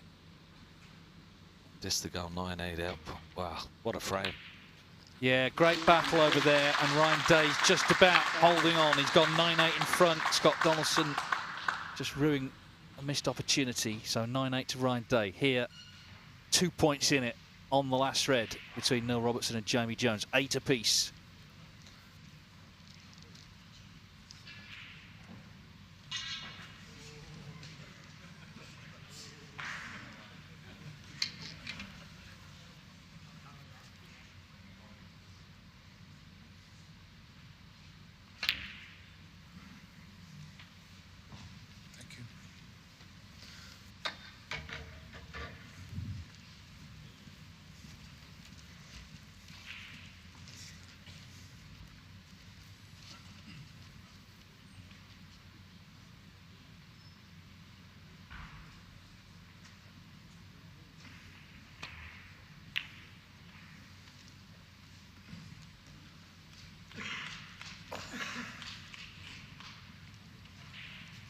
Nicely done, keeping the pressure on.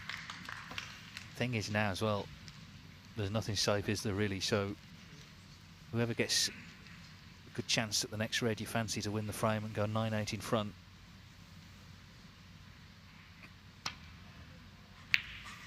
Gents, quiet please.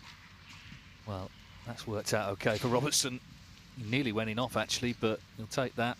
Amber has just asking a couple of the spectators to keep stum.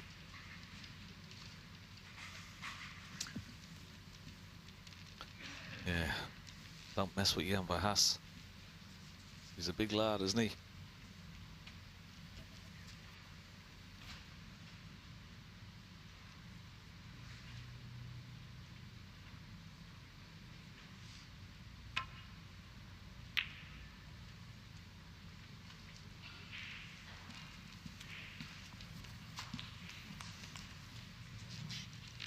Like, remember Len Ganley all those years ago? What a referee he was. When he told you to keep quiet, it scared the life out of you.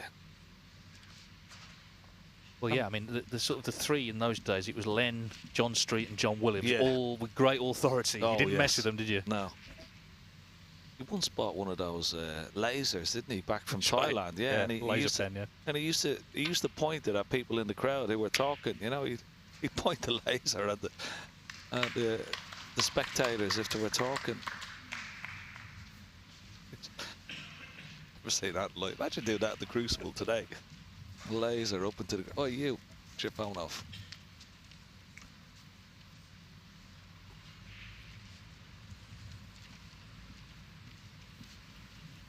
Somebody came up with a great suggestion on Twitter today that any phone goes off at the Crucible this year, that person has to buy everybody that's sitting down a drink.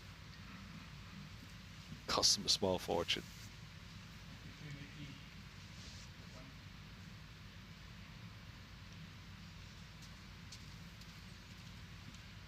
Now, bit of trouble here, Jamie Jones. Play it off 1, 2, 3 cushions, just nestle in behind the red. Well, I thought he was going to nestle into it, but he played it with pace. The only problem about that is you hit the red, you're going to leave it on. If he just played it dead weight, he was never leaving the red on. So, mistake. Can Neil Robertson knock this red in? Big shot.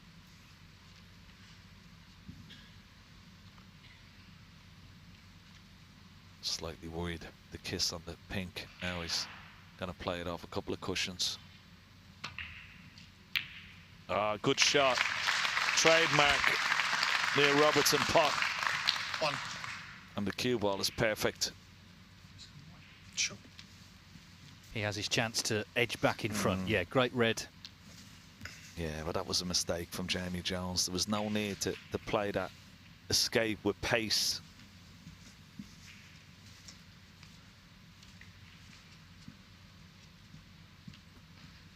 So many people, even before the draw came out, were insistent Neil Robertson would qualify, but we've seen it's just not that straightforward here. It's so tough. The stakes are so high, and pressure can get to anybody, but this is an important visit now, just to get to within one. 5. The people who said he would qualify without sort of looking at the draw were the same people who said he couldn't possibly drop out the top 16. It can happen. It has happened. Here he is, involved in a real scrap with Jamie Jones tonight. But it's in his hands in this frame.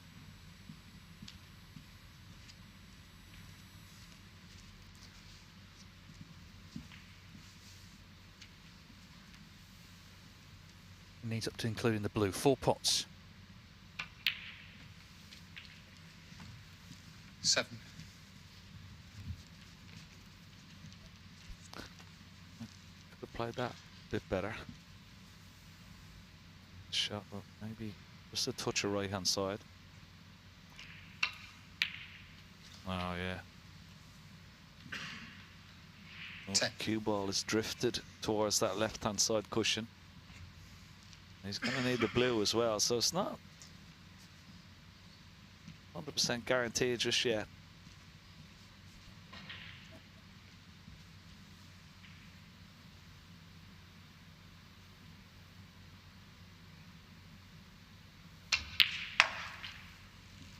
he's cued that. Lovely. 14. Yeah, nice round of applause. Well deserved. That was a quality strike on the cue ball. Yeah, I mean, Neil Robertson is a world champion. He's won 23 ranking titles. He's come through big matches, big battles, key frames, crunch moments. He's come through another one here. 19. It's going to be 9-8 to the Aussie, and he's going to be one away from the Crucible. I wonder if Jamie Jones had that shot again to escape from the snooker, would he have played it differently? It's cost him.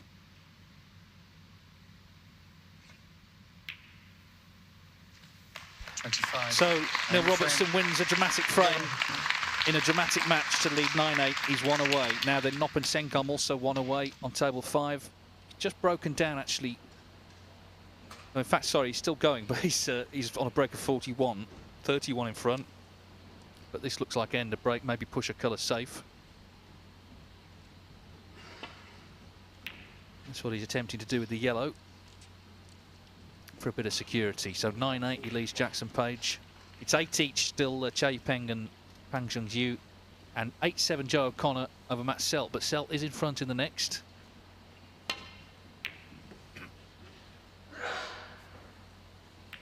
And he's a little fortunate, actually, the little bump and the nudge, because that was a bit pacey, it was a bit thin. Cue ball was racing a little. The same for Fai, C. Joey and Dave Gilbert, the qualifiers so far tonight. Remember, if Joe O'Connor doesn't beat Matt Selt, we'll have no debutants for the first time ever at the Crucible.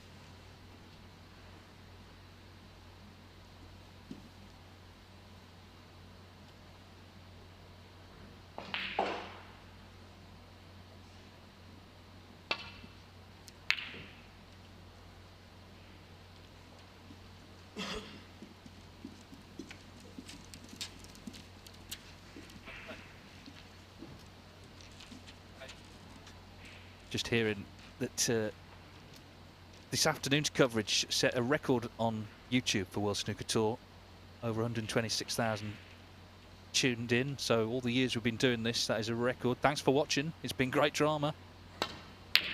Jackson Page going for broke with the long red. Needs a bit of luck here.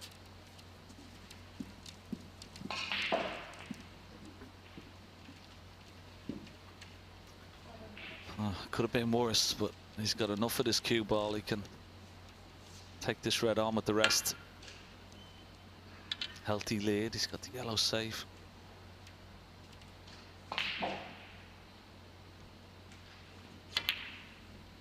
No. Has he got away with it? He has.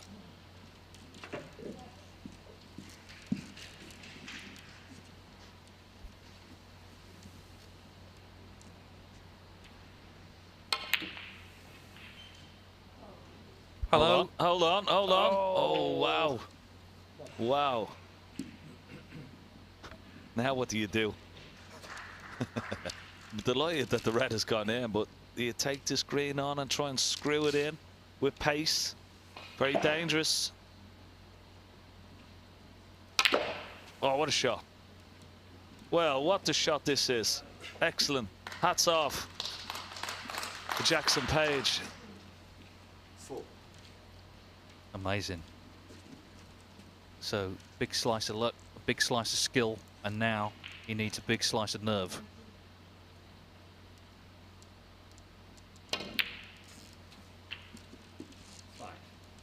Has he got the angle? Is the angle good enough that he can disturb and try and knock a red into play here? Yeah, he could. And that, when potting this red, the other, well, the top up red of the two that are close together will pot into the same pocket. So all of a sudden, from nowhere, he has a chance. That yellow was going to be, of course, the pivotal ball for both players in this frame.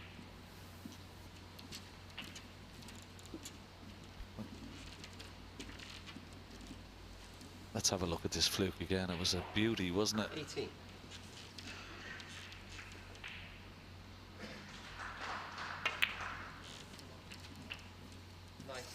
Look at this. Trying to double. Hits the jaw of the middle pocket. Bang, down the rail. Sweet as a nut. Then he had a decision to make, didn't he? And he took the green on. He played it beautifully.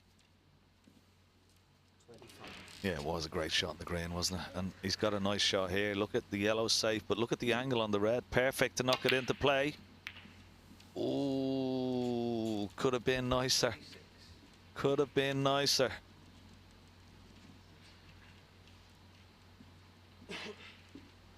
What do? You take the pink on. It's missable. You take the blue on. Or do you play the snooker? Knock the black. Leave the cue ball exactly where the black is. Oh, he's going to take the pink on. Oh, great shot. Is he on the yellow? He's got a shot at it. Well, credit to him. He's trying to win, isn't he? I mean, it's at such a critical stage of the match, but he's trying his best to make it 9 each. This is where the game can be so cruel, can't it? You know, you're sitting in your chair like Nopon is. Opponent's had a go at a double, he's missed it and he's fluked it, and all of a sudden could lose the frame. If this yellow goes in, no, he's got a chance. So, frame in the balance, match in the balance.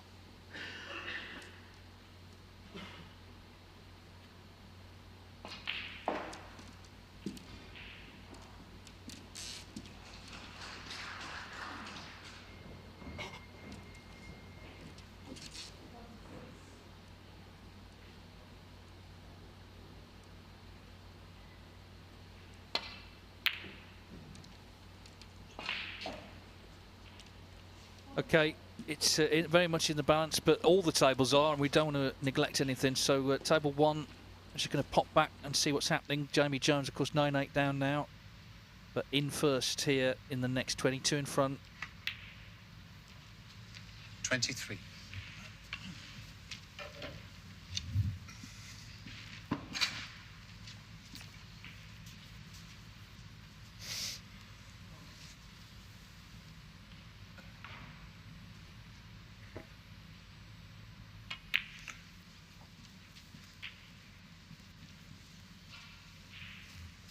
Well, it's the last loose red for now, so a couple of shots time, we'll have to get into them.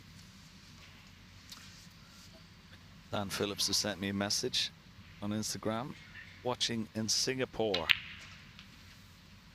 31. Rooting for Nopon on Arsenal to get past Bayern Munich tonight, so he's probably watching on his phone. Football on the TV. We've had so many people all over the world, Dave, haven't we? Just been sending us messages. And good numbers, great numbers of people watching on YouTube as well. Well, he tried to get into them, but it didn't work really. 38.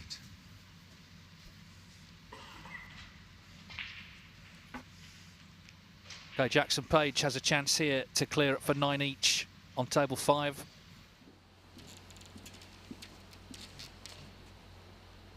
There's 10 in front, so he just needs the blue, in fact. What a match this has been. Really has been hard to separate them. Both have gone for their shots. We've seen that in this frame. And Nopon Senkam, he did, of course, lead this frame, just lost position. Put the yellow safe in the end, though. It made no difference. So 9 each, and we have our first decider of the night incoming. Let's go to table 2. There might be another one there. Ryan Day 9-8. He just won that dramatic last frame on the black, but Scott Donaldson 30 in front here. Remember, he was 7-2 down, and what a chance he's got here to level this one.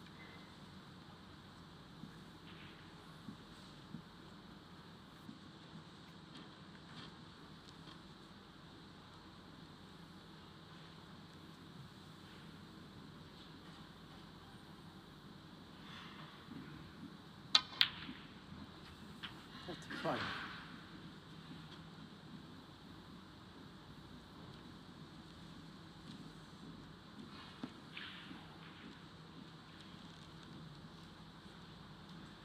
Remember, a year ago, he had to withdraw against Ryan Day, 4-0 down. He just felt unwell. 7-2 down tonight. He didn't look at all rosy, of course. He's done so well to get back into it, but pressure's transferred to him here, trying to, having done all that work, actually force the decider.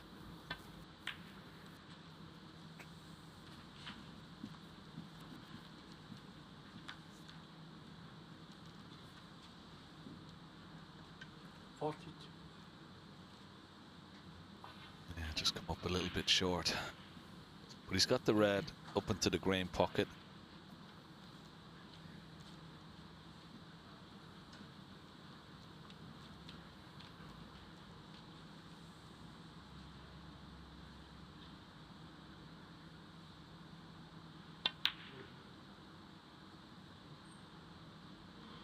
Oh, well played.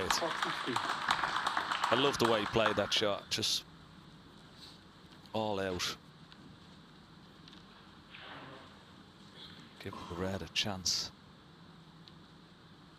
No attempt of playing it with safety in mind. Now a chance. 39 ahead. Blue to go 44. Just need to clear up these loose reds here. Oh, that was a poor shot, but might work out in his favour. He's on this red, but he certainly wasn't playing for it. They've stopped playing on table 7. I'm not sure what the issue is there, but the frame's not over, but they've walked off, so maybe one of them needs the toilet, the other one's gone out, I'm not sure. The frame actually is 32 minutes, so maybe that's got something to do with it. 8-7 still to Joe O'Connor. Matt Selt 46 in front, 59 on.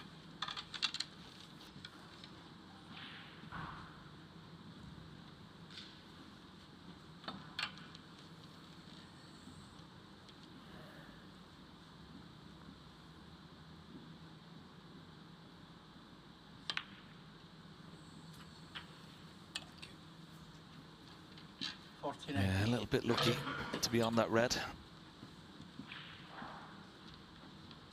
Now can he make it pay? Needs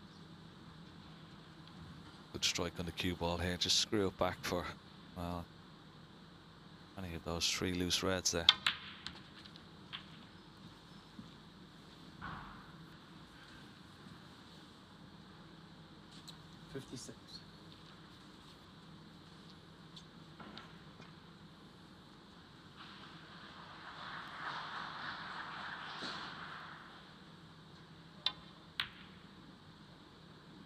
Yeah, well played.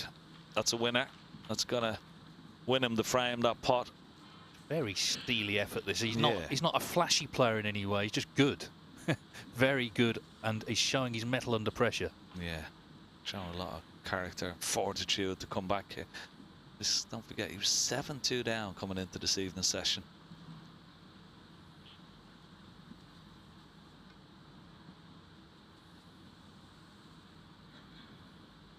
Black will put him 60 points in the lead with just 59 remaining, so he has lost the frame where his opponent needed a snooker, so he really needs to knock this red into the right centre.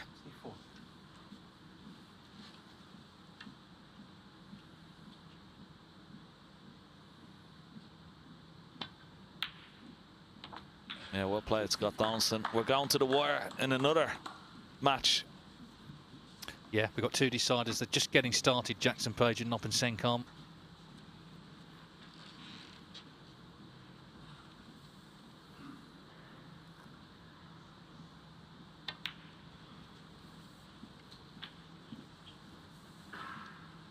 Let's just check what's happening on the other table. So let's start at table 6. Chow Yuping and Pang Jung-yu, 8 apiece. 40 in it here. Chow in front, 59 on. Trying to edge his way clear by 1. Pang at the table here. So that frame still with a bit of life left in it. Table 7, they are back. I did say they left the arena, Matt Selt and Joe O'Connor, but they have returned. And this is what's happening there. You can see these 4 reds bunched together. So a little standoff. Nowhere near hard enough. No, that's not reaching. That's 4 points given away, which could make a difference. Well, that's going to take a bit of resolving maybe. So we'll go to table 1, shall we, and just catch up with Robertson and Jones. Here we go. Jamie Jones, of course, is 9-8 to Robertson. Jamie Jones in front by 33.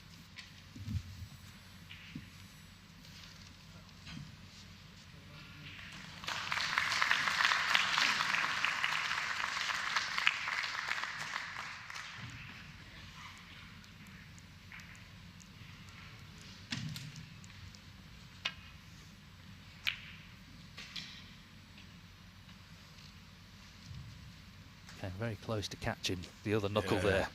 That could have been trouble. That could have been a lot of trouble. This red is potable. The one just the top of the bunch near the pink spot. Not been a great long red in the last frame to clear up and win it.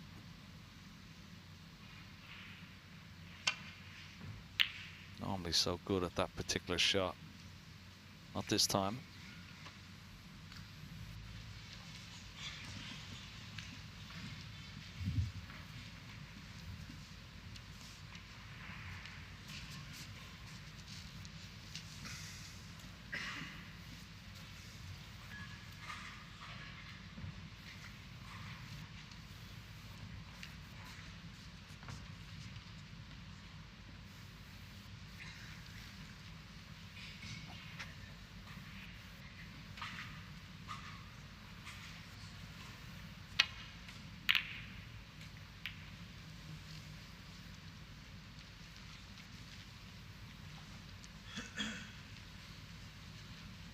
Well, is he on this red? Just long straight red into the corner. He's having a good look at it.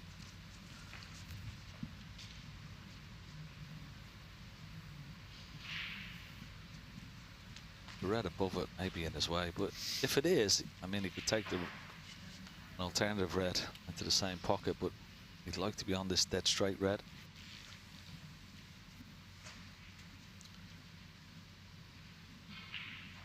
One good shot, get him in. No. Well. He's left it. And it could cost him the frame.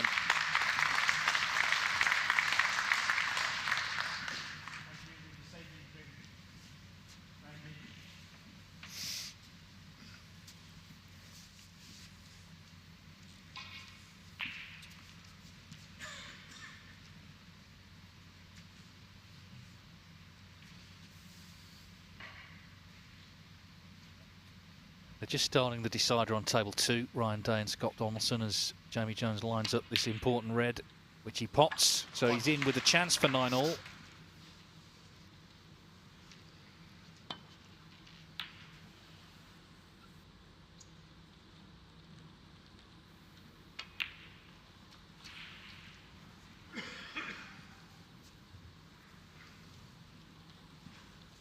Seven.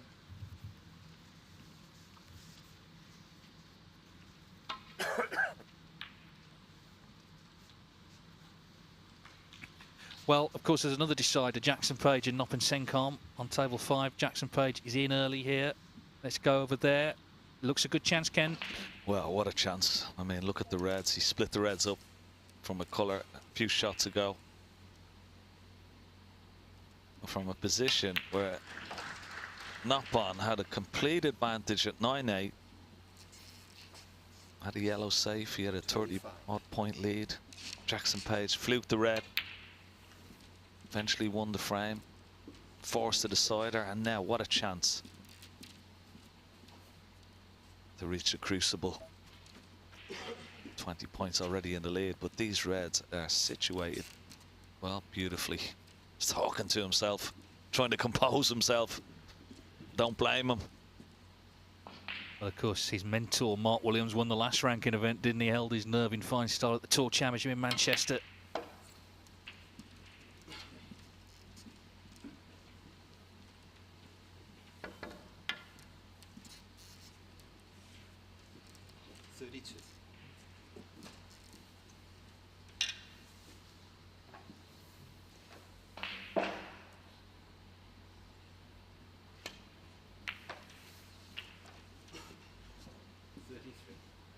Not far enough for the blue. He's going to have to take the pink here. He'd like to take the blue, but it could go wrong if he takes the blue. The pink is the shot, but a bit trickier.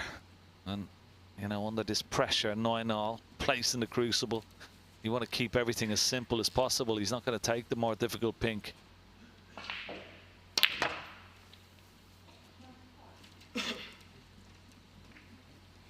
Played that nicely. A lot of left-hand side, but 38. not enough pace.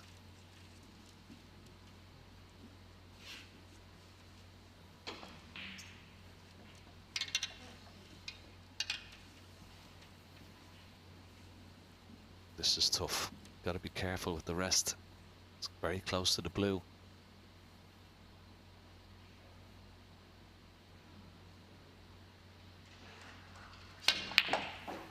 Oh, cue ball's gone close to the middle pocket. He's okay though. He's okay. Walking a tightrope.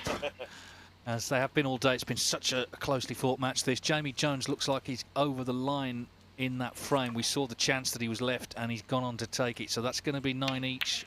Neil Robertson is going to be taken down to one last frame to qualify.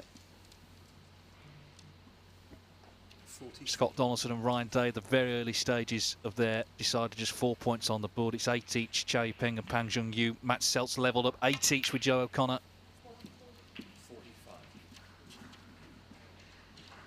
We did promise you drama yesterday morning when we started. I think it's been delivered by the players.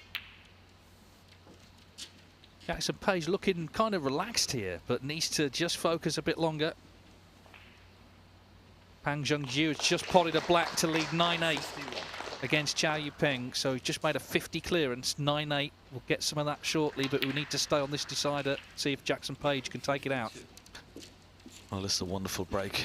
I mean, under this extreme pressure, he's still talking to himself.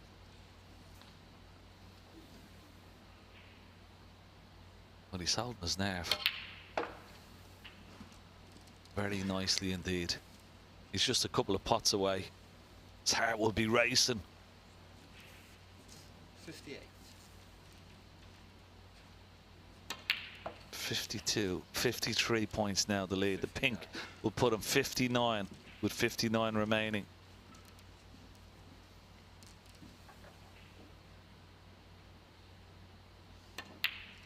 Well, Noppin Senkam won a 10-9 thriller against Yang Anda at this point last season. Is he going to suffer the opposite result here? This is match ball for Jackson Page. What a match it's been. What a win from the Welshman. A great break this. He's really controlled it well, controlled the nerves. Yeah, fantastic. I think it's just dawning on him now what he's done.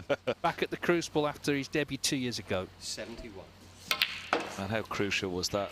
A little bit of slice of luck, but in all fairness, the way he's made this break in this last frame has been, well, so admirable. You can see what it means. He's absolutely delighted.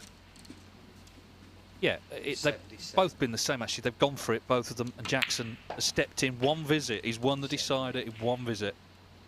Very impressive. Brilliant stuff.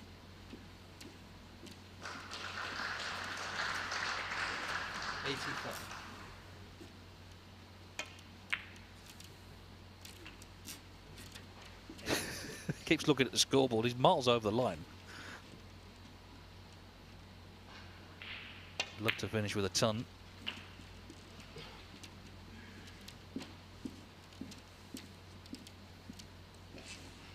Of course, reached his first semi-final in a ranking event just recently at the World Open in Yushan, China, and now he can't miss. Yeah, and it's such a shame. You know, this has to be a loser, not Bon, who's such a wonderful player, lovely competitor, such a wonderful guy as well. Such a shame for him.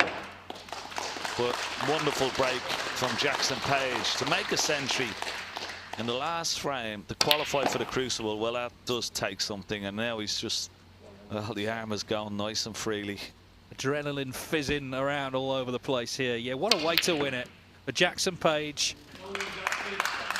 A break of 107, just needed one chance in the decider. Jackson Page for the second time will be at the Crucible. He beats Noppin Senkam by 10 frames to 9. Let's go back to table 1. Neil Robertson's actually playing on for snookers. He got one here, 45 behind, 35 on. There's always the sort of chance of the free ball with the red. That's what will be in Jamie Jones's mind here. Yeah, he doesn't want to be hitting this too hard. He doesn't want to leave a free ball, so he's playing it very softly. This is a good shot. He's hit this red. Very, very good indeed.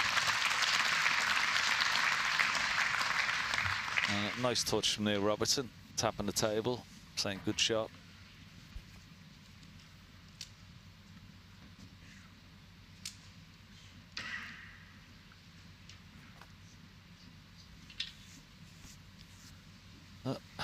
Colours are in a decent spot for snookers. Particularly that yellow and blue is. But of course,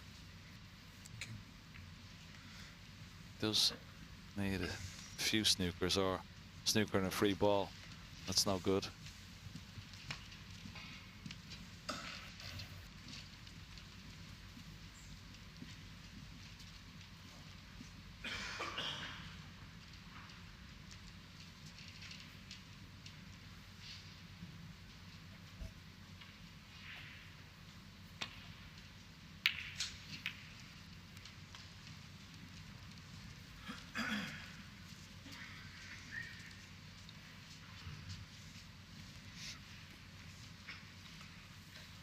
Now a chance, as I said, that yellow and blue, the big target to lay a snooker behind. Always hit it way too softly. Way too softly.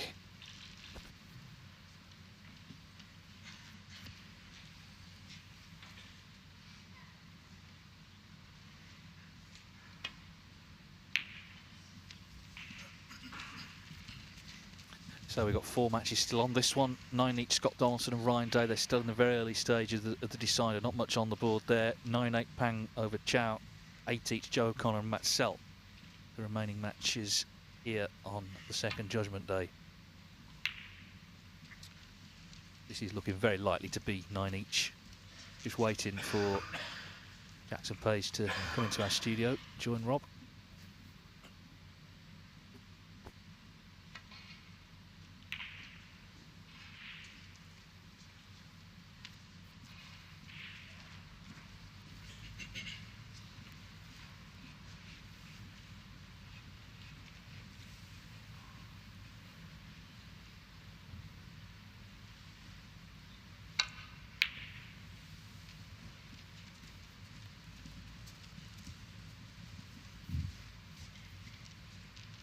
Yeah, it was a very dramatic victory for Jackson Page, but what a way to win it in the decider. It wasn't a nervy fall over the line job, it was a dash across the line. It's what he did against Barry Hawkins, wasn't it, when he was at the Crucible, and he's now in the studio with Rob Walker.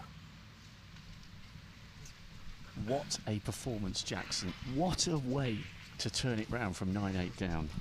Yeah, I mean, it wasn't looking great, I got to be honest. All day, both of us, you know, it was so tough out there. The table was so tight. You would not believe how tight the table was, honestly. But anything down the rail, we may as well play safe. It just can't go in. So it was just scrappy. And then, you know, I managed to get that break going at the end around the pink, which is where you want to be really when the table's tight in the middle of the table. So I'd rather be around the pink and the black on that table today, I think. So yeah, just happy to get over the line and just relieved. Well, and you must have thought, when he was in the balls 9-8 up, you must have thought your aspirations of a second Crucible appearance were over.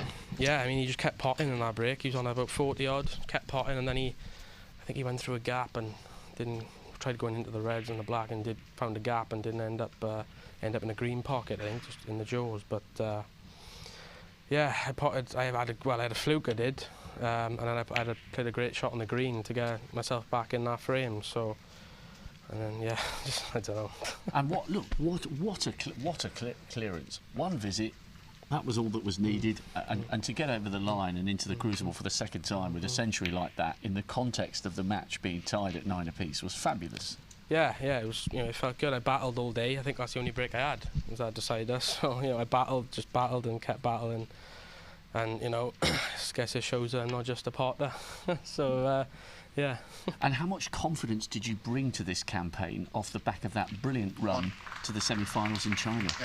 Yeah, you know, I was confident. I played all right against Doc the other day. The 2 breaks, played solid enough. You know, again, a bit scrappy in parts, but yeah, just happy to get over the line there. There wasn't nowhere near the form in China, but just it was just so tough out there.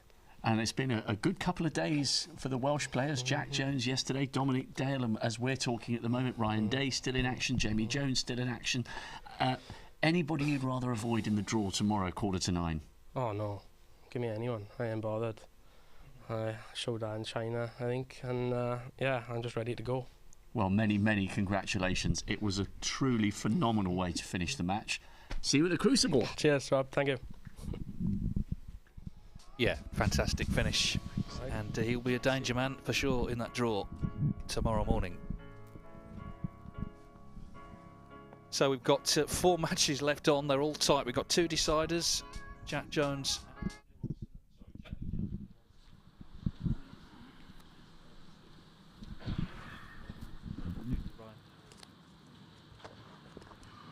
9-8 Pang over Chow, 8 each Selton O'Connor.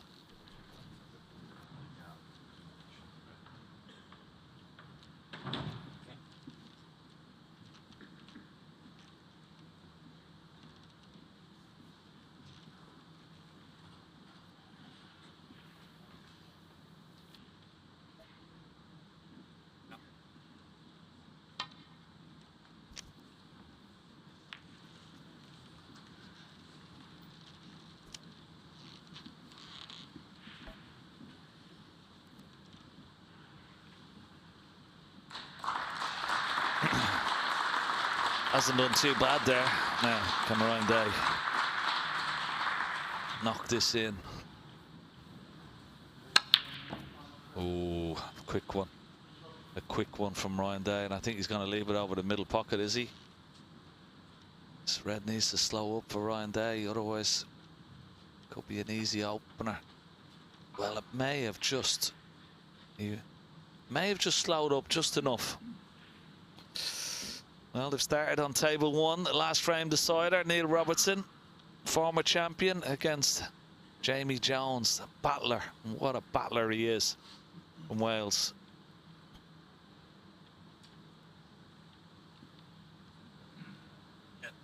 Yeah, let's have a look at that, because there's huge interest, isn't there, in whether Neil Robertson can get this one. He's been taken to the wire. He's going to have to win it in a single frame shootout now. Yeah, we never expected this at 8-5 up, Robertson, but oh, look at this. What a start. Well, it's in his hands now, Jamie Jones. What a great pot. Yeah, first chance to the Welshman to spring what would be, of course, a big upset. Yeah. Because of Robertson's reputation. And what a chance it is. 4 loose reds available. Black is available into both pockets. That red above the black, I think, is potable as well. So he could get 30-odd points on the board here. Oh, well, I say that. And that's a mistake. Should have been higher on the black with the cue ball. This may go wrong.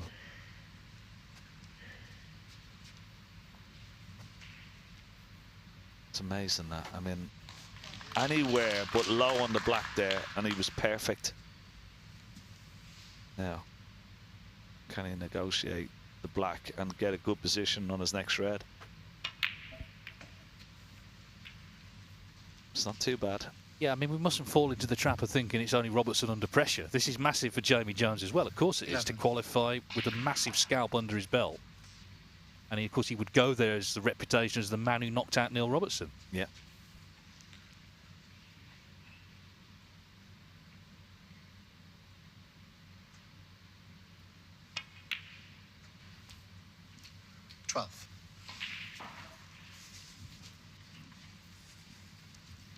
Oh, he's had a look at those 3 balls just below the pink. Are they a plant into this left corner pocket? Well, that would certainly help.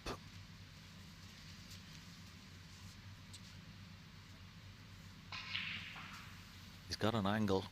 He can play for the loose red. He can play into the pack. He's playing for the loose red. But if those 3 reds are a plant, well, what a bonus that would be. Because he could play for the plant and in a couple of shots time, and that would loosen up more reds without having to go into the pack, taking a chance. He's having a good look at it.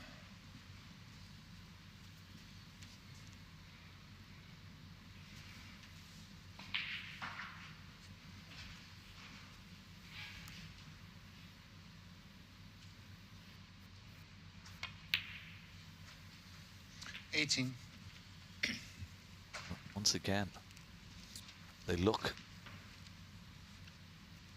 like a dead straight line into that corner pack, into that corner pocket.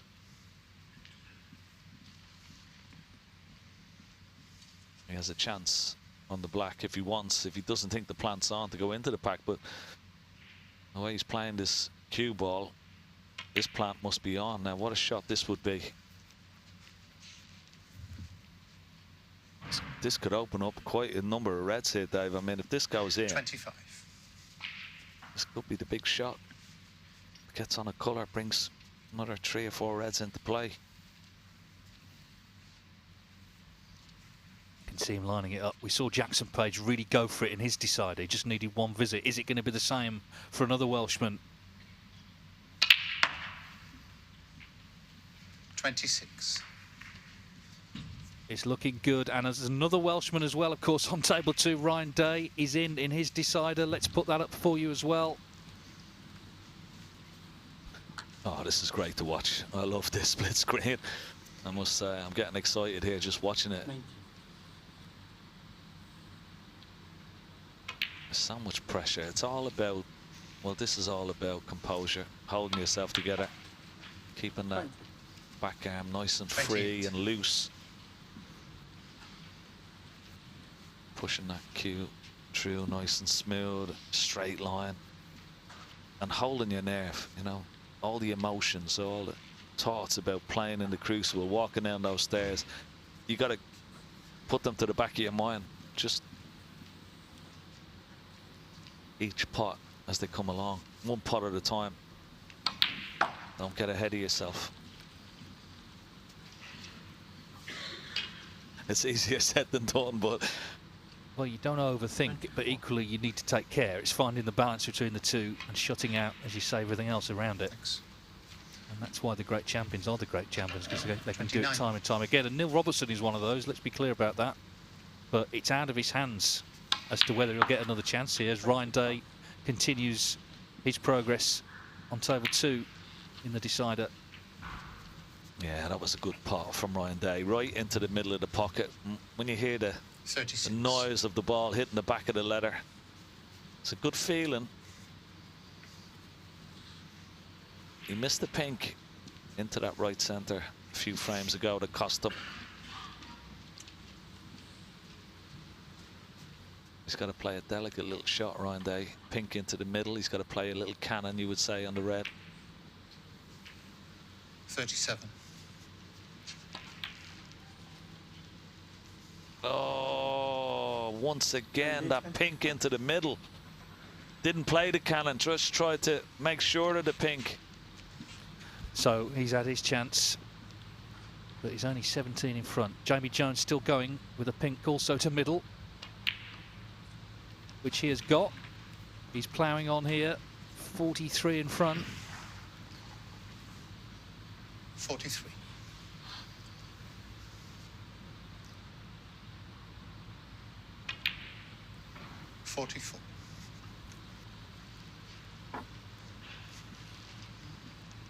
Let's just focus for the minute then on table 1, because Jamie Jones has got a big shot to play here. Oh, he's got the perfect angle. Perfect angle.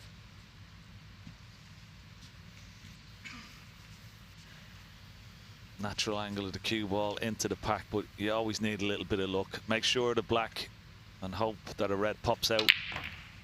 Hope a red pops out. It's not ideal. He's got a red into the right centre, but we know how 51. Tight these middle pockets are. It's missable, this red.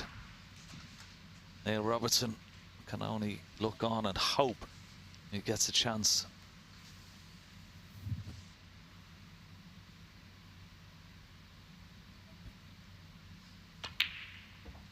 Well, time is running out. 52. That's a terrific pot in any frame, actually. Never mind the decider.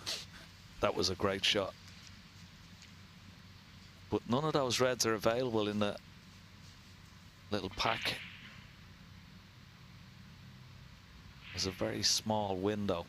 You could get the cue ball into somewhere where the tip of his cue is, but as we see this pot again, this is a wonderful pot under pressure, right into the middle of the pocket. He has got the angle to get close to the red that's near the left cushion.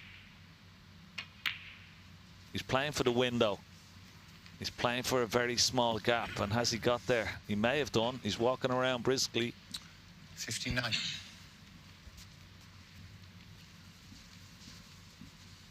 I think he has the gap. What a shot he's played there. He's edging closer and closer to a famous victory here.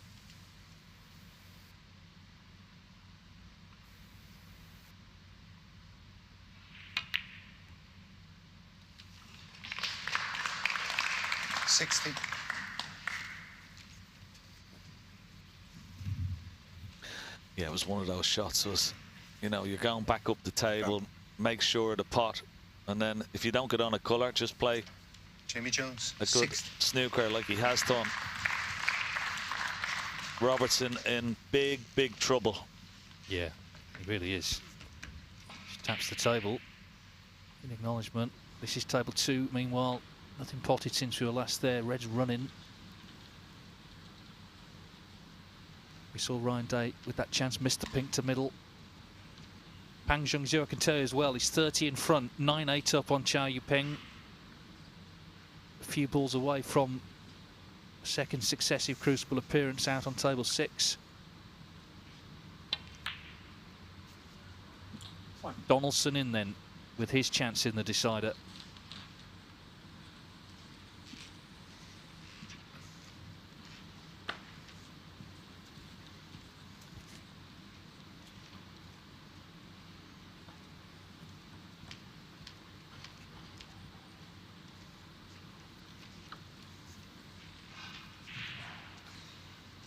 Well, how does he get to those reds and keep it safe?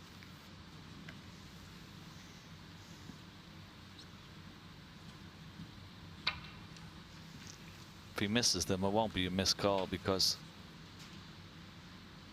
Oh, it will be because it's 64. Yeah, one. Jamie Jones. He's only got one more go. 64 behind, 67 remaining. He's trying to play it off 3 cushions, nestle into the back of those reds.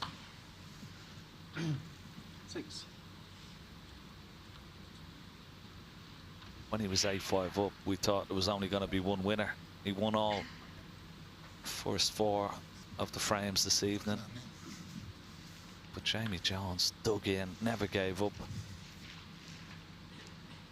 What a performance to come back, and now, Jamie.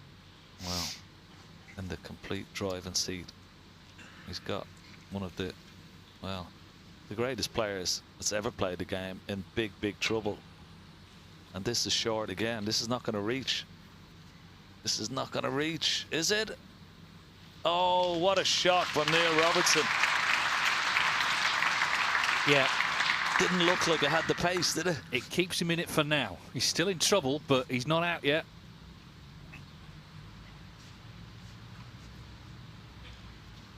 What a great shot. Didn't think it had the pace.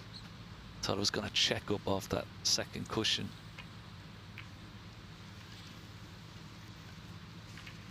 Oh. Okay, he's got the cover on the 4 reds, but Neil Robertson will be trying to bring this safe red into play.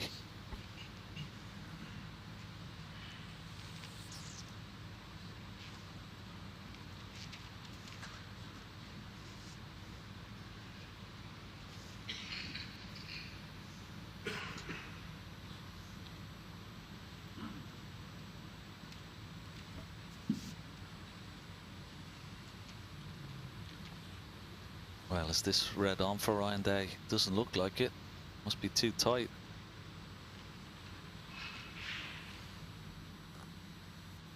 Bang has broken down meanwhile, so he's not over the line. He's 33 in front, 59 on.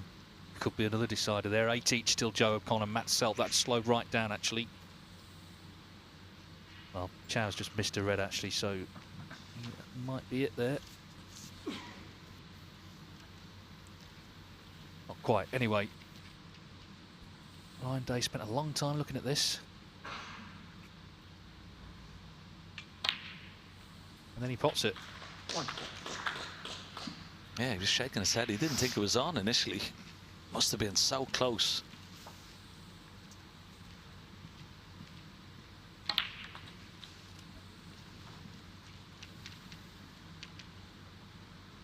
Yeah, Robertson taking the safe red off the cushion. got to play a good shot. He's got to get this safe. Can't leave a possible pot on. He hasn't. Yeah, he's clinging on, isn't he, at the moment? But we've seen so many twists. You know, if the chance came for a clearance, he could be the man to do it. At the moment, he's heavy second favourite, you got to say. This red actually is potable. The red left of the pink. It's potable into this corner. And it's there. And it's there. So a little clenched fist. We've seen a few celebrations this season before matches are actually won. So he's got to finish it off. But Jamie Jones pots what looks like the winning ball. It's an instinctive reaction.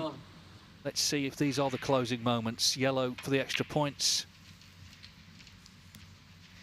Comes past the blue. He's on the next red. Neil Robertson forced into qualifying for the first time since 2006. He's poised to miss the Crucible for the first time in 20 years. 2004, the last time he missed out. And it just shows, no matter how good you are, these qualifiers are so, so tough. Yeah, without a doubt. And what a performance, it has to be said. There's the handshake. So Jamie Jones with a big victory here in the final round of qualifying for the World Championship. Neil Robertson gracious in his congratulation, and big round of applause for the Welshman for a big victory. Jamie Jones is at the Crucible at the expense of the former champion Neil Robertson, beaten by 10 frames to 9. Jamie, if you Jamie. Table 2 then, Ryan Day trying to get himself over the line, haul himself over the winning line here. I can tell you Pang Zhengzhu has just beaten Chow Yupeng 10-8, so he, for the second year running, will be there, and it's still 8-all Joe O'Connor and Matt Selt.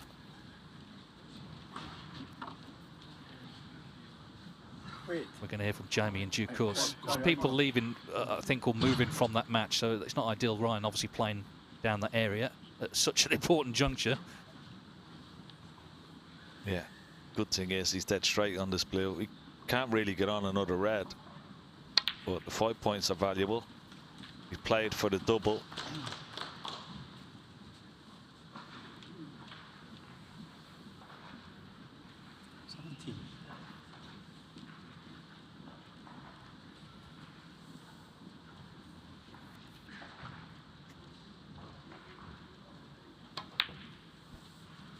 Oh.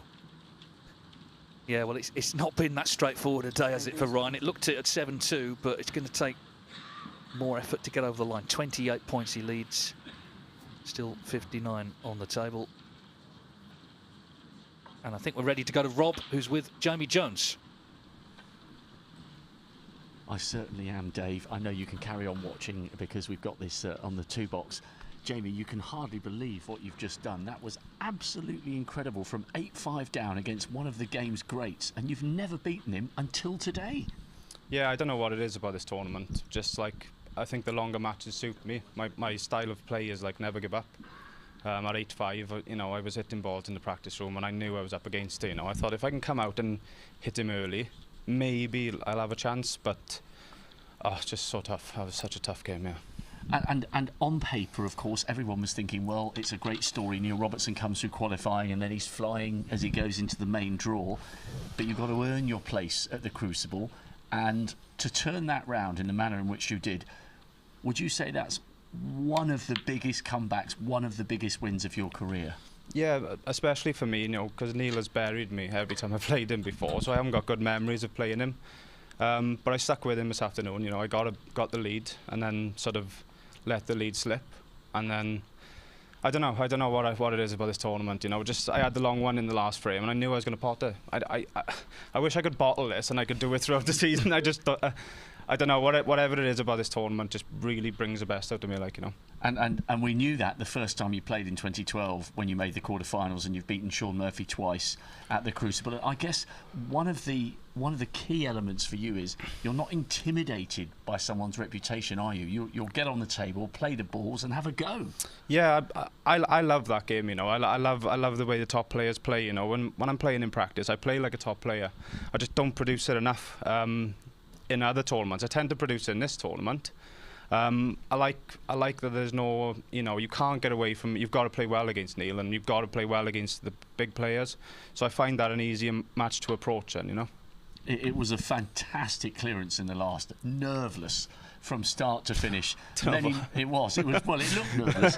Many congratulations. And listen, what a fantastic couple of days for the Welsh players coming through qualifying. Unbelievable. Yeah, there's a lovely school of us down there now. There's Jackson and the boys as well, like who were doing well recently. So we've got so many players. We all practice together. We all bring each other on, and it's great. Yeah. The Welsh are flying. Jamie, good luck in the draw tomorrow. 8:45. You're in it, mate. Thanks very much. Well done. Cheers. Cheers.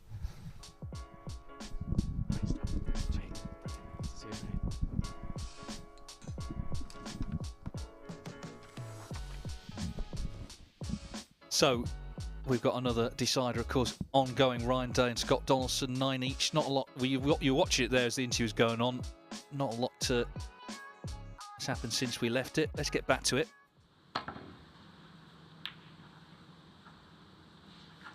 Oh, he's overswerved it, and he's given a chance. He's given up a chance to Scott Donaldson. Now Scott, 28 points, the difference.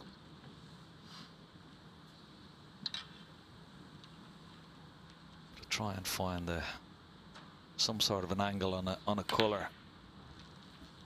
Try and disturb these two reds. Well, he's got a perfect angle on the pink. Okay, the blue is a lot easier to get on that other loose red. I don't blame him taking this just to get a few points on the board. Oh, would you believe it? Would you believe it? Concentrating so much. I'm getting that cue ball close to the red. Took his eye off the blue. And, well, it may not cost him the frame because of where the reds are, but it cost him a few points. Advantage back to Ryan Day. Yeah, very different decider to, for example, Jackson Page. Just one visit. This is sort of swimming through glue to get to the end.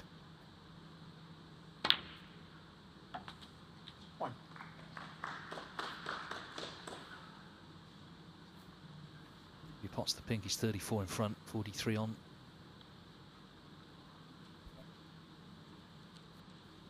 Been a long day, hasn't it, Ryan? It has. And what do? You take the 6 points, or do you put a colour safe? Mess up the table. He's already got the black safe. If he takes the pink, well, he'll go 34 points in the lead, which means that if Scott Donaldson does get a chance, he's going to need that black, and it's already safe. But what does he do? Does he want extra insurance? Does he want the brown safe? Hold a 28-point lead and maybe put another ball colour safe? No. Take the points and play a good safety shot on one of these reds. I think that's the right decision. Now, in a couple of shots' time, Scott Donaldson may have those reds in play. It feels like he's in control, but he was in control of the match. It's been the sort of match, there might be some twists coming yet. The shop is not quite closed yet. The shutter's not quite down.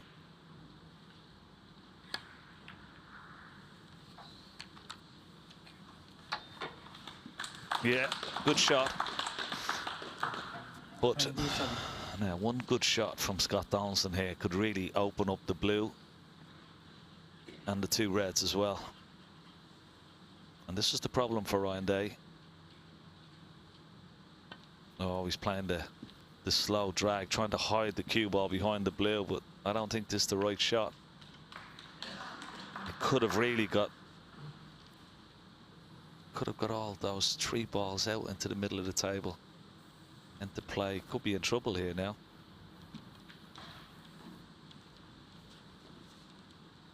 Is that touching? Has he got a snooker here? Well, the look on Scott's face tells a story. I think he played the wrong shot there. He's put himself in big trouble.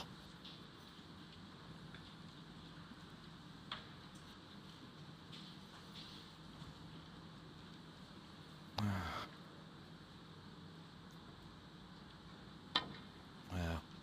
This is not easy to hit. He's put a bit of side on it. He's missed it. These are valuable points. Oh. Miss. That'll go back. It's no free ball. Yeah, points he can't afford to be giving away right now. Just to say, 8-all Joe O'Connor, Matt Selt, they're on a 37-minute frame, and there's still about 6 or 7 reds on, so that has really slowed down that match. Joe O'Connor was 6-3 up, remember, so Matt Selt's come back at him strongly, but the frame's taken a while to resolve themselves as they try and get these balls back. Leo Scully and the referee. It was going to be that close that I wanted to see. Okay. This is the one I want you to get. I think I could have it here, something like that. Bottom line here is, if he hits the blue again, he needs a snooker. Yeah. And it all stemmed from that shot. Then he played the slow drag. If he should have really just got the balls in the open. He was afraid of maybe leaving a possible pot on, but at least, you know, you give yourself a chance. Now, what sort of chance does he have? He's got to find an escape here. It's so difficult, this shot, because well, the ball is traveling 11 feet, 11.5 feet up and 11.5 feet back.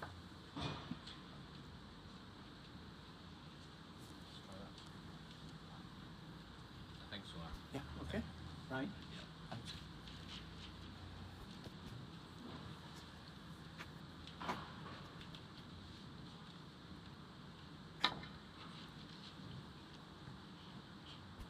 Oh, this looks pretty good. This looks very good. What a shot he's played here. Brilliant shot. Now, can Ryan Day play the same shot again? I think he can, you know. Delicate little shot. He could snooker him. Oh, what a shot. But he hasn't got the snooker this time.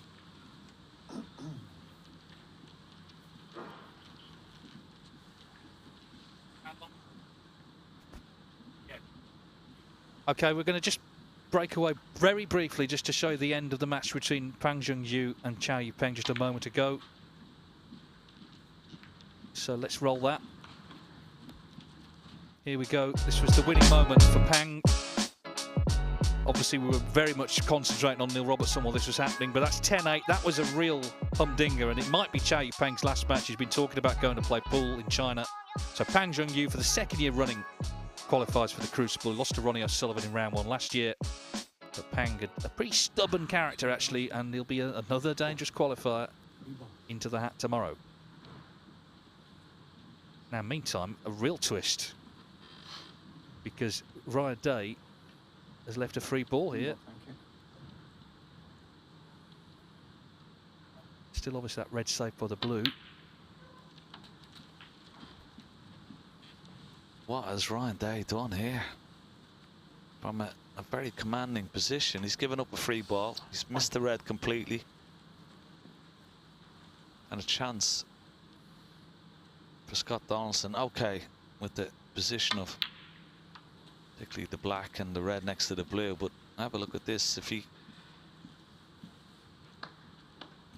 pot this red, get a nice angle on the pink, he could bring both blue and red into play. He's having a look at the scoreboard. He's 32 points behind, so very valuable points here needed. But there's a chance that, well, a few moments ago he was in all sorts of trouble.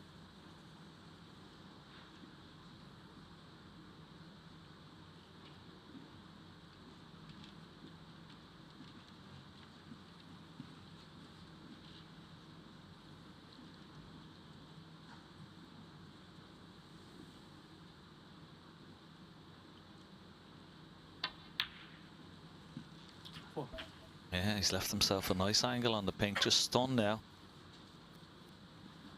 Got to stun into the red. He's got to hit the red on the right hand side as we look. Lovely angle. Oh, he's tried it. Unlucky. Well, this is a sort of quintessential qualifying decider. You know, we've seen a couple of nice breaks to win them, but this is what we've kind of been used to over the years. Right Yeah. down to the wire. Last red. Yeah. Ryan Day up out of his chair, look.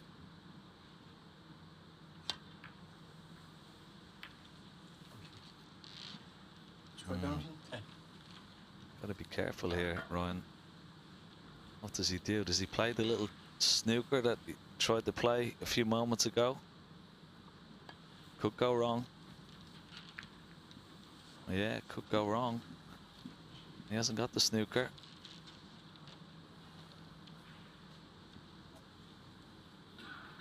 Now, I wonder would he play a little shot here, Dave? Would he try and hit the red, knock the cue ball towards the black, and bring the black into play here? Just bring the black out over that middle pocket. There you show. There's the shot. Now that, as long as the black doesn't go in. Oh, he's so unlucky there. He is so unlucky. What a wonderful shot it would have been. Yeah, he's absolutely. He cannot believe that he knocked the black even into a safer position.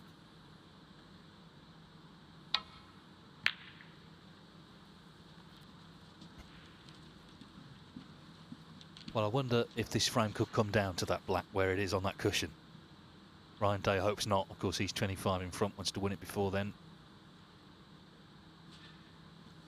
But what a difference it would have made. If that black is over the middle pocket, then first chance at the red is favourite. Even if, you know, whatever points advantage to Ryan Day. It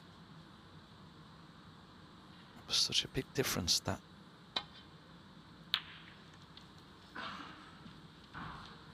He's played a good shot here. He's played a really good shot, yeah. This is just a, well, a hit it and hope it gets safe.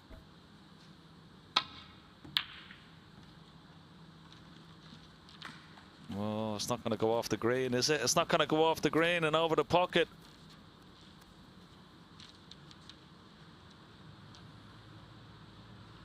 It's just crept up the cushion. Well, has anyone got any fingernails left? Such drama. It's just creeped up the cushion. This is missable. If it doesn't lay on the cushion, it's almost unmissable. But this is missable without a shadow of a doubt. And he's got to play it with pace to get the cue ball out for a ball colour.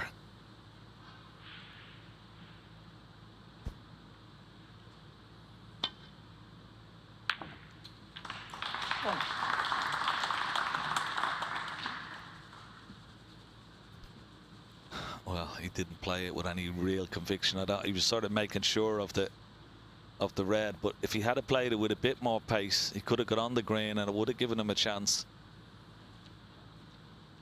Now what does he do?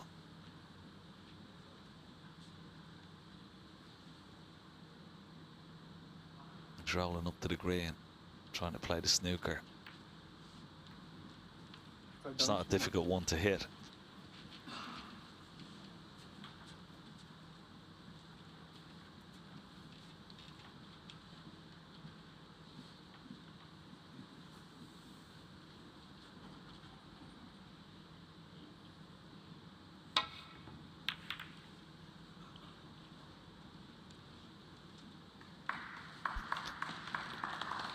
That's a very good hit from Ryan Day, and he's got good separation. A cue ball, the yellow.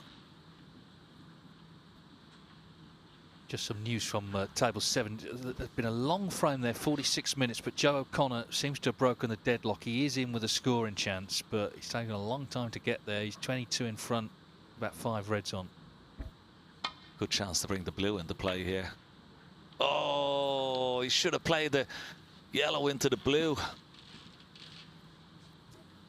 So Ryan Day needs the yellow to lead by 26 with 25 on and leave Scott Donaldson needing a snooker in this decider. He's been through the wars, Ryan Day, led 7-2. But there goes what could well be the winning ball. Yeah, good pot from Ryan Day. Steady on that shot. Now, would love to see the green go in.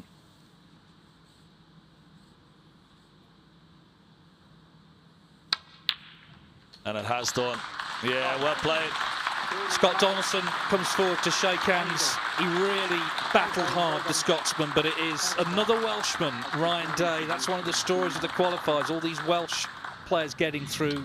It's Ryan Day who books his place at the Crucible for the 15th time in his career. A 10-9 winner. Let's go to table 7 then, the last match on.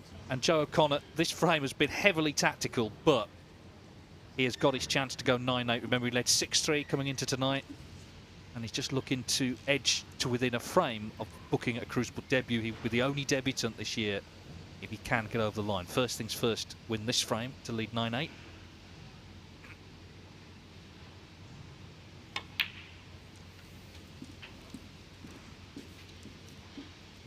Obviously, our attention has been elsewhere, but now it will be focused fully on this match.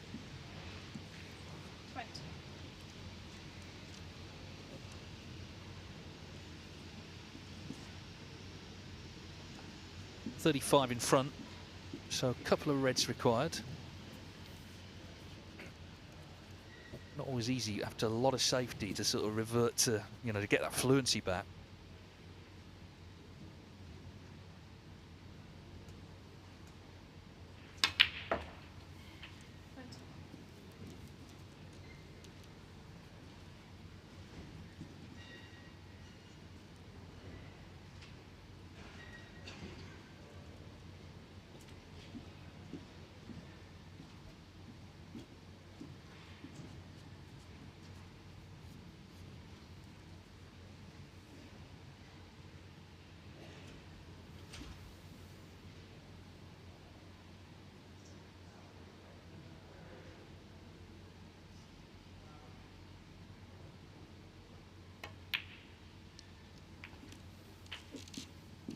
Well, it's okay. He's on the red. He needs red and colour, Ken, and he's 9-8 up. Yeah, that could have gone wrong, couldn't it? He wasn't planning to hit the black there, but he's okay. Just hit the black on the right side.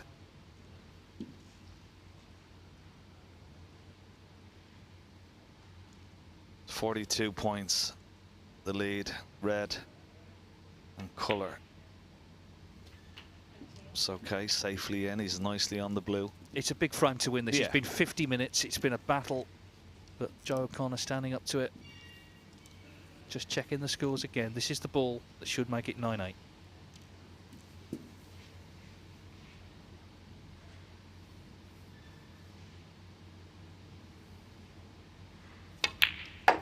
And there it is. So, and he's on the next red as well. So it's going to be 9-8. We'll be back with this one, of course, in due course. But let's hear from Ryan Day. He's with Rob.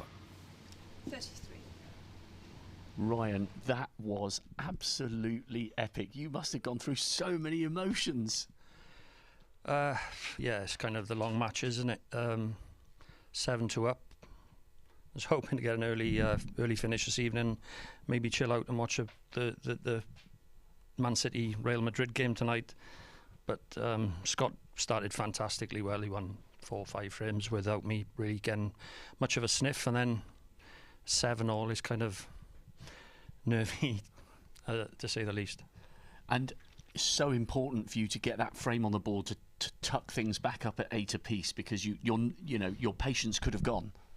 Yeah, like I said, I'd missed a blue across the bottom cushion to go 8-7 in front. But yeah, just kind of, that's exactly right. Just try to stay patient. And there was a bit of bad luck for Scott when he tried to roll to the green. That was down near the green pocket, and it looked like, well, must have rolled off. And I ended up winning that frame on the black. But there was a couple of those towards the end of the match when kind of both of us were in Shredsville a bit. Well, you made your debut back in 2004. This is your 15th appearance at the Crucible, and it will be a fantastic couple of weeks because 5 Welsh players have come through qualifying. The very best of luck. We'll see who you get in the draw tomorrow morning. Thank you very much, Rob. Cheers, Ryan. Cheers.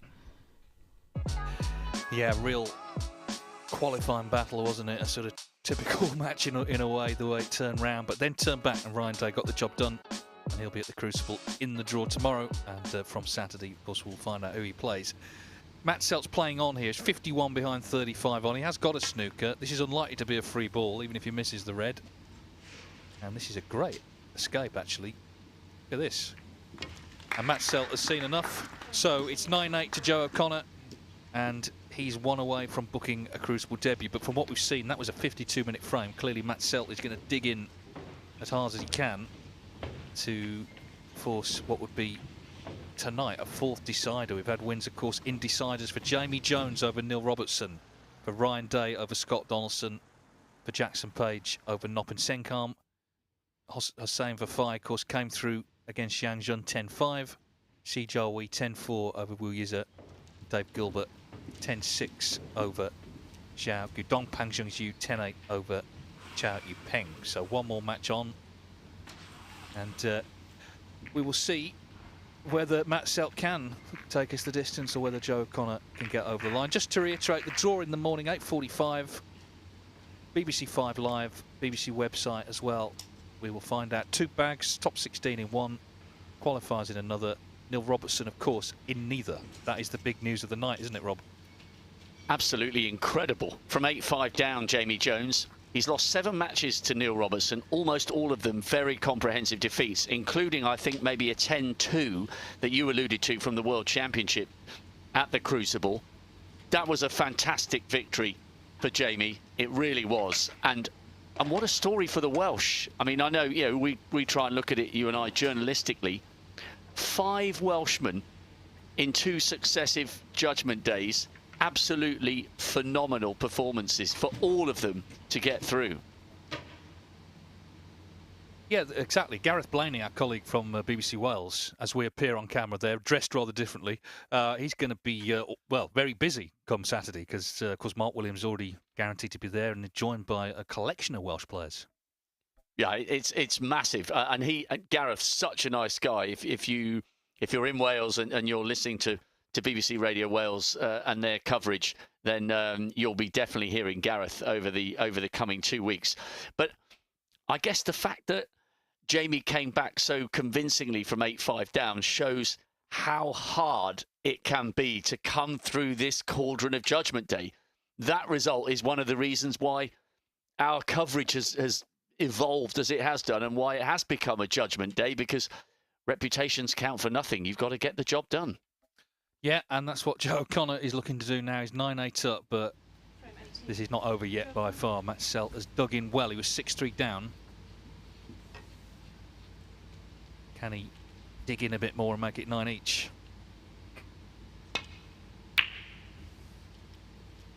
Oh, this isn't the best break off. Might get some cover. Well, it's not a bad cue ball, but it's how aggressive Selt wants to be at this point. Going to take the red on. Or is he? Maybe not. 8:45 tomorrow morning, by the way. 5 Live for the draw.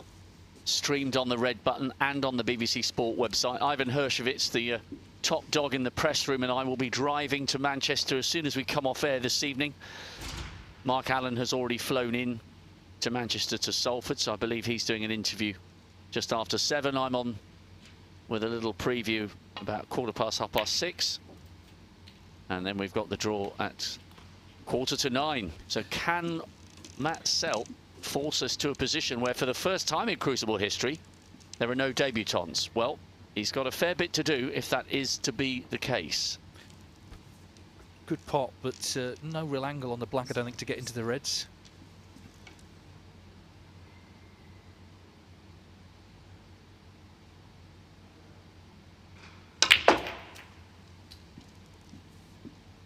Just want to, he's tried to get them into play, he's not on one. Just want to give you a tweet from Neil Robertson, who has just tweeted after that painful defeat. He said, well, that hurts. Fair play to Jamie, though. From 8-5 up, I barely had a chance. He played brilliant. Tough season all round. And some time off needed for sure. Thanks, everyone, for the continued support. I'll be back much stronger next season. I can guarantee that. I think that's very classy. There's no blaming about conditions or anything other than the other guy played well. Good luck to him. Fair play to Neil Robertson. Minutes after defeat there. Really tough, obviously, to not be at the Crucible. But I'm sure we'll see him again in full flow next season. There's a lot of snooker to play on the World Snooker Tour next season. There certainly is some great tournaments to come. We've had loads of messages. Jonas, it doesn't say which country you're writing from, Jonas. For the rest of us outside the UK, how do we see the draw? I'm not absolutely certain, but I'm pretty sure you could get an international version of 5 Live, so you may well be able to hear it, even if you can't see it. I'll try and find out whether World Snooker Tour have the right to replay the draw. I don't know if that's the case, because it is being conducted at BBC's headquarters, but I know you'll be able to hear it. Yeah, I think on the BBC Sounds app you can get that outside the UK. So go to 5 Live and you should be able to hear it. Will you be tuning in, Dave? Absolutely. Oh, absolutely. I mean, these people, various players who've said they're not, they will be. They just will be. That's it. They will be. Why wouldn't you? Listen, I've got to tell you, obviously, I'm not one of the players, but it's nerve jangly just being even close to that drama, and the sense of anticipation grows with every ball that emerges. We really have got some mammoth matches to come. Lots of comments about Gareth Blaney and how busy he's going to be. I remember the interview he had to conduct with Mark Williams when Mark walked his way through the press room with the towel on, but then when he sat down to do his winning interview, a man of his word, the towel was removed and only Gareth Blaney was close enough to get the view. Eyes fully focused on the microphone, but it is a funny photo which I have on my phone, which, to spare Gareth's blushes, will remain just on my phone and will not be posted anywhere on social media. But yep, Gareth is going to be very busy. 6 Welsh out of 32.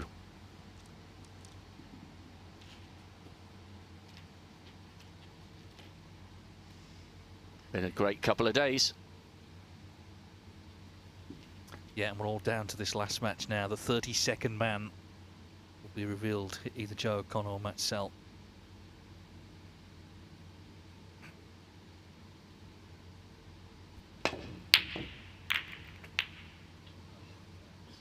Well, it's a result. It's a result for Joe O'Connor that. If that cue ball hadn't struck that red, he surely would have left something on. It's a bit of a trudge to the table for Matt Selt. Little bits of running, of course, you know, at this stage can play their part. We know that.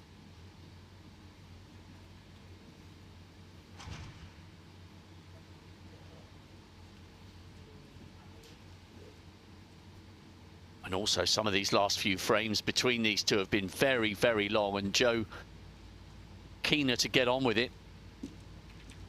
Bearing in mind what a quality player he is and how well he's performed in the ITV events that we've seen him at, are you surprised that Joe's never made it to the Crucible yet? I guess so, yeah. I mean, he's not actually had that many years on tour, but I think last season he maybe would have been expected to qualify. But anyway, he's got a chance here, or he might get another one soon. Matt Selt's just taken a little time here to get over the disappointment of not actually being on anything. Well, nothing easy anyway. And just got to be mindful of a couple of reds that have gone down the table, particularly the one near the left middle pocket.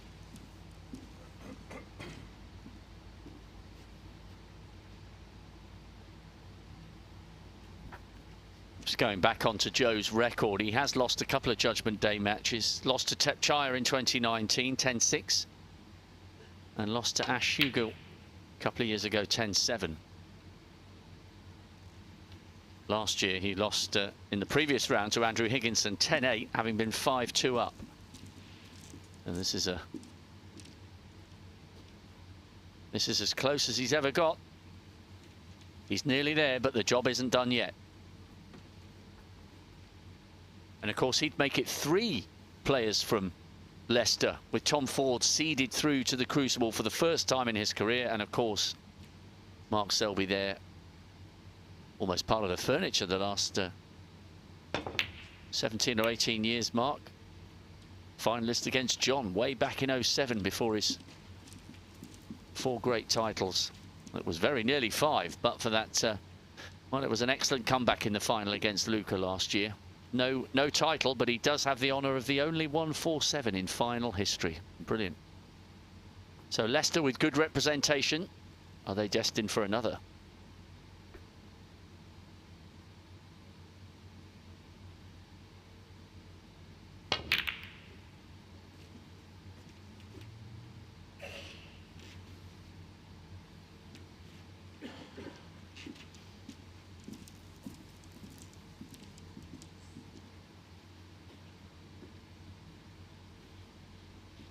Just saying goodbye to Ken, who's done sterling work behind the camera, in front of the camera, everywhere.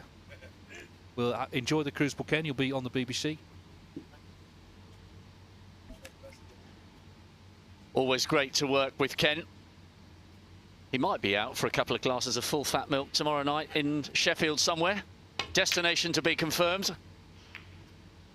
A very good night to Ken as we edge closer to concluding our 2 judgment days.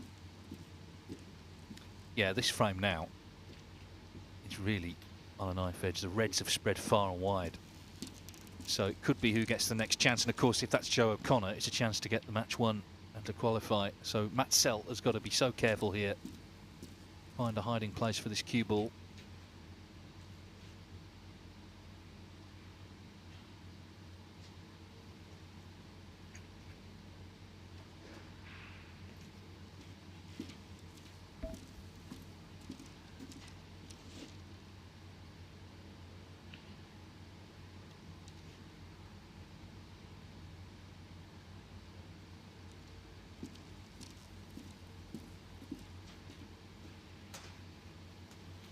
Three final frame deciders this evening, Dave, all of them won by the Welsh. Are we destined to finish with a match that goes all the way?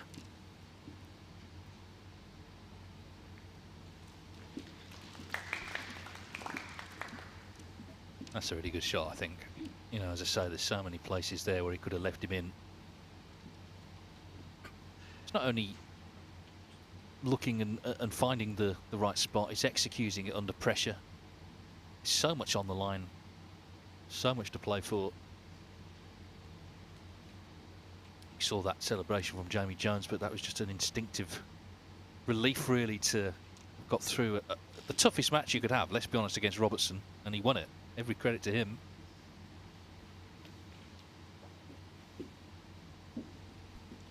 Yeah, there was absolutely no bad sportsmanship at all about that. It was pure instinct. You know, he's been thrashed by Robertson time and time and time again. And the perfect way for him to bring his season to a conclusion on the biggest stage of all. 12 years after his run to the quarters on his debut. He just loves the place. Well, this is going nowhere. If they're just going to tap up to this red, well, he's just nudged it. But a real standoff here. There's so much danger with the red spread, as I mentioned.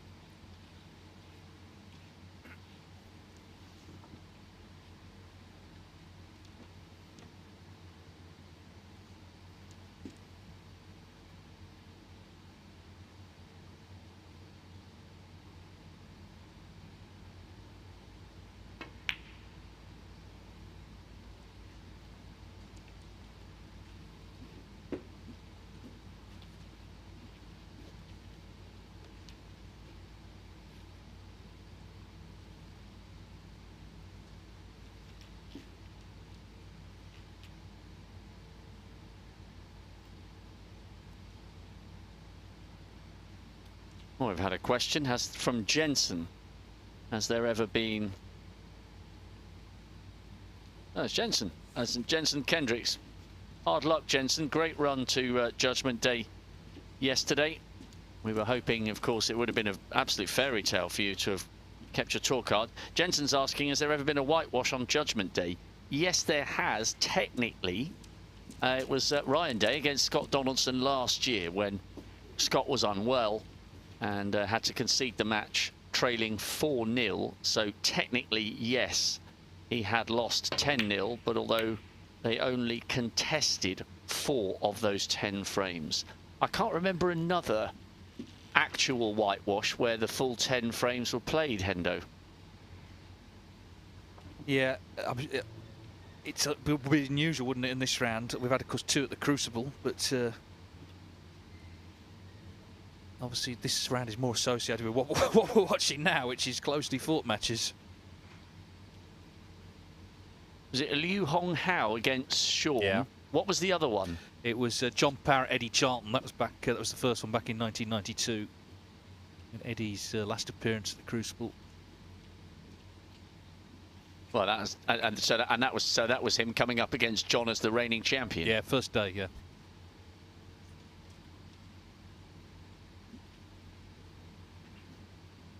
This is. It's actually a good table, but it's just getting in. Whoever gets in would fancy probably winning the frame, really. But who's it going to be? There's a standoff to try and prevent your opponent getting in. Screwing the white back here towards the cushion.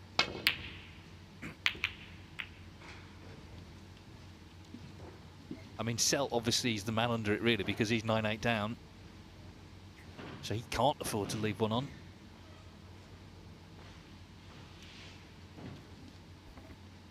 Yeah, pink and black both on the cushion. Could be a tense one.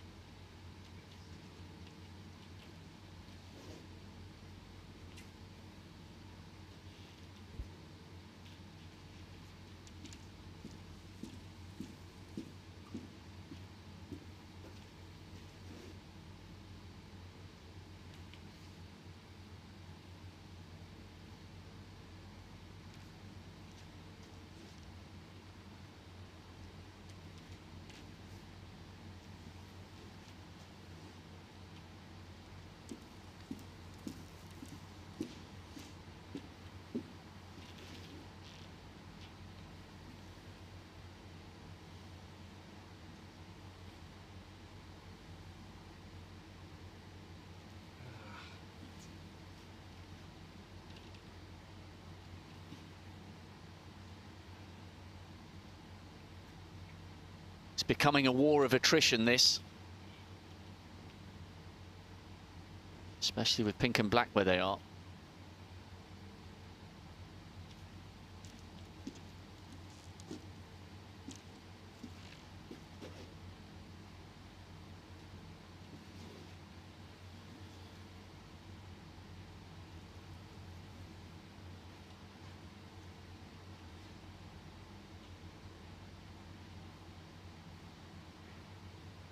This is trouble, isn't it, for Selt?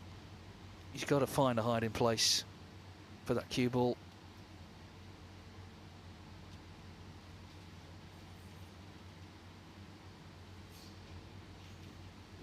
Or he's got to pot his way out of trouble. One or the two, one or the other, rather.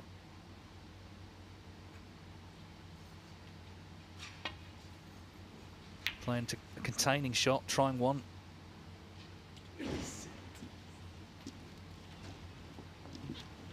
I think all you need to do is watch Matt Selt's sort of body language. It wasn't the worst walk back to the seat, that. I've seen worse than that from him.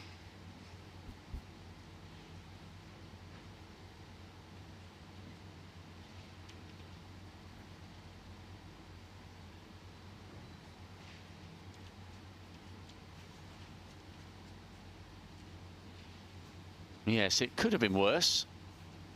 Took a long time to think about it. Must be hard to maintain concentration levels. It's a long day. Now, is he taking this on to the middle? No. It's just the safety. And he's played a good one. It's a good shot. Matt Selt taps the table. Joe O'Connor still thinking well.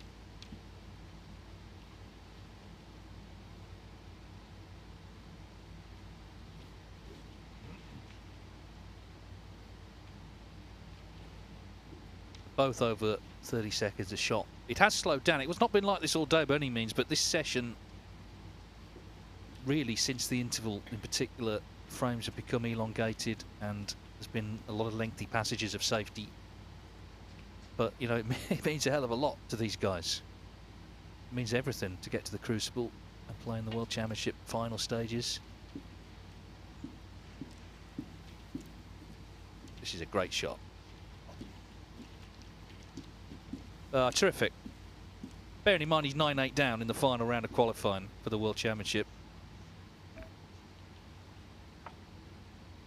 He judged that absolutely to perfection. To the naked eye, it looked as though there was half a chance he was going to nudge the pink.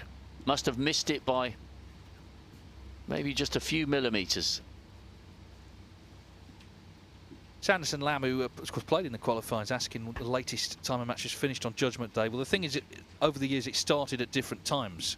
So obviously 5 o'clock start, you're not going to get such a late finish. I remember early in my journalistic career, Gary Wilkinson and Jason Ferguson that were playing in the last round, and that was 9 each. At about 1 in the morning, I think the decider started, and it was after 2 when it finished.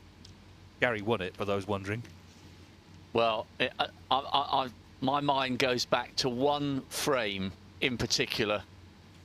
I was sitting next to Neil Foulds. Oh yes, of course. Food and refreshments were continually being brought to the commentary position. 5-ton Fergal O'Brien, who is going to be on air for Eurosport, by the way, because Dominic Dale's qualification means the Eurosport rotor has been ripped up and redrawn. So 5-ton Fergal against Dave Gilbert. The frame lasted longer than the existing men's marathon world record of that year. The final frame was something like 2 hours and 5 minutes, and I think they spent about 40 minutes trying to pot the yellow or the yellow and the green. It was absolutely extraordinary. It took so long, it was utterly captivating, because the longer it went on, the more time you'd invested in it.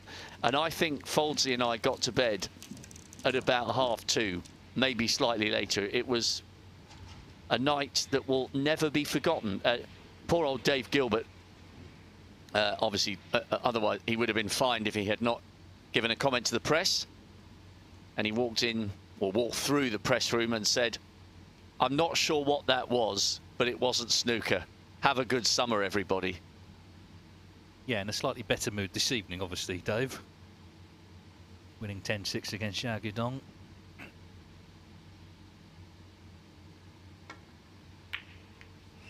So 20 minutes this frame, 8 points on the board.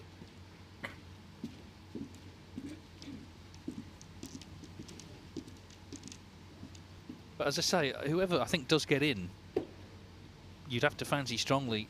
I know black and pink aren't great, and actually the blue is slightly covered now, but the reds are nicely positioned. It might be one of those breaks where they're taking bulk colours, but there'd be some sort of chance. But you get the feeling this is not going to be over in the next sort of 15 minutes.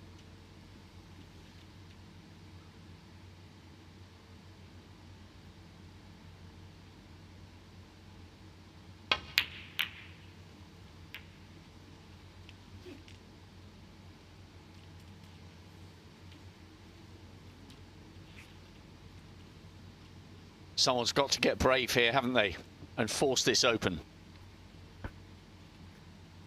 Yeah, I mean, the blue now is... I mean, it's still potable there where it is, actually, but it's a move from its spot.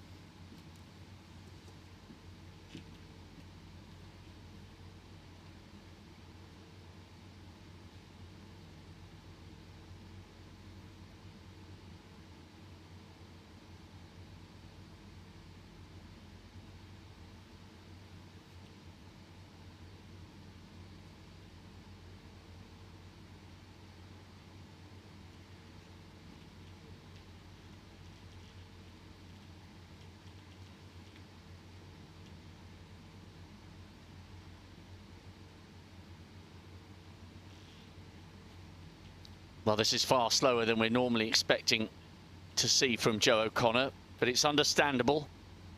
He's never been this close to a place at the Crucible before. Massive prize for him. It's been a tough session tonight. Led 2-0, 3-0, 6-3.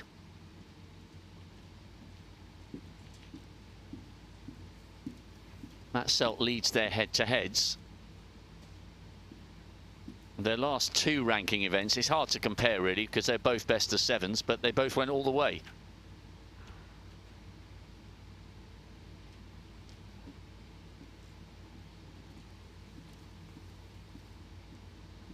Joe conceded just a single frame en route to Judgment Day.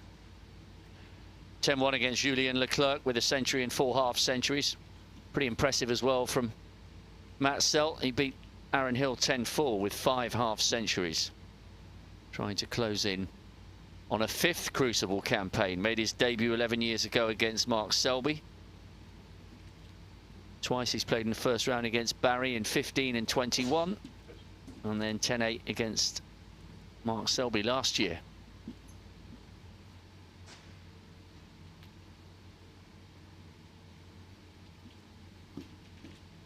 Both looking to finish their seasons on a high. Joe made the Championship League final. He's bowed out of the last 32 of 4 big events, including the UK. A couple of victories against Stephen Maguire this season. Selt's best run was the quarterfinals of the English Open, where he beat Mark Allen and Ricky Walden before losing to Judd Trump. Wow, you just heard there from Matt Selt. I think they're both really feeling it and sharing the emotion of the occasion. They both must be exhausted. Gone 10 o'clock.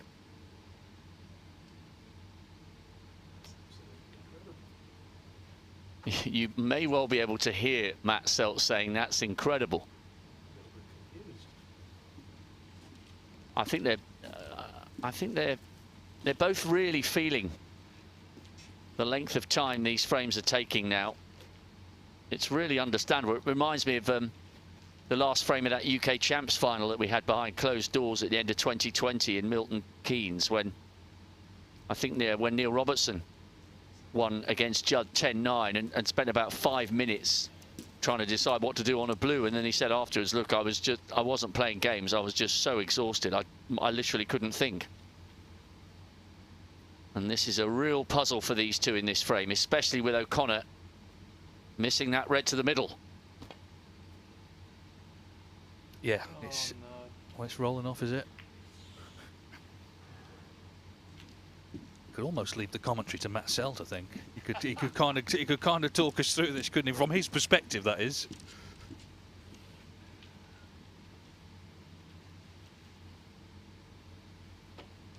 Neil Foltz is watching. He says this is proper snooker. All the high-value colours welded to cushions. We'll get there in ones. Well, we'll take ones right now.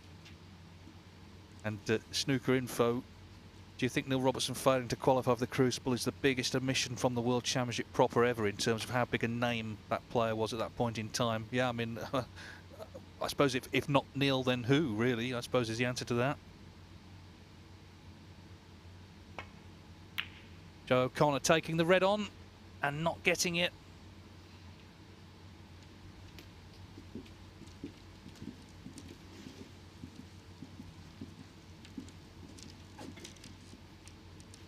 Extraordinary question here. This is this time of night you get this. If a player pots all 15 reds in one shot, then the then the yellow, and then 6 colours in a sequence, they get 44 points. Is it classed as a total clearance? My friend doesn't think so, whereas I do. Matt Selt taking that one on, not getting it. Yeah, I mean, it would be. I mean, well, I'd put it this way. If that happened, I'm not sure the table would be level. That's all I'm saying. If all the reds going in one shot. But yeah, I mean, it would be a total clearance, yeah. But I mean, Joe Johnson years ago did an exhibition on the QE2, which felt like a good idea at the time. But as he was about to sort of play a few shots, it's a ship, so you can imagine what happened. Basically, about 8 reds went in the middle pocket. These are the kind of rabbit holes we disappear down after 2 days locked up in the English Institute of Sport. I tell you what, though, this is a great venue, and you know there's a lot of people still here. It's a bit different. I was years ago. They had the qualifying at Torquay, the Palace Hotel Torquay. There were 4 tables, and the last match on it's Chris Small. Can't remember who was playing, but it was quite like this. It was everything had finished, and they started de-rigging the other tables around him. And you imagine Chris, obviously both players trying to concentrate and get into the Crucible. It wasn't ideal, but this is a different era, a bit more professional. They've been really good hosts here. I think it'll be here for a few years to come. By the way, there are quite a few people commenting from abroad about how they may or may not be able to hear or watch the draw and so on. Someone called BCN Dave says, I'm in Spain and I've downloaded the BBC Sounds app, which I don't think is geo-restricted, so anybody can tune into the draw. Thanks for the coverage. I've had Minky writes in, I remember famous words from the 123-minute decider. I think it was 125. But anyway. Where's the yellow? We already miss it. I can't remember whether that was Neil Folds or myself that said that. And Steve in Bahrain has gone a little bit left field. He's asking me an athletics question. Who do you think wins the women's? Who do you think wins the women's 4 hurdles this summer? Sydney McLaughlin or Femke Bol? It's a hard one to answer that, Steve, because I think we'd have to see what Sydney does or doesn't do in the forthcoming months before making an assessment, because Femke Bol has become one of the greatest athletes in the world. Anyway, thanks for your... Just doing general questions now, are we? Yeah. Thanks for your question. And then we've got questions coming in. Is that Dutch or German? You tell me. Well, thanks, Sylvia. I'm sure it's a nice comment. Well, this has been a 29-minute frame. There are 8 points on the board. And ball's just going, sort of being sent almost into hibernation. Yeah, it's... We've had 1 red potted, haven't we, and a foul. Is that right? There's 14 reds on, aren't there? Just double checking. Yes, 14 reds. Well, this is... Was it a red and a black? Anyway, it was 1 red potted in 29 minutes. And we could still have a decider. Yeah, it's classic sort of qualifying stuff. And the reds were in good positions early, weren't they? But they're now all going sort of into safe positions. So this frame really is going to take some winning. Joe O'Connor, though, with a terrific long red. So he's trying to make something happen. At least he's in with some sort of scoring chance. It's not easy because pink and black are no good. The blue would be potable if you could get on it. If you get the blue back on its spot soon, that would certainly help. But at least the deadlock's been broken. Well, the table's beginning to look like it would if you and I were playing.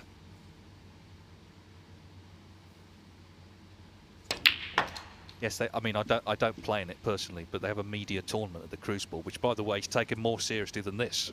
Some of the journalists, the people who play in that, you think you see bad behaviour from the players, you want to watch the media tournament. Yeah, it's all a little bit big fish in a small pond scenario, isn't it? Susie Wilkins writes, I think the biggest omission from the Worlds was the year Willow didn't qualify and then missed the anniversary celebrations. That was the year before. It was amazing because he didn't qualify and then came back the following year and won the title for the 3rd time. Yeah, it's a fair shout, I suppose. Although Neil Robertson has had more recent success than Mark Williams did at that point. Obviously, that changed. Well, it's all sort of scrapping for bits and pieces here. The small colours are the only ones really out in the open. So Joe O'Connor sort of metaphorically rolling up his sleeves here, trying to just make something happen.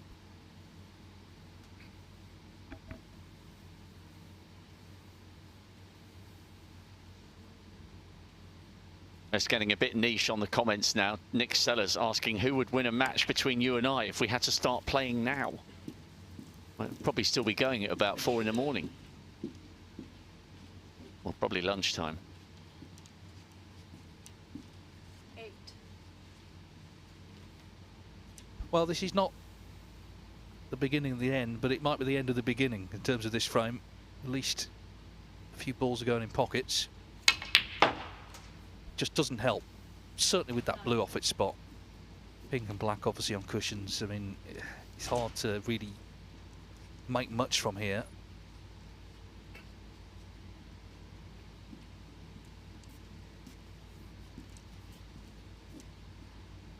We've had a lot of comments coming in about Dominic Dale's potential walk-on music in light of the new beau in his life. Here's one that'll raise a smile to your face, Dave, your co-commentator and former champion du monde for Eurosport. Tom Mayhew, can somebody ask Joe Johnson to re-release his version of Everlasting Love? I want to listen to it on Spotify. Yeah, I think he's still got about 300 copies of that in his garage, actually. You want to pop round?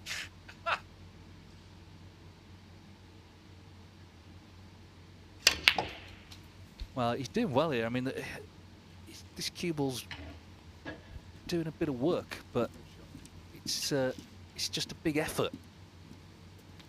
But Joe O'Connor's made a big effort all day because he was 6-3 up, really tightened up this evening. Matt Sell, very good tactical player, and just sort of sank his teeth into this session. But Joe O'Connor just building a lead here, trying to put more pressure on Sell.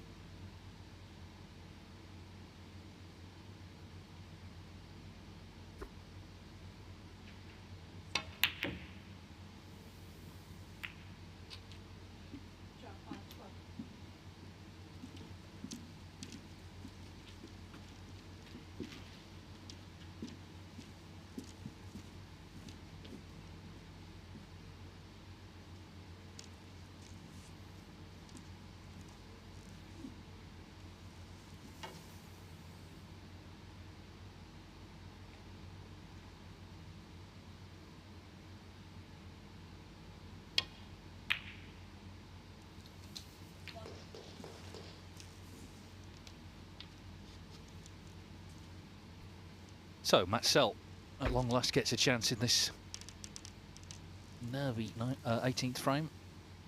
Got the same issue, of course, as O'Connor in terms of where the balls are.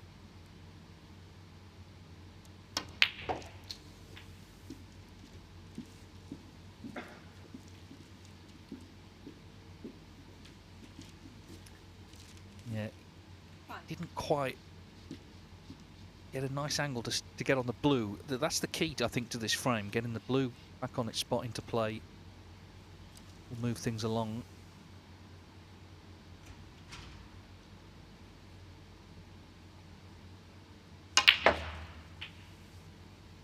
Six. It's a bit pacey. Sit he's saying. But the cue ball, I'm afraid, doesn't take instructions.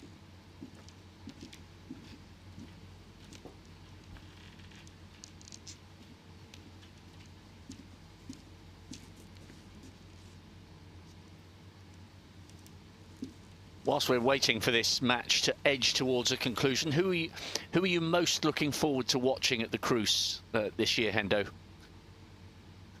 Well, obviously be interested in the draw as Matt Selt misses that brown. I mean, to be honest, Luca Brissell, actually, I'm be fascinated to see how he fares on Saturday. You know, it's always interesting, the defending champ. He's not had a great season, but you know, he didn't go into last year's championship with any great sort of fanfare around him.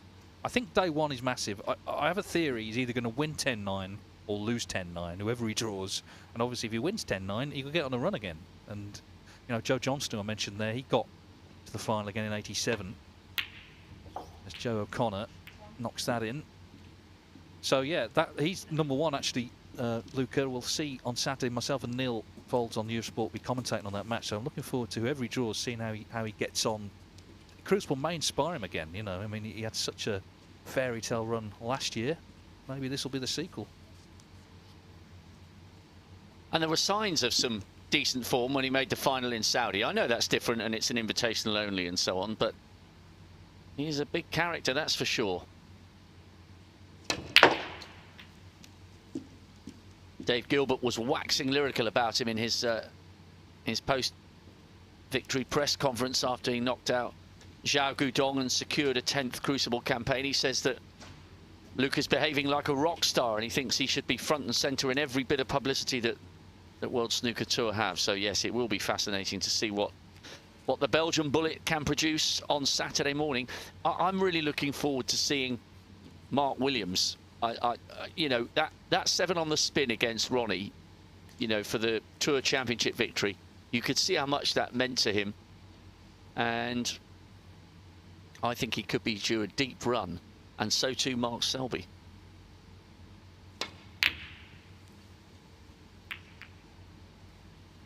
Well, the black is now out and potable, so that is going to help the frame, but not a lot else is. So, so it'll be there to be utilised in due course. 3 points in it. 37-minute frame. The last was 50 minutes.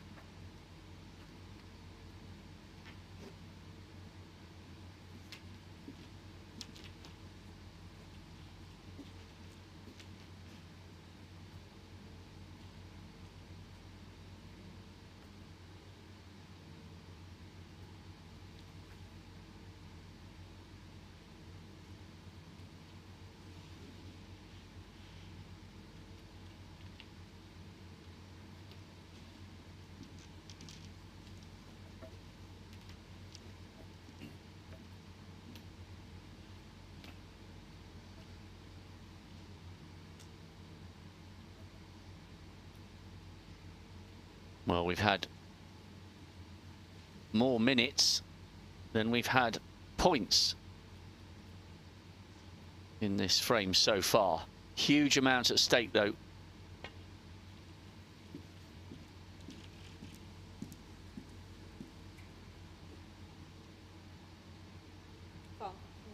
He normally judges those so well, doesn't he? Yeah, I mean, unless he grossly overhit it, he wasn't going to leave anything on, but he was being cautious. Oh, a shout out to Tatiana Wollaston here, and in so doing, all the referees who have worked very long days over the 10 days here. Of course, quite a few of them will be going to the Crucible on Saturday, but Tatiana's on the last match, but they've all put in many hours of service to this World Championship.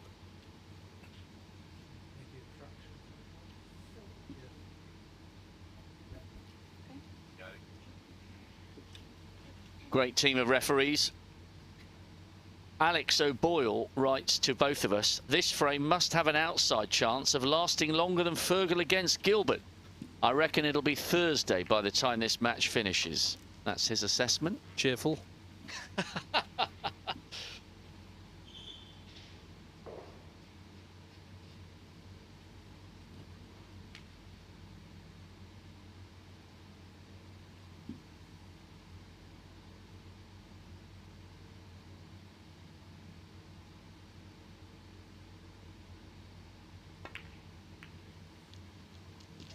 Well, we're back to this again.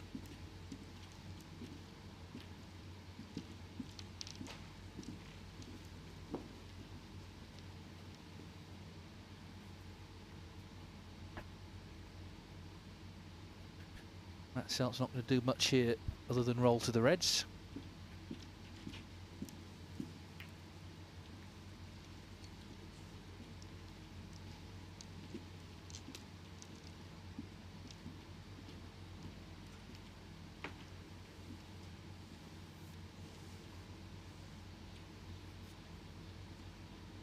Let's hope he's over before the draw, otherwise it'd be an either or. Michael Holt says hello to both of us, Hendo. How buzzing are you that I'm back on tour?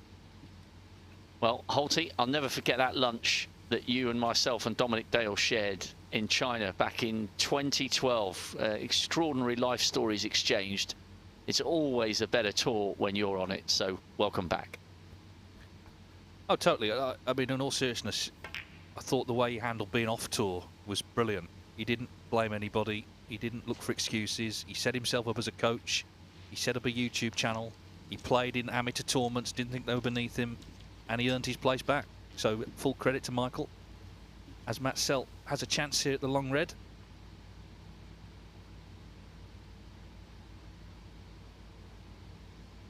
With the black now available,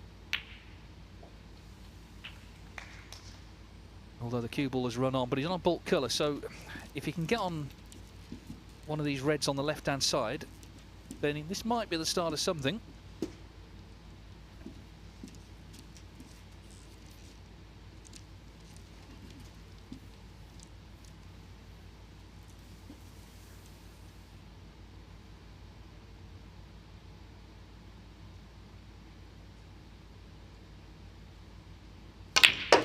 Well, he's playing into them. This is aggressive from Selt.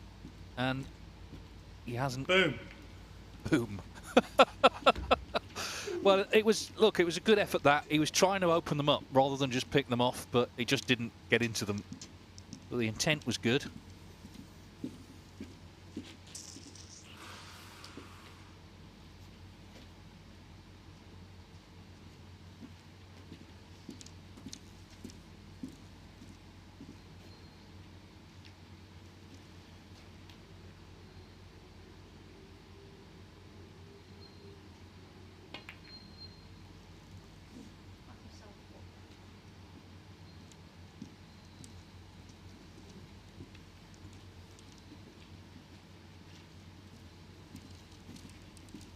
Yeah, well, Joe O'Connor may be forced into playing the red on the top cushion.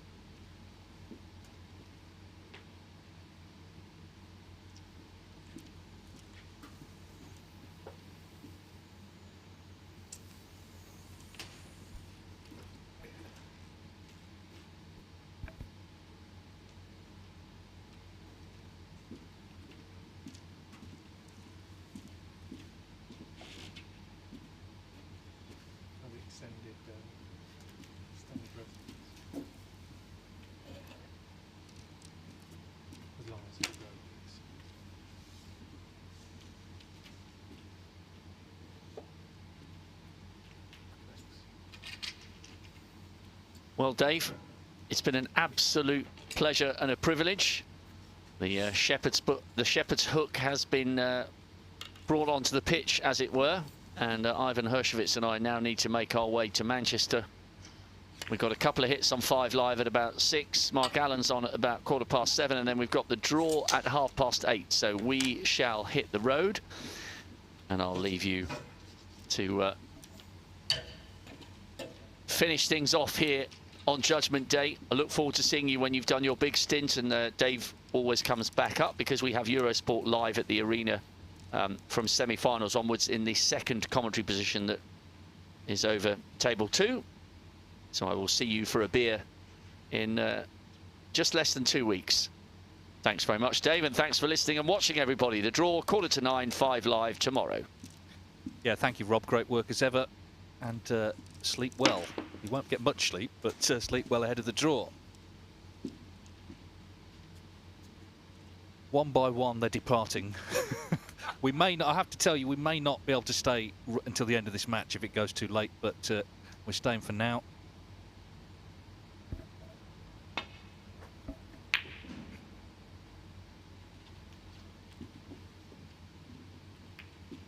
Frame is opening up a little. I say a little. There's a few reds to an open play. Just 3 points in it. 46 minutes the frame. The previous one was 50.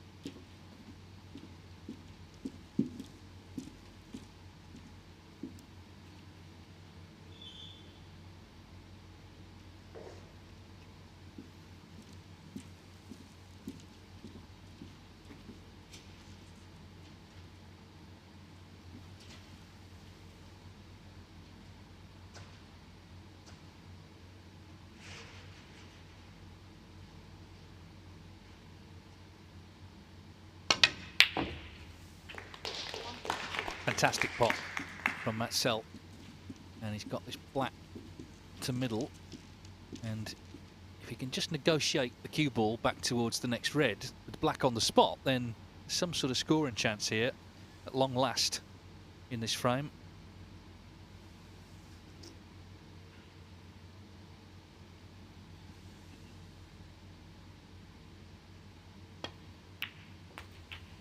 Ah, but he's hit the yellow, so that did not happen.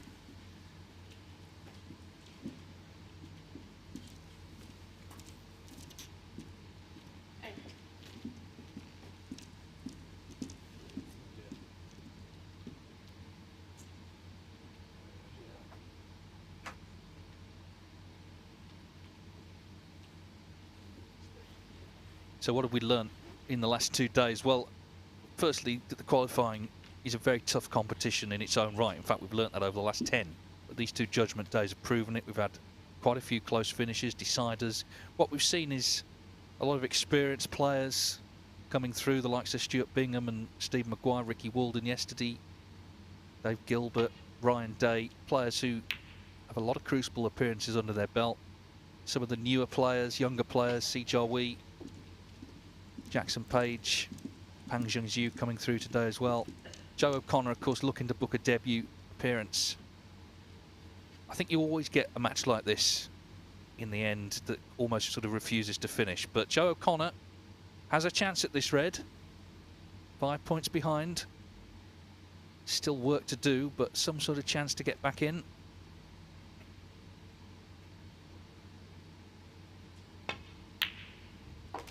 And it wriggles in.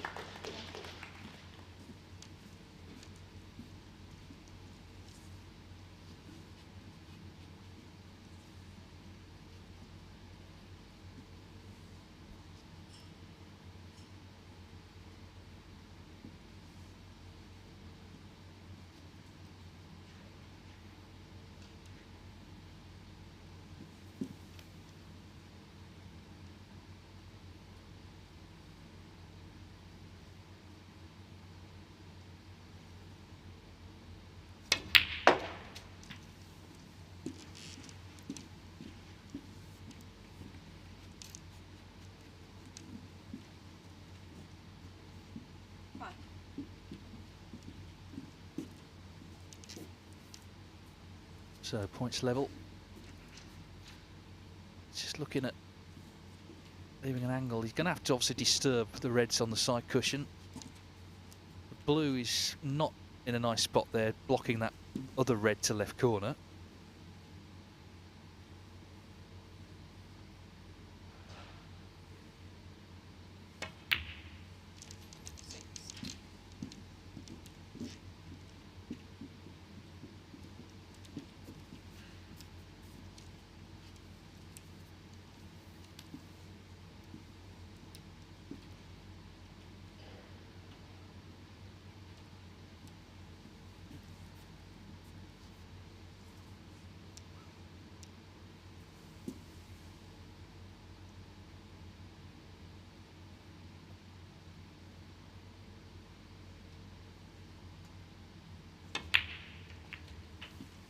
Yeah, it's just trying to sort of thinner contact on that red to leave it onto left corner. It's not quite come off.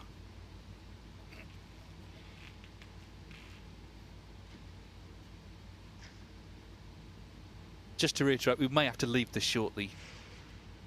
But I hope you've enjoyed our 2 days, and of course I know everyone will enjoy the World Championship itself when the final stages start on Saturday. And what you've witnessed here, if you've been with us since the start of qualifying or just the 2 judgment days, is the sheer effort it takes just to reach the crucible.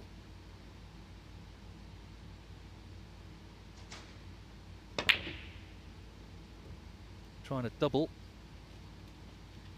needing the red to run safe, which is just about done, I think. Maybe I'll have to clip this in. Just looking at the potting angle.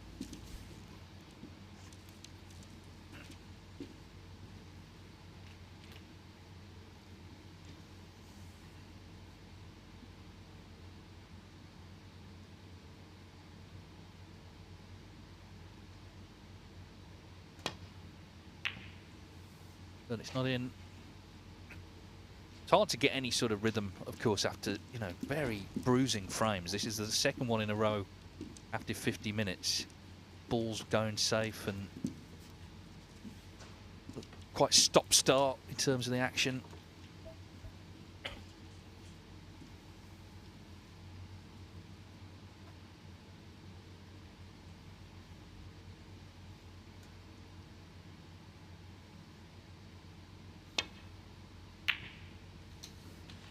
Now then, Reddy's in. He's going to be on the blue at least.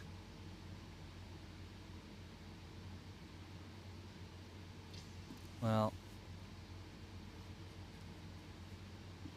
how brave is he feeling? Can he try and get into these reds, get them open? If he can do that, then there's some sort of chance to get this one. Gonna have to power the blue in.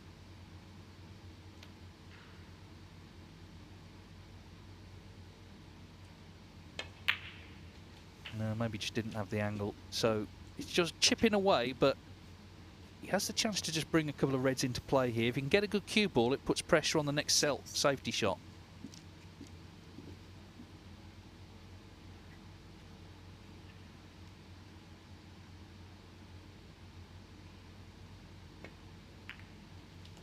No, I didn't really bring the reds out. Maybe forcing Selt to do that. He leads by 14. He's just chipping away here.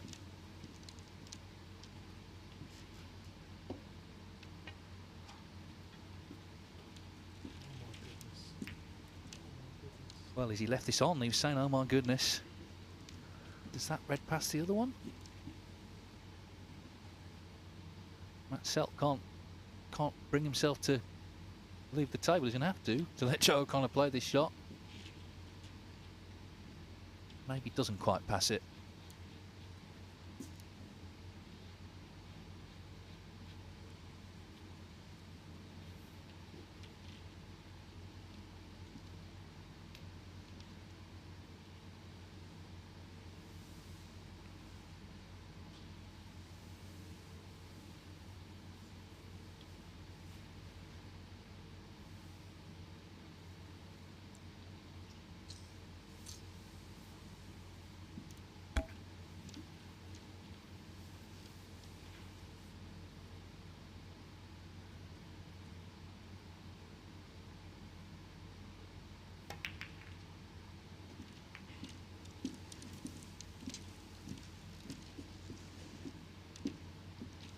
Well, you can understand the players being cagey at such a vital moment, but the only way this is really going to be resolved is if these reds come into play. That's got one of them out.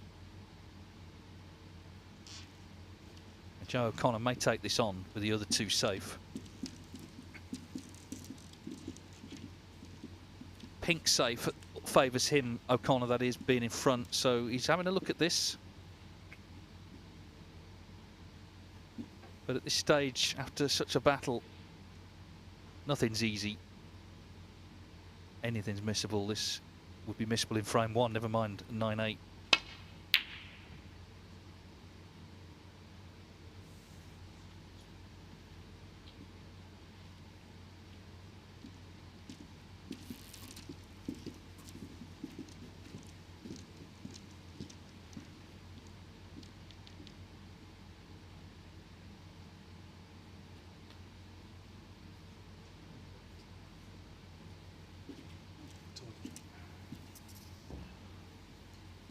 Well, Matt Selt is taking a toilet break, and Joe O'Connor is going to as well. And I'm afraid we are going to have to end our coverage there, I'm being told, because we've overrun our booked slot. So 56 minutes.